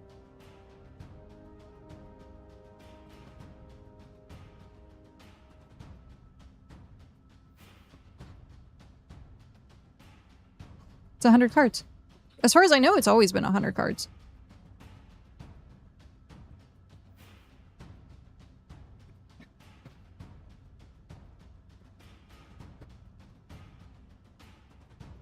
They've had singleton as a like midweek magic type thing.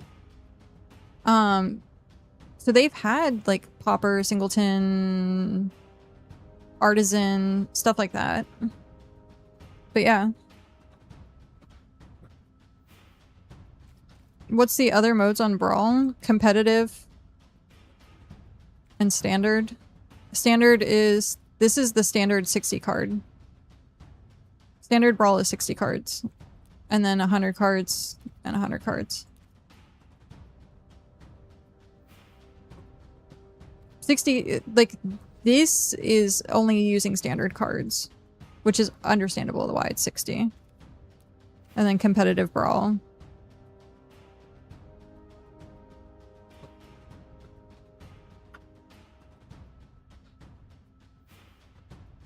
And then regular Brawl. Yep. Okay, I'm gonna use our restroom super quick, and then we're gonna do the other match. Okay, give me 1 sec, I'll be right back.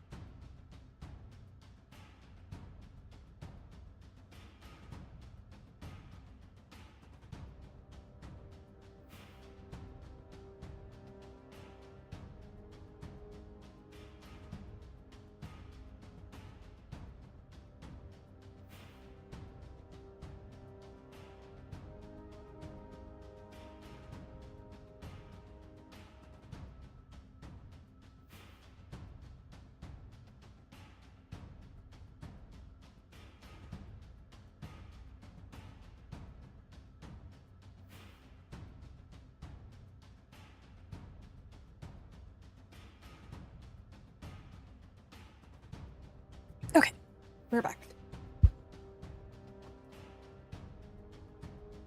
Weird. No, now all they need to do is make it 4v4? Yeah.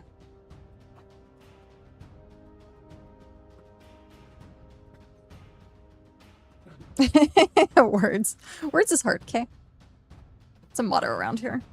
I'm sitting. Oh no. Okay. No, I guess it was right. Cushion. My cushion moved. Gotta have a cushion now. I have a pillow and a cushion on my computer chair. Yep. My hips hurt. I am, like, I don't know. No, you can't really see. I'm like not really showing at some point. It's a little bit. Let's see. Ba-ba. I can personally tell because I'm not nearly as skinny as I used to be. I'm like, I gained 10 pounds. But yeah. There you go. You guys got to see baby bump. It'll be a lot worse, I'm sure, in like a month. Okay. Let's lose for a third time. And then maybe we'll actually do another one. Because this is... baby bump. Yep.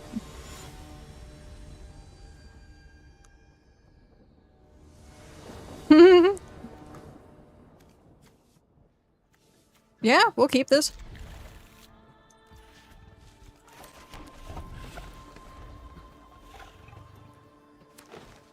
Batman.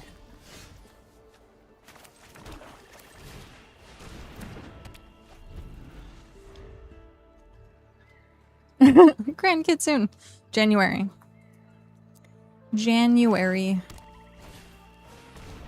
I have one of those too. See?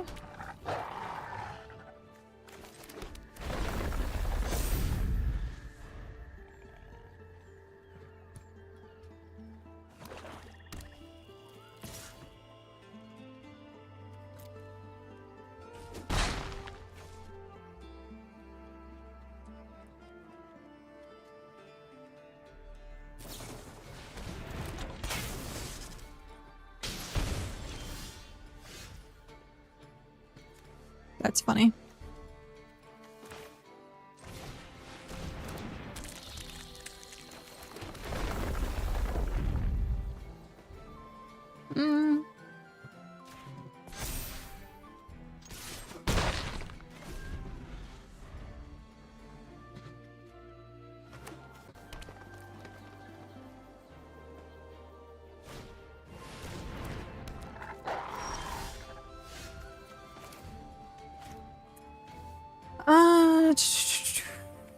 Whenever you attack, gains menace.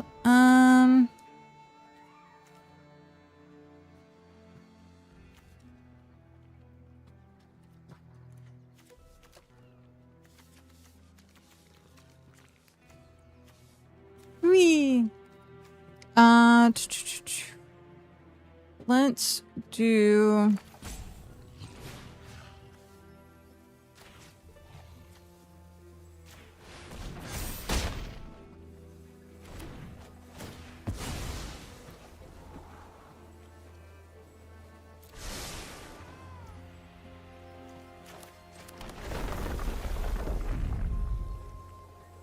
Yeah, no crap, it's my go.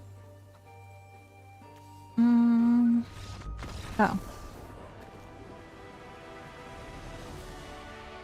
That...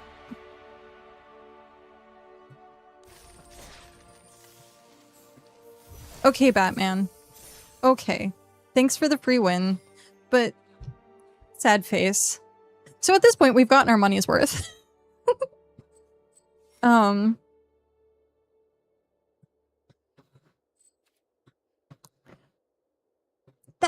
That felt bad. I was not happy with that. It seemed like they were having a problem.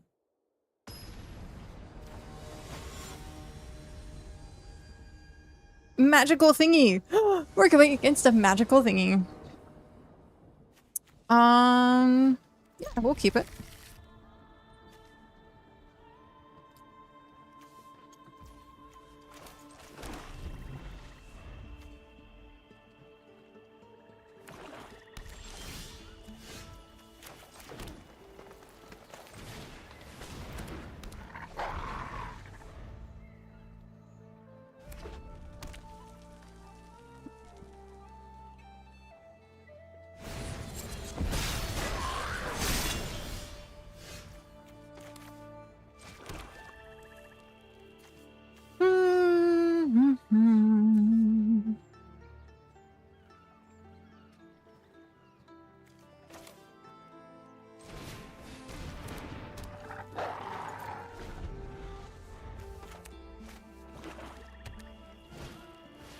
We need one more green.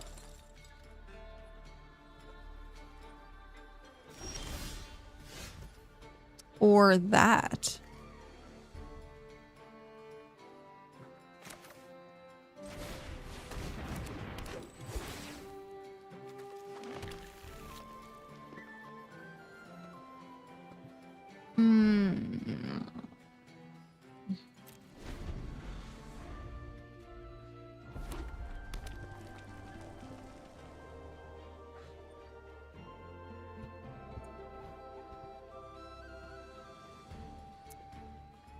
What to do, what to do, what to do.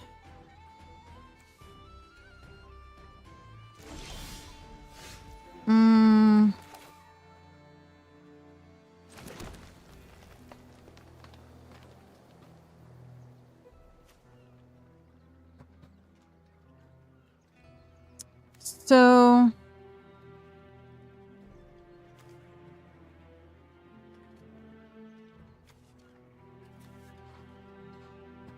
do we want to gain life? Put 2 and he fights. If we do that, he'd get rid of elves.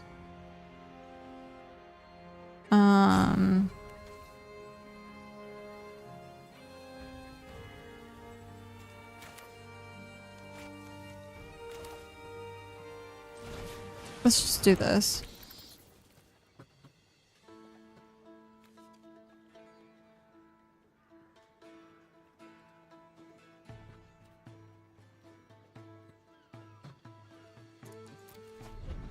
We're gonna do no attacks.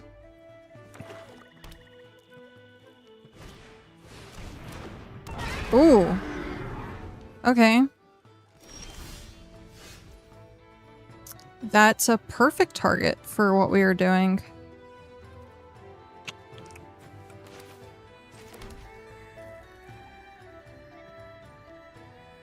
Destroy target creature with flying, or we can 2/2.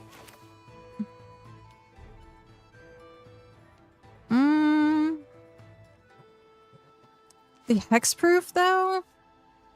Oh.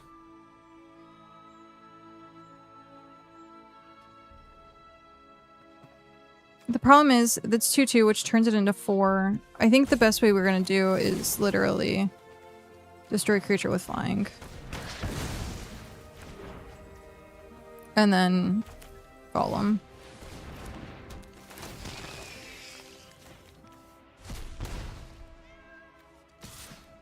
And back. Done. Deal 6 damage to... yep.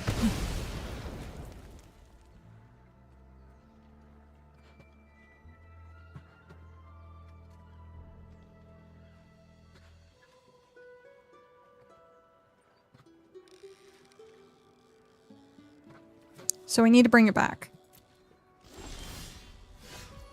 Ugh, what is with this?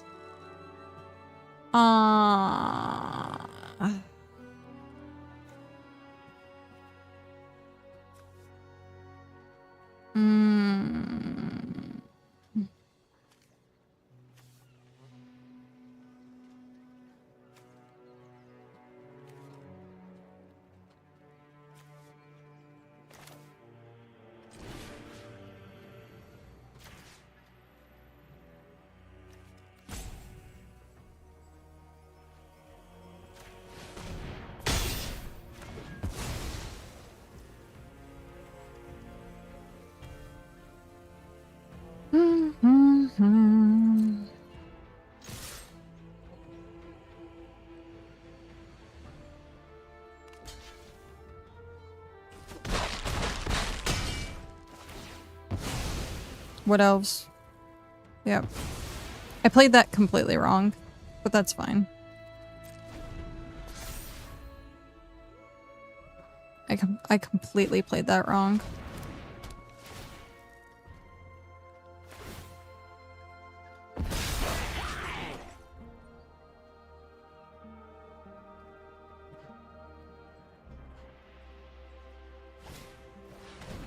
For some reason, I thought it was going to give me, I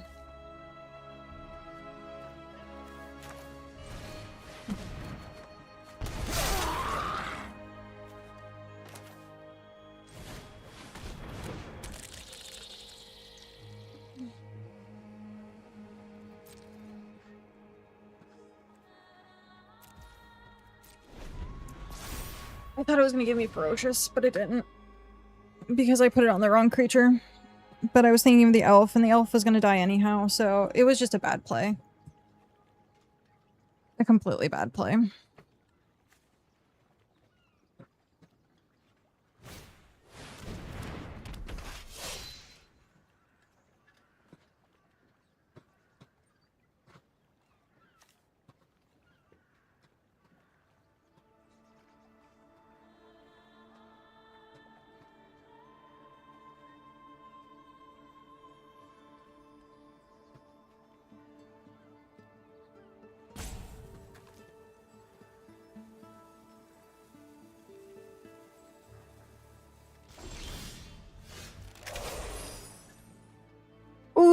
Okay.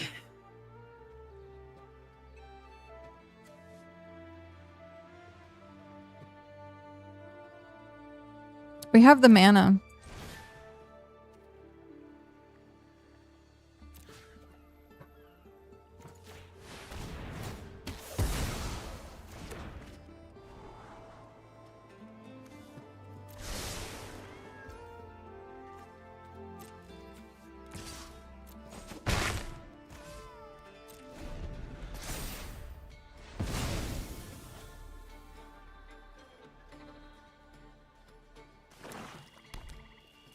Can you get rid of my bee?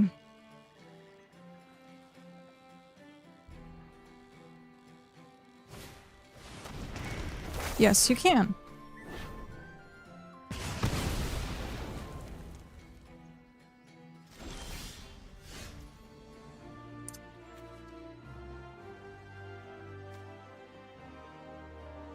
How do I do this? I could...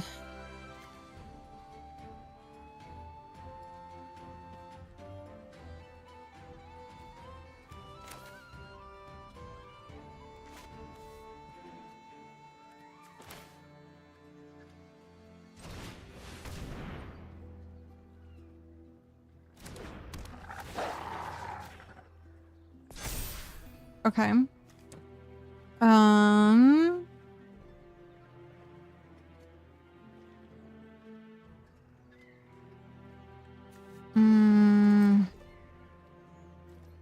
No attacks. End turn.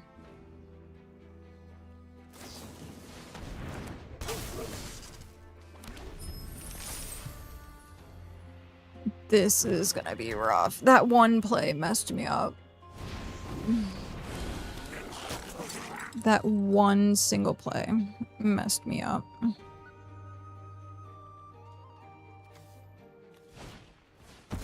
Yeah.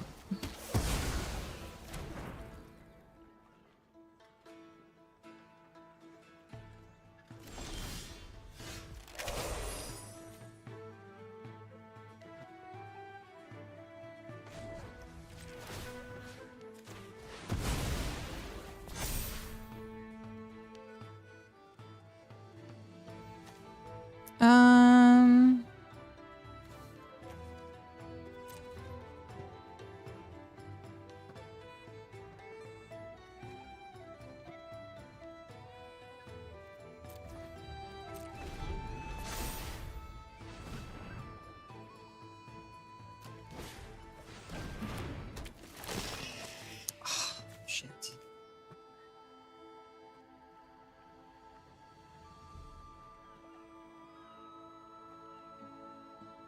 What are you gonna get rid of?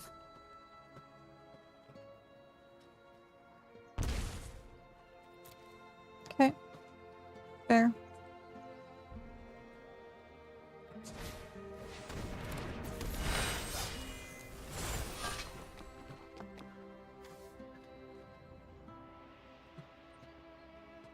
Storied.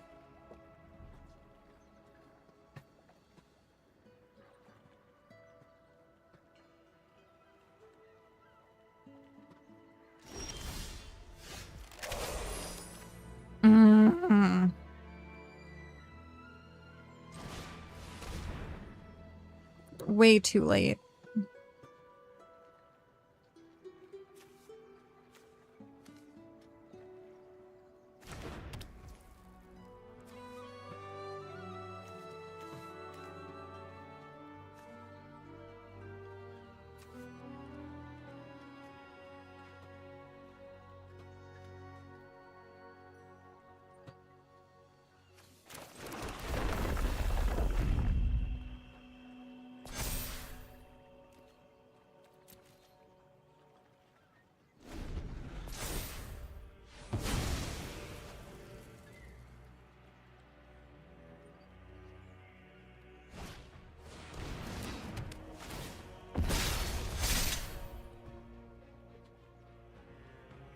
Way too frickin' late.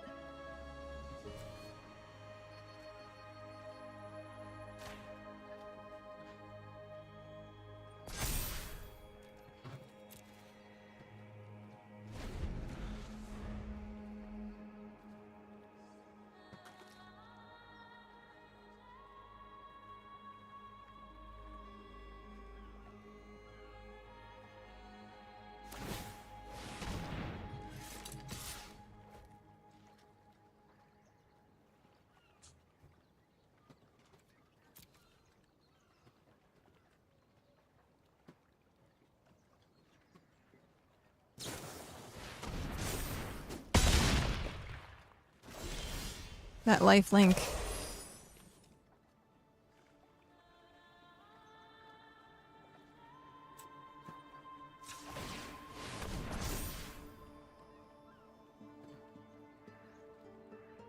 Is it gonna do it? No. Everything would have trample. 14. It might, actually.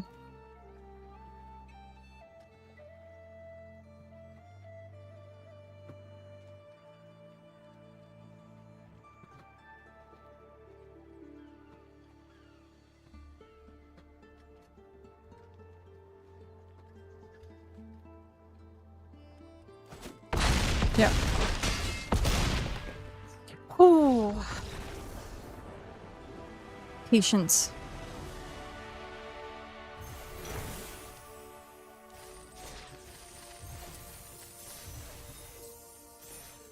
What time is it? We have like 20 minutes left. Oh, okay.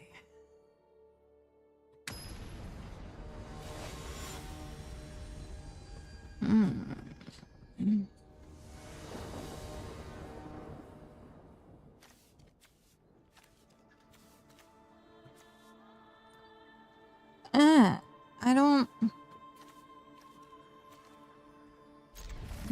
It's gonna be slow, but...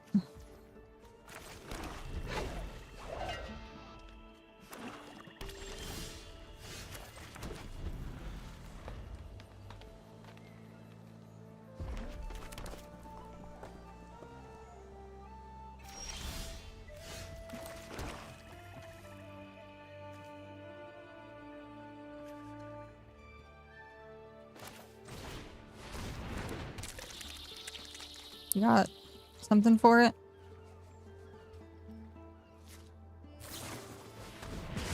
Yeah.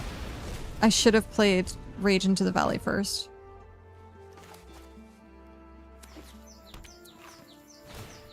There goes my hero.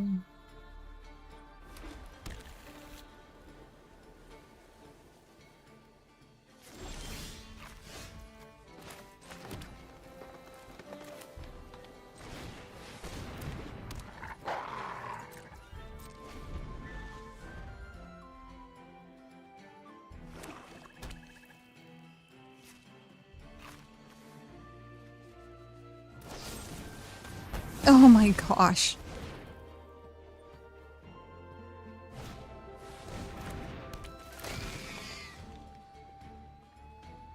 What the heck?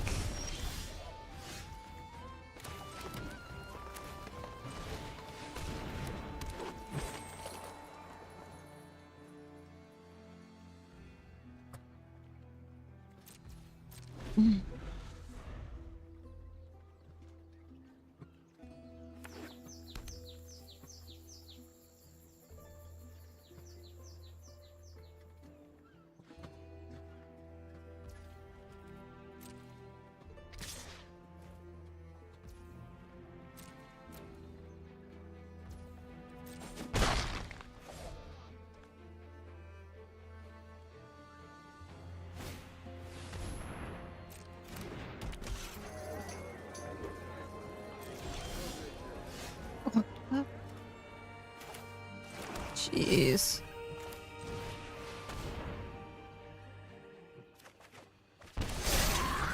That's insane. That is absolutely insane.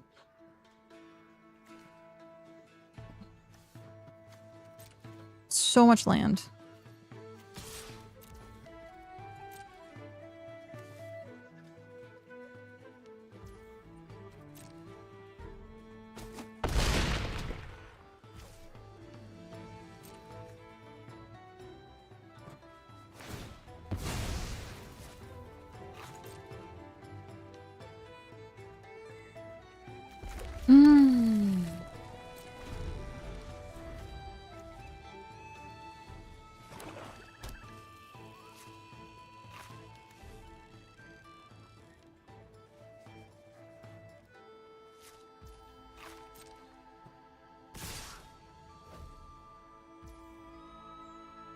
So that would be 6. That would put me at 9.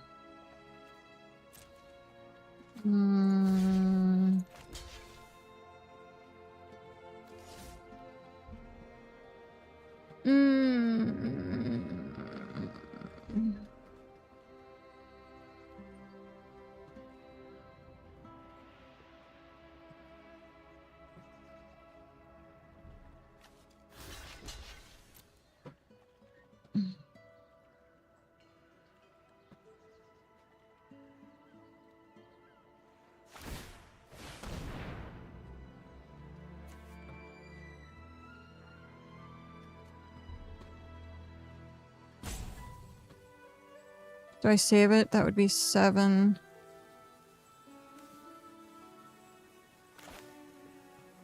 We'll try. We'll try.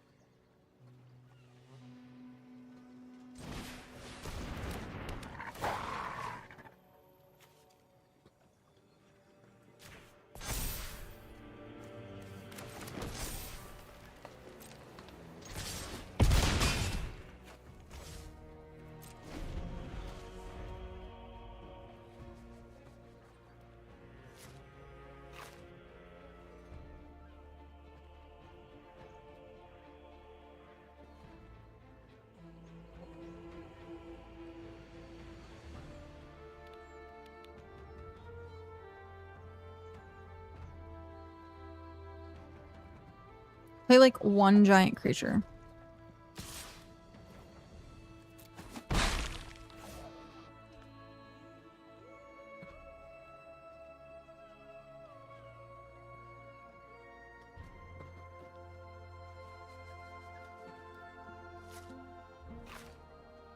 Play one giant creature. Come on. Play one giant creature.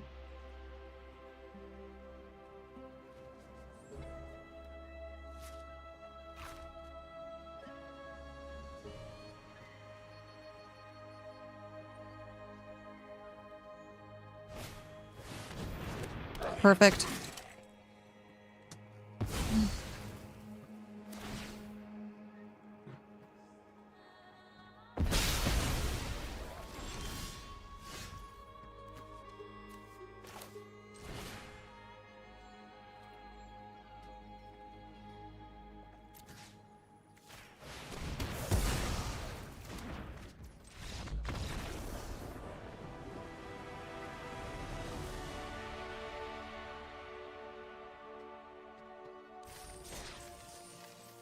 Oh my gosh.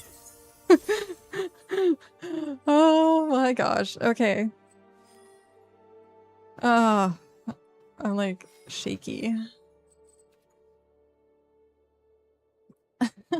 We're getting there. I seriously thought this was gonna like 3-0.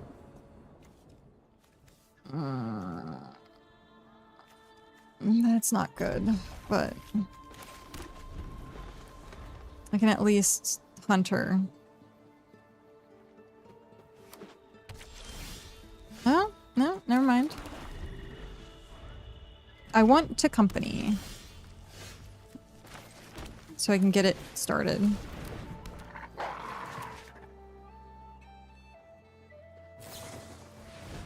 Okay, that works too.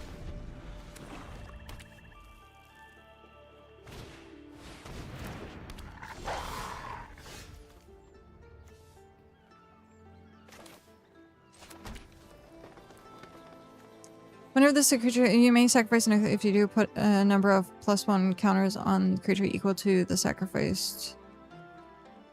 Oh, okay.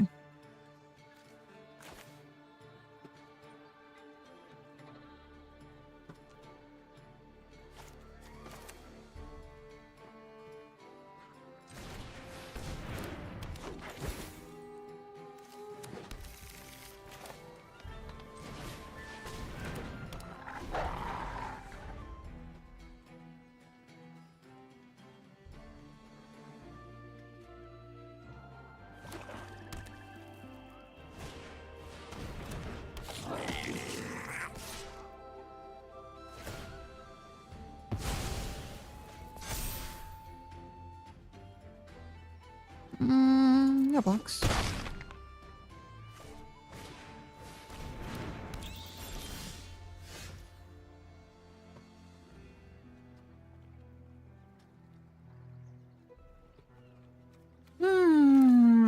I think we do need to shut that down first.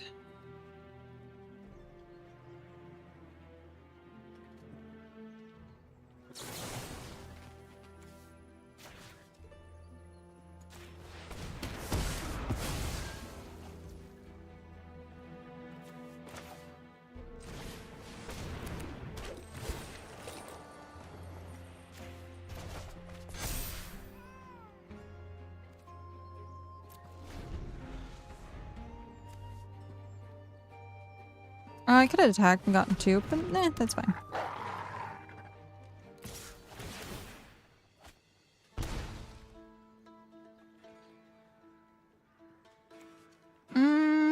Do we take the 5?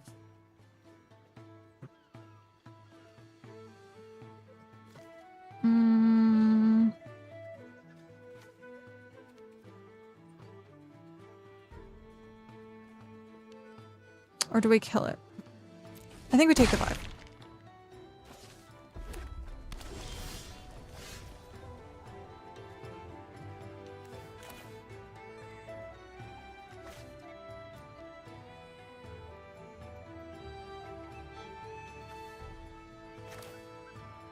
That would give us 3.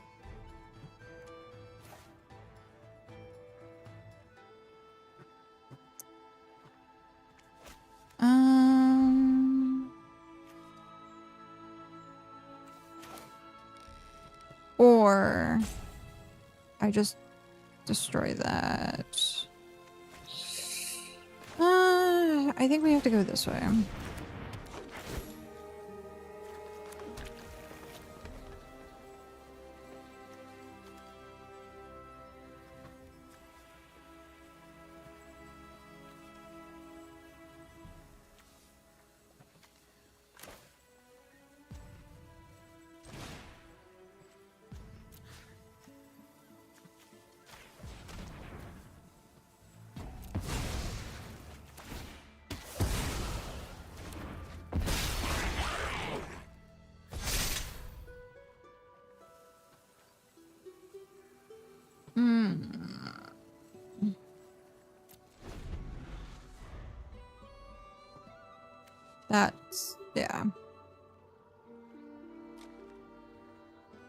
But I can't keep getting it.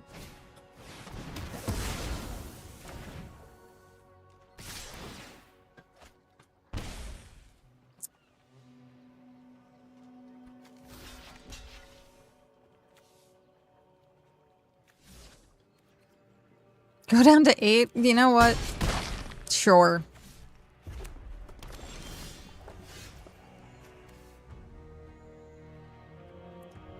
Bring back Death Touch.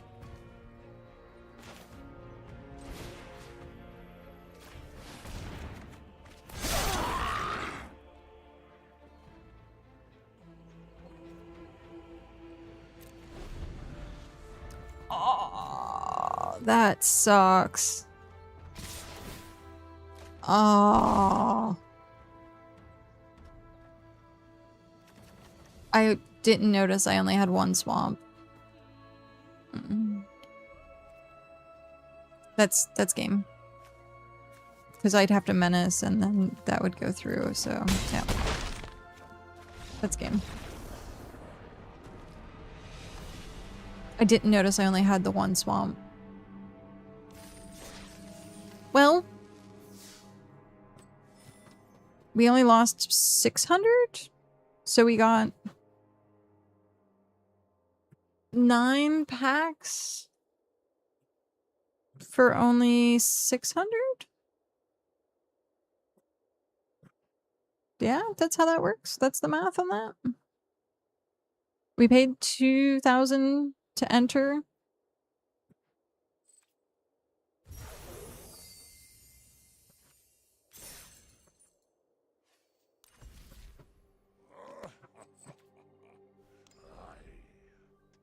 How many orbs do we have? We have only 1 orb. We have 4 more hobbits. 55%. Part in friendship.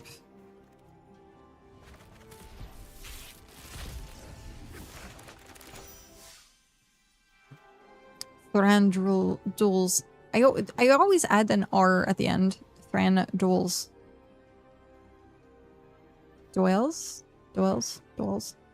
Decree. This was the other counter target spell, but it costs 6. If a permanent spell is countered this way, exile it instead of putting it into the owner's graveyard. You may cast the card without paying its mana cost for as long as it remains active. So, like, that's pretty crazy. How?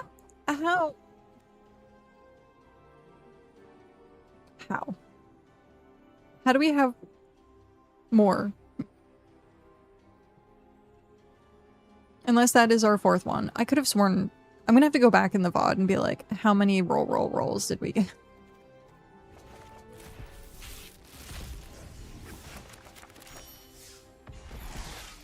Killy, the resourceful. This is also another really good Killy. Killy in general has been really good.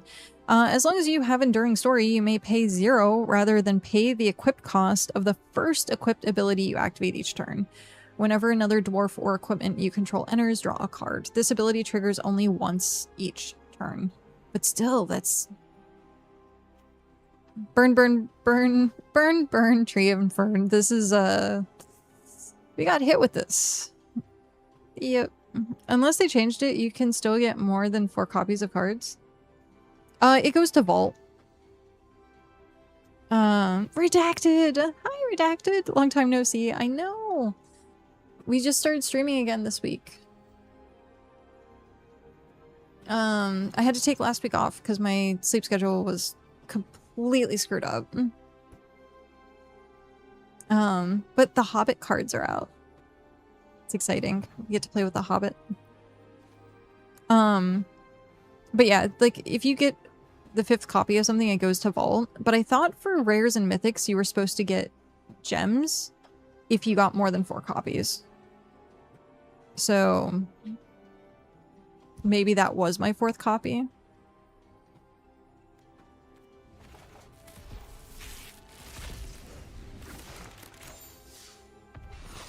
Rare. Okay, shall we open our golden packs? Also, I took a screenshot of I thought I took a screenshot. I did. Of how many wild cards we had before we started. It was at 170. We now have 188. 102. We now have 129. We had 45 rares, which we now have 56. 55 mythics, which we now have 61.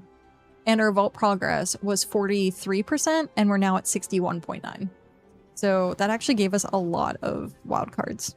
A lot of wild cards. Let's open our golden packs.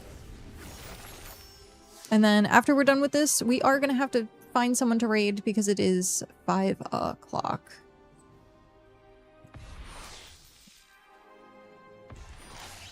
Michelangelo's technique, still, Teenage Mutant Ninja Turtles for me is just really weird. Cantankerous Keepers. Hey. Hobbit. The Unexpected Party. More Hobbit cards. Radiant Lotus. Sacrifice one or more artifacts. Choose a color. Target player adds 3 mana of chosen color for each artifact set. And then Spider-Verse. The legend rule does not apply to spiders you control. That's pretty awesome. Whenever you cast a spell from anywhere other than your hand, you may copy it. If you do, you may choose new targets for the copy. If the copy is permanent spell, it gains haste. Do this only once per turn. That's kind of crazy. Was it do a red? Is it red-green spider deck? But yeah.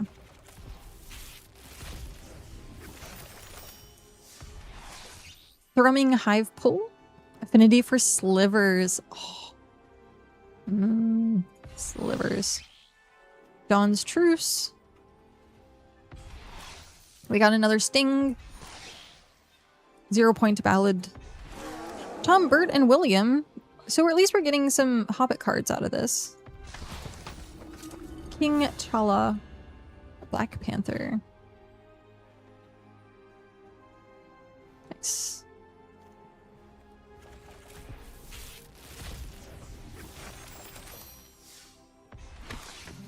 Songcrafter Mage. Huh? Cypher. Huh. Maelstrom Artisan. Boggs Company. We got another Smog. And the Dawning Archaic?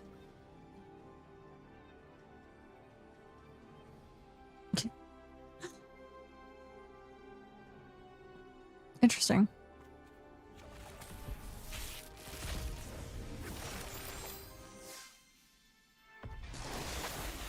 Mind Spring. Jasmine Dragon Tea Shop. District Mascot. Look at the Corgi. Oh my god, it's a Corgi. Getaway Barrel. Undercover Moon Letters. It loves giving us that one. The Roller Crusher Ride. Oh, that's... Wow. Okay. We got 2 mythics. Azula. Chief's Wargs Company. Yes. Killy. More Killy. Parker Luck. Oh, we needed one of these. Impending. That was what I was looking for earlier. I said like incubate or something like that. It's supposed to be impending. Dancing from Dark to Dawn. We also got stomped by that card earlier.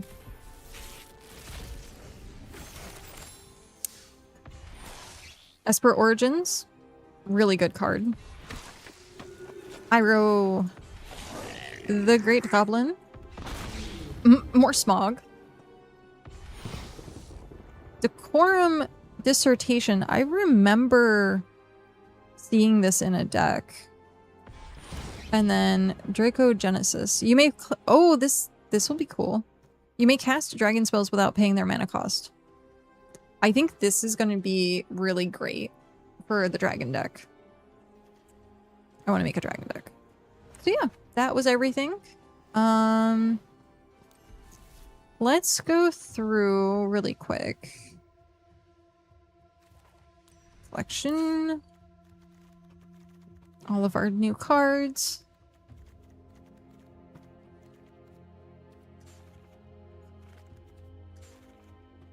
Duskmourn's Claim. Because I played a little bit of Into the Omen Path, which was then Spider-Man, and then they were fine with putting Spider-Man in. I don't know. That's weird. Okay. So...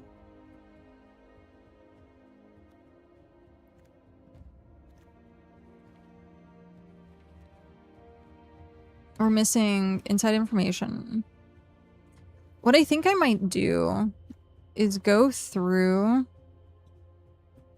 and try and complete the set at some point with all my like commons and uncommons. That way we have it. But we'll probably wait until we do does Untapped have the Hobbit yet? Oh, it does.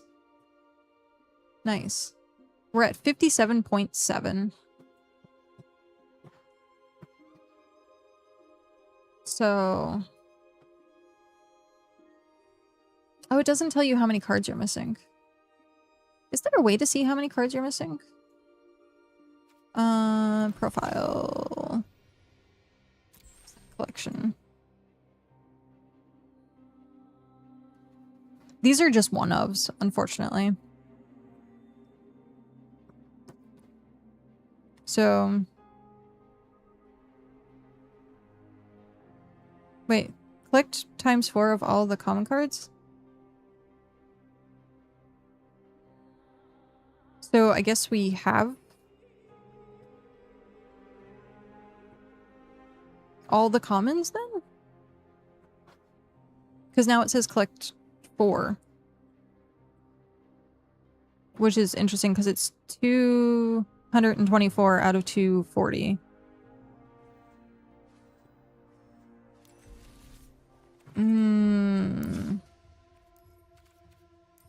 The Hobbit. Common?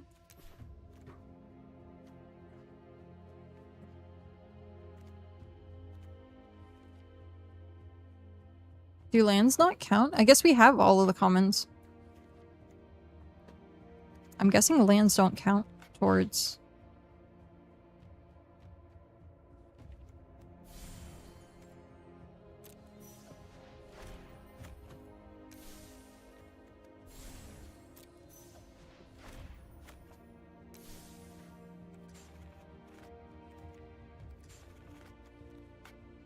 that's... yeah, because not collected. So we've gotten all the commons. 1, 2, 3, 4, 5, 6, 7, 8, 9, 10, 11, 12, 13, 14, 15, 16, 17, 18, 19, 20, 21, 22, 23, 24, 25, 26, 27, 28, 29, 30. So we need 30. And this says...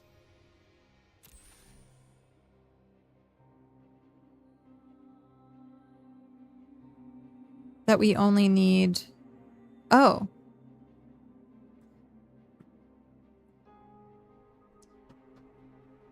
So we need 16.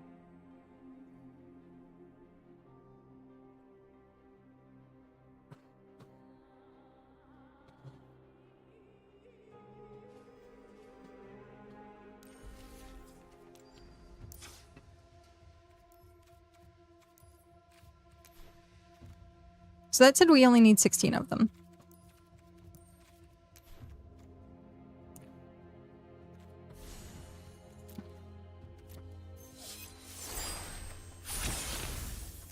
I got an achievement. Nice.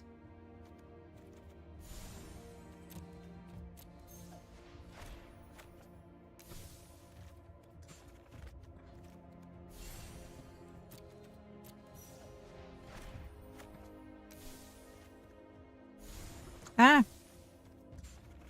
I hate seeing the new. Is that everything on this page?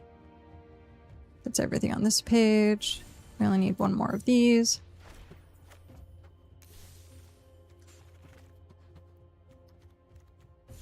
Two more pine cones.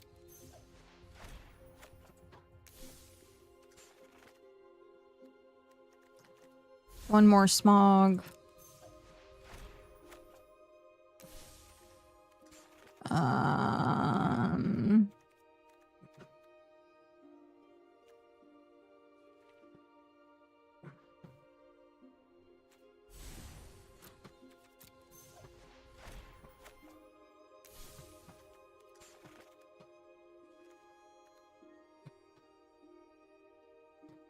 Now what does it say?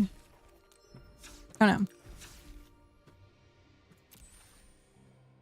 Two. There's only two more. What two are we missing?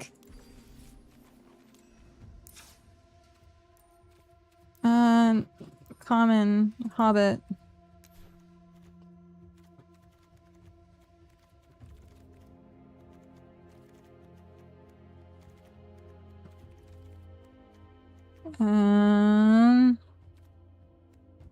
I guess the chainmail?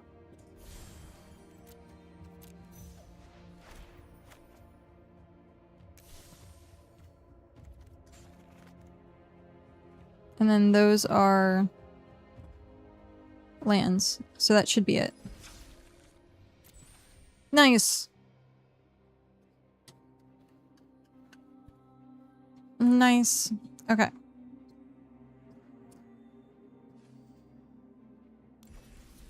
We have all the commons. So when we do, we'll just get full progress. Okay.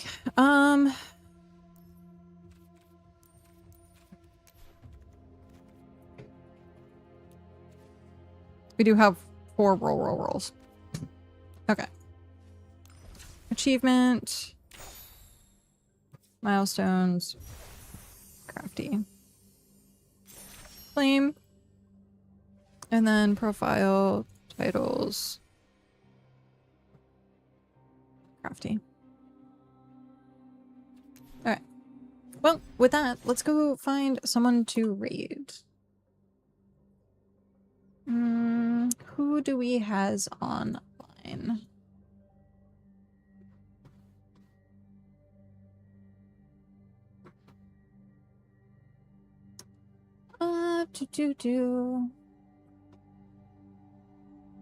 Let's...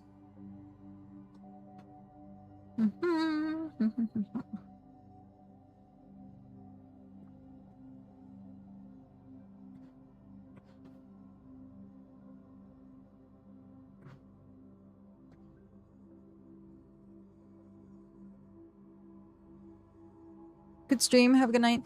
Thanks. We'll be back tomorrow.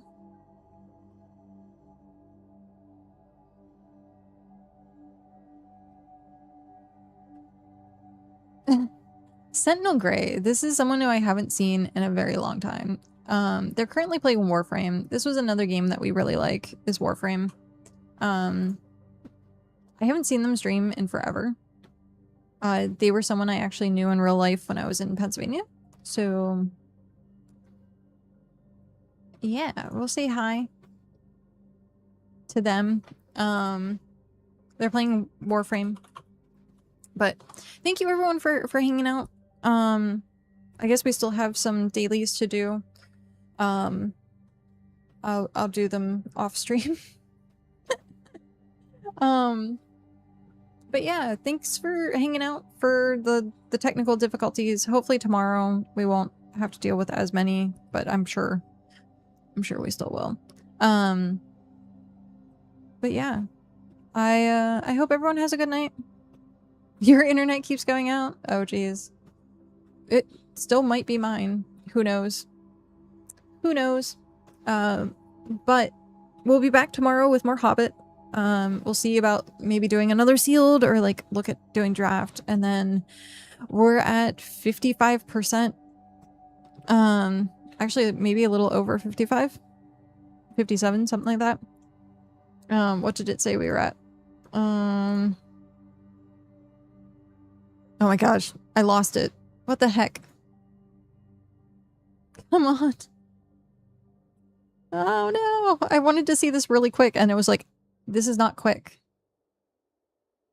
Not quick at all.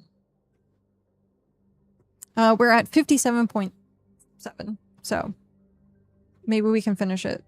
I do want to finish the Hobbit so bad. Okay, but on that note of things, thank you very much for hanging out.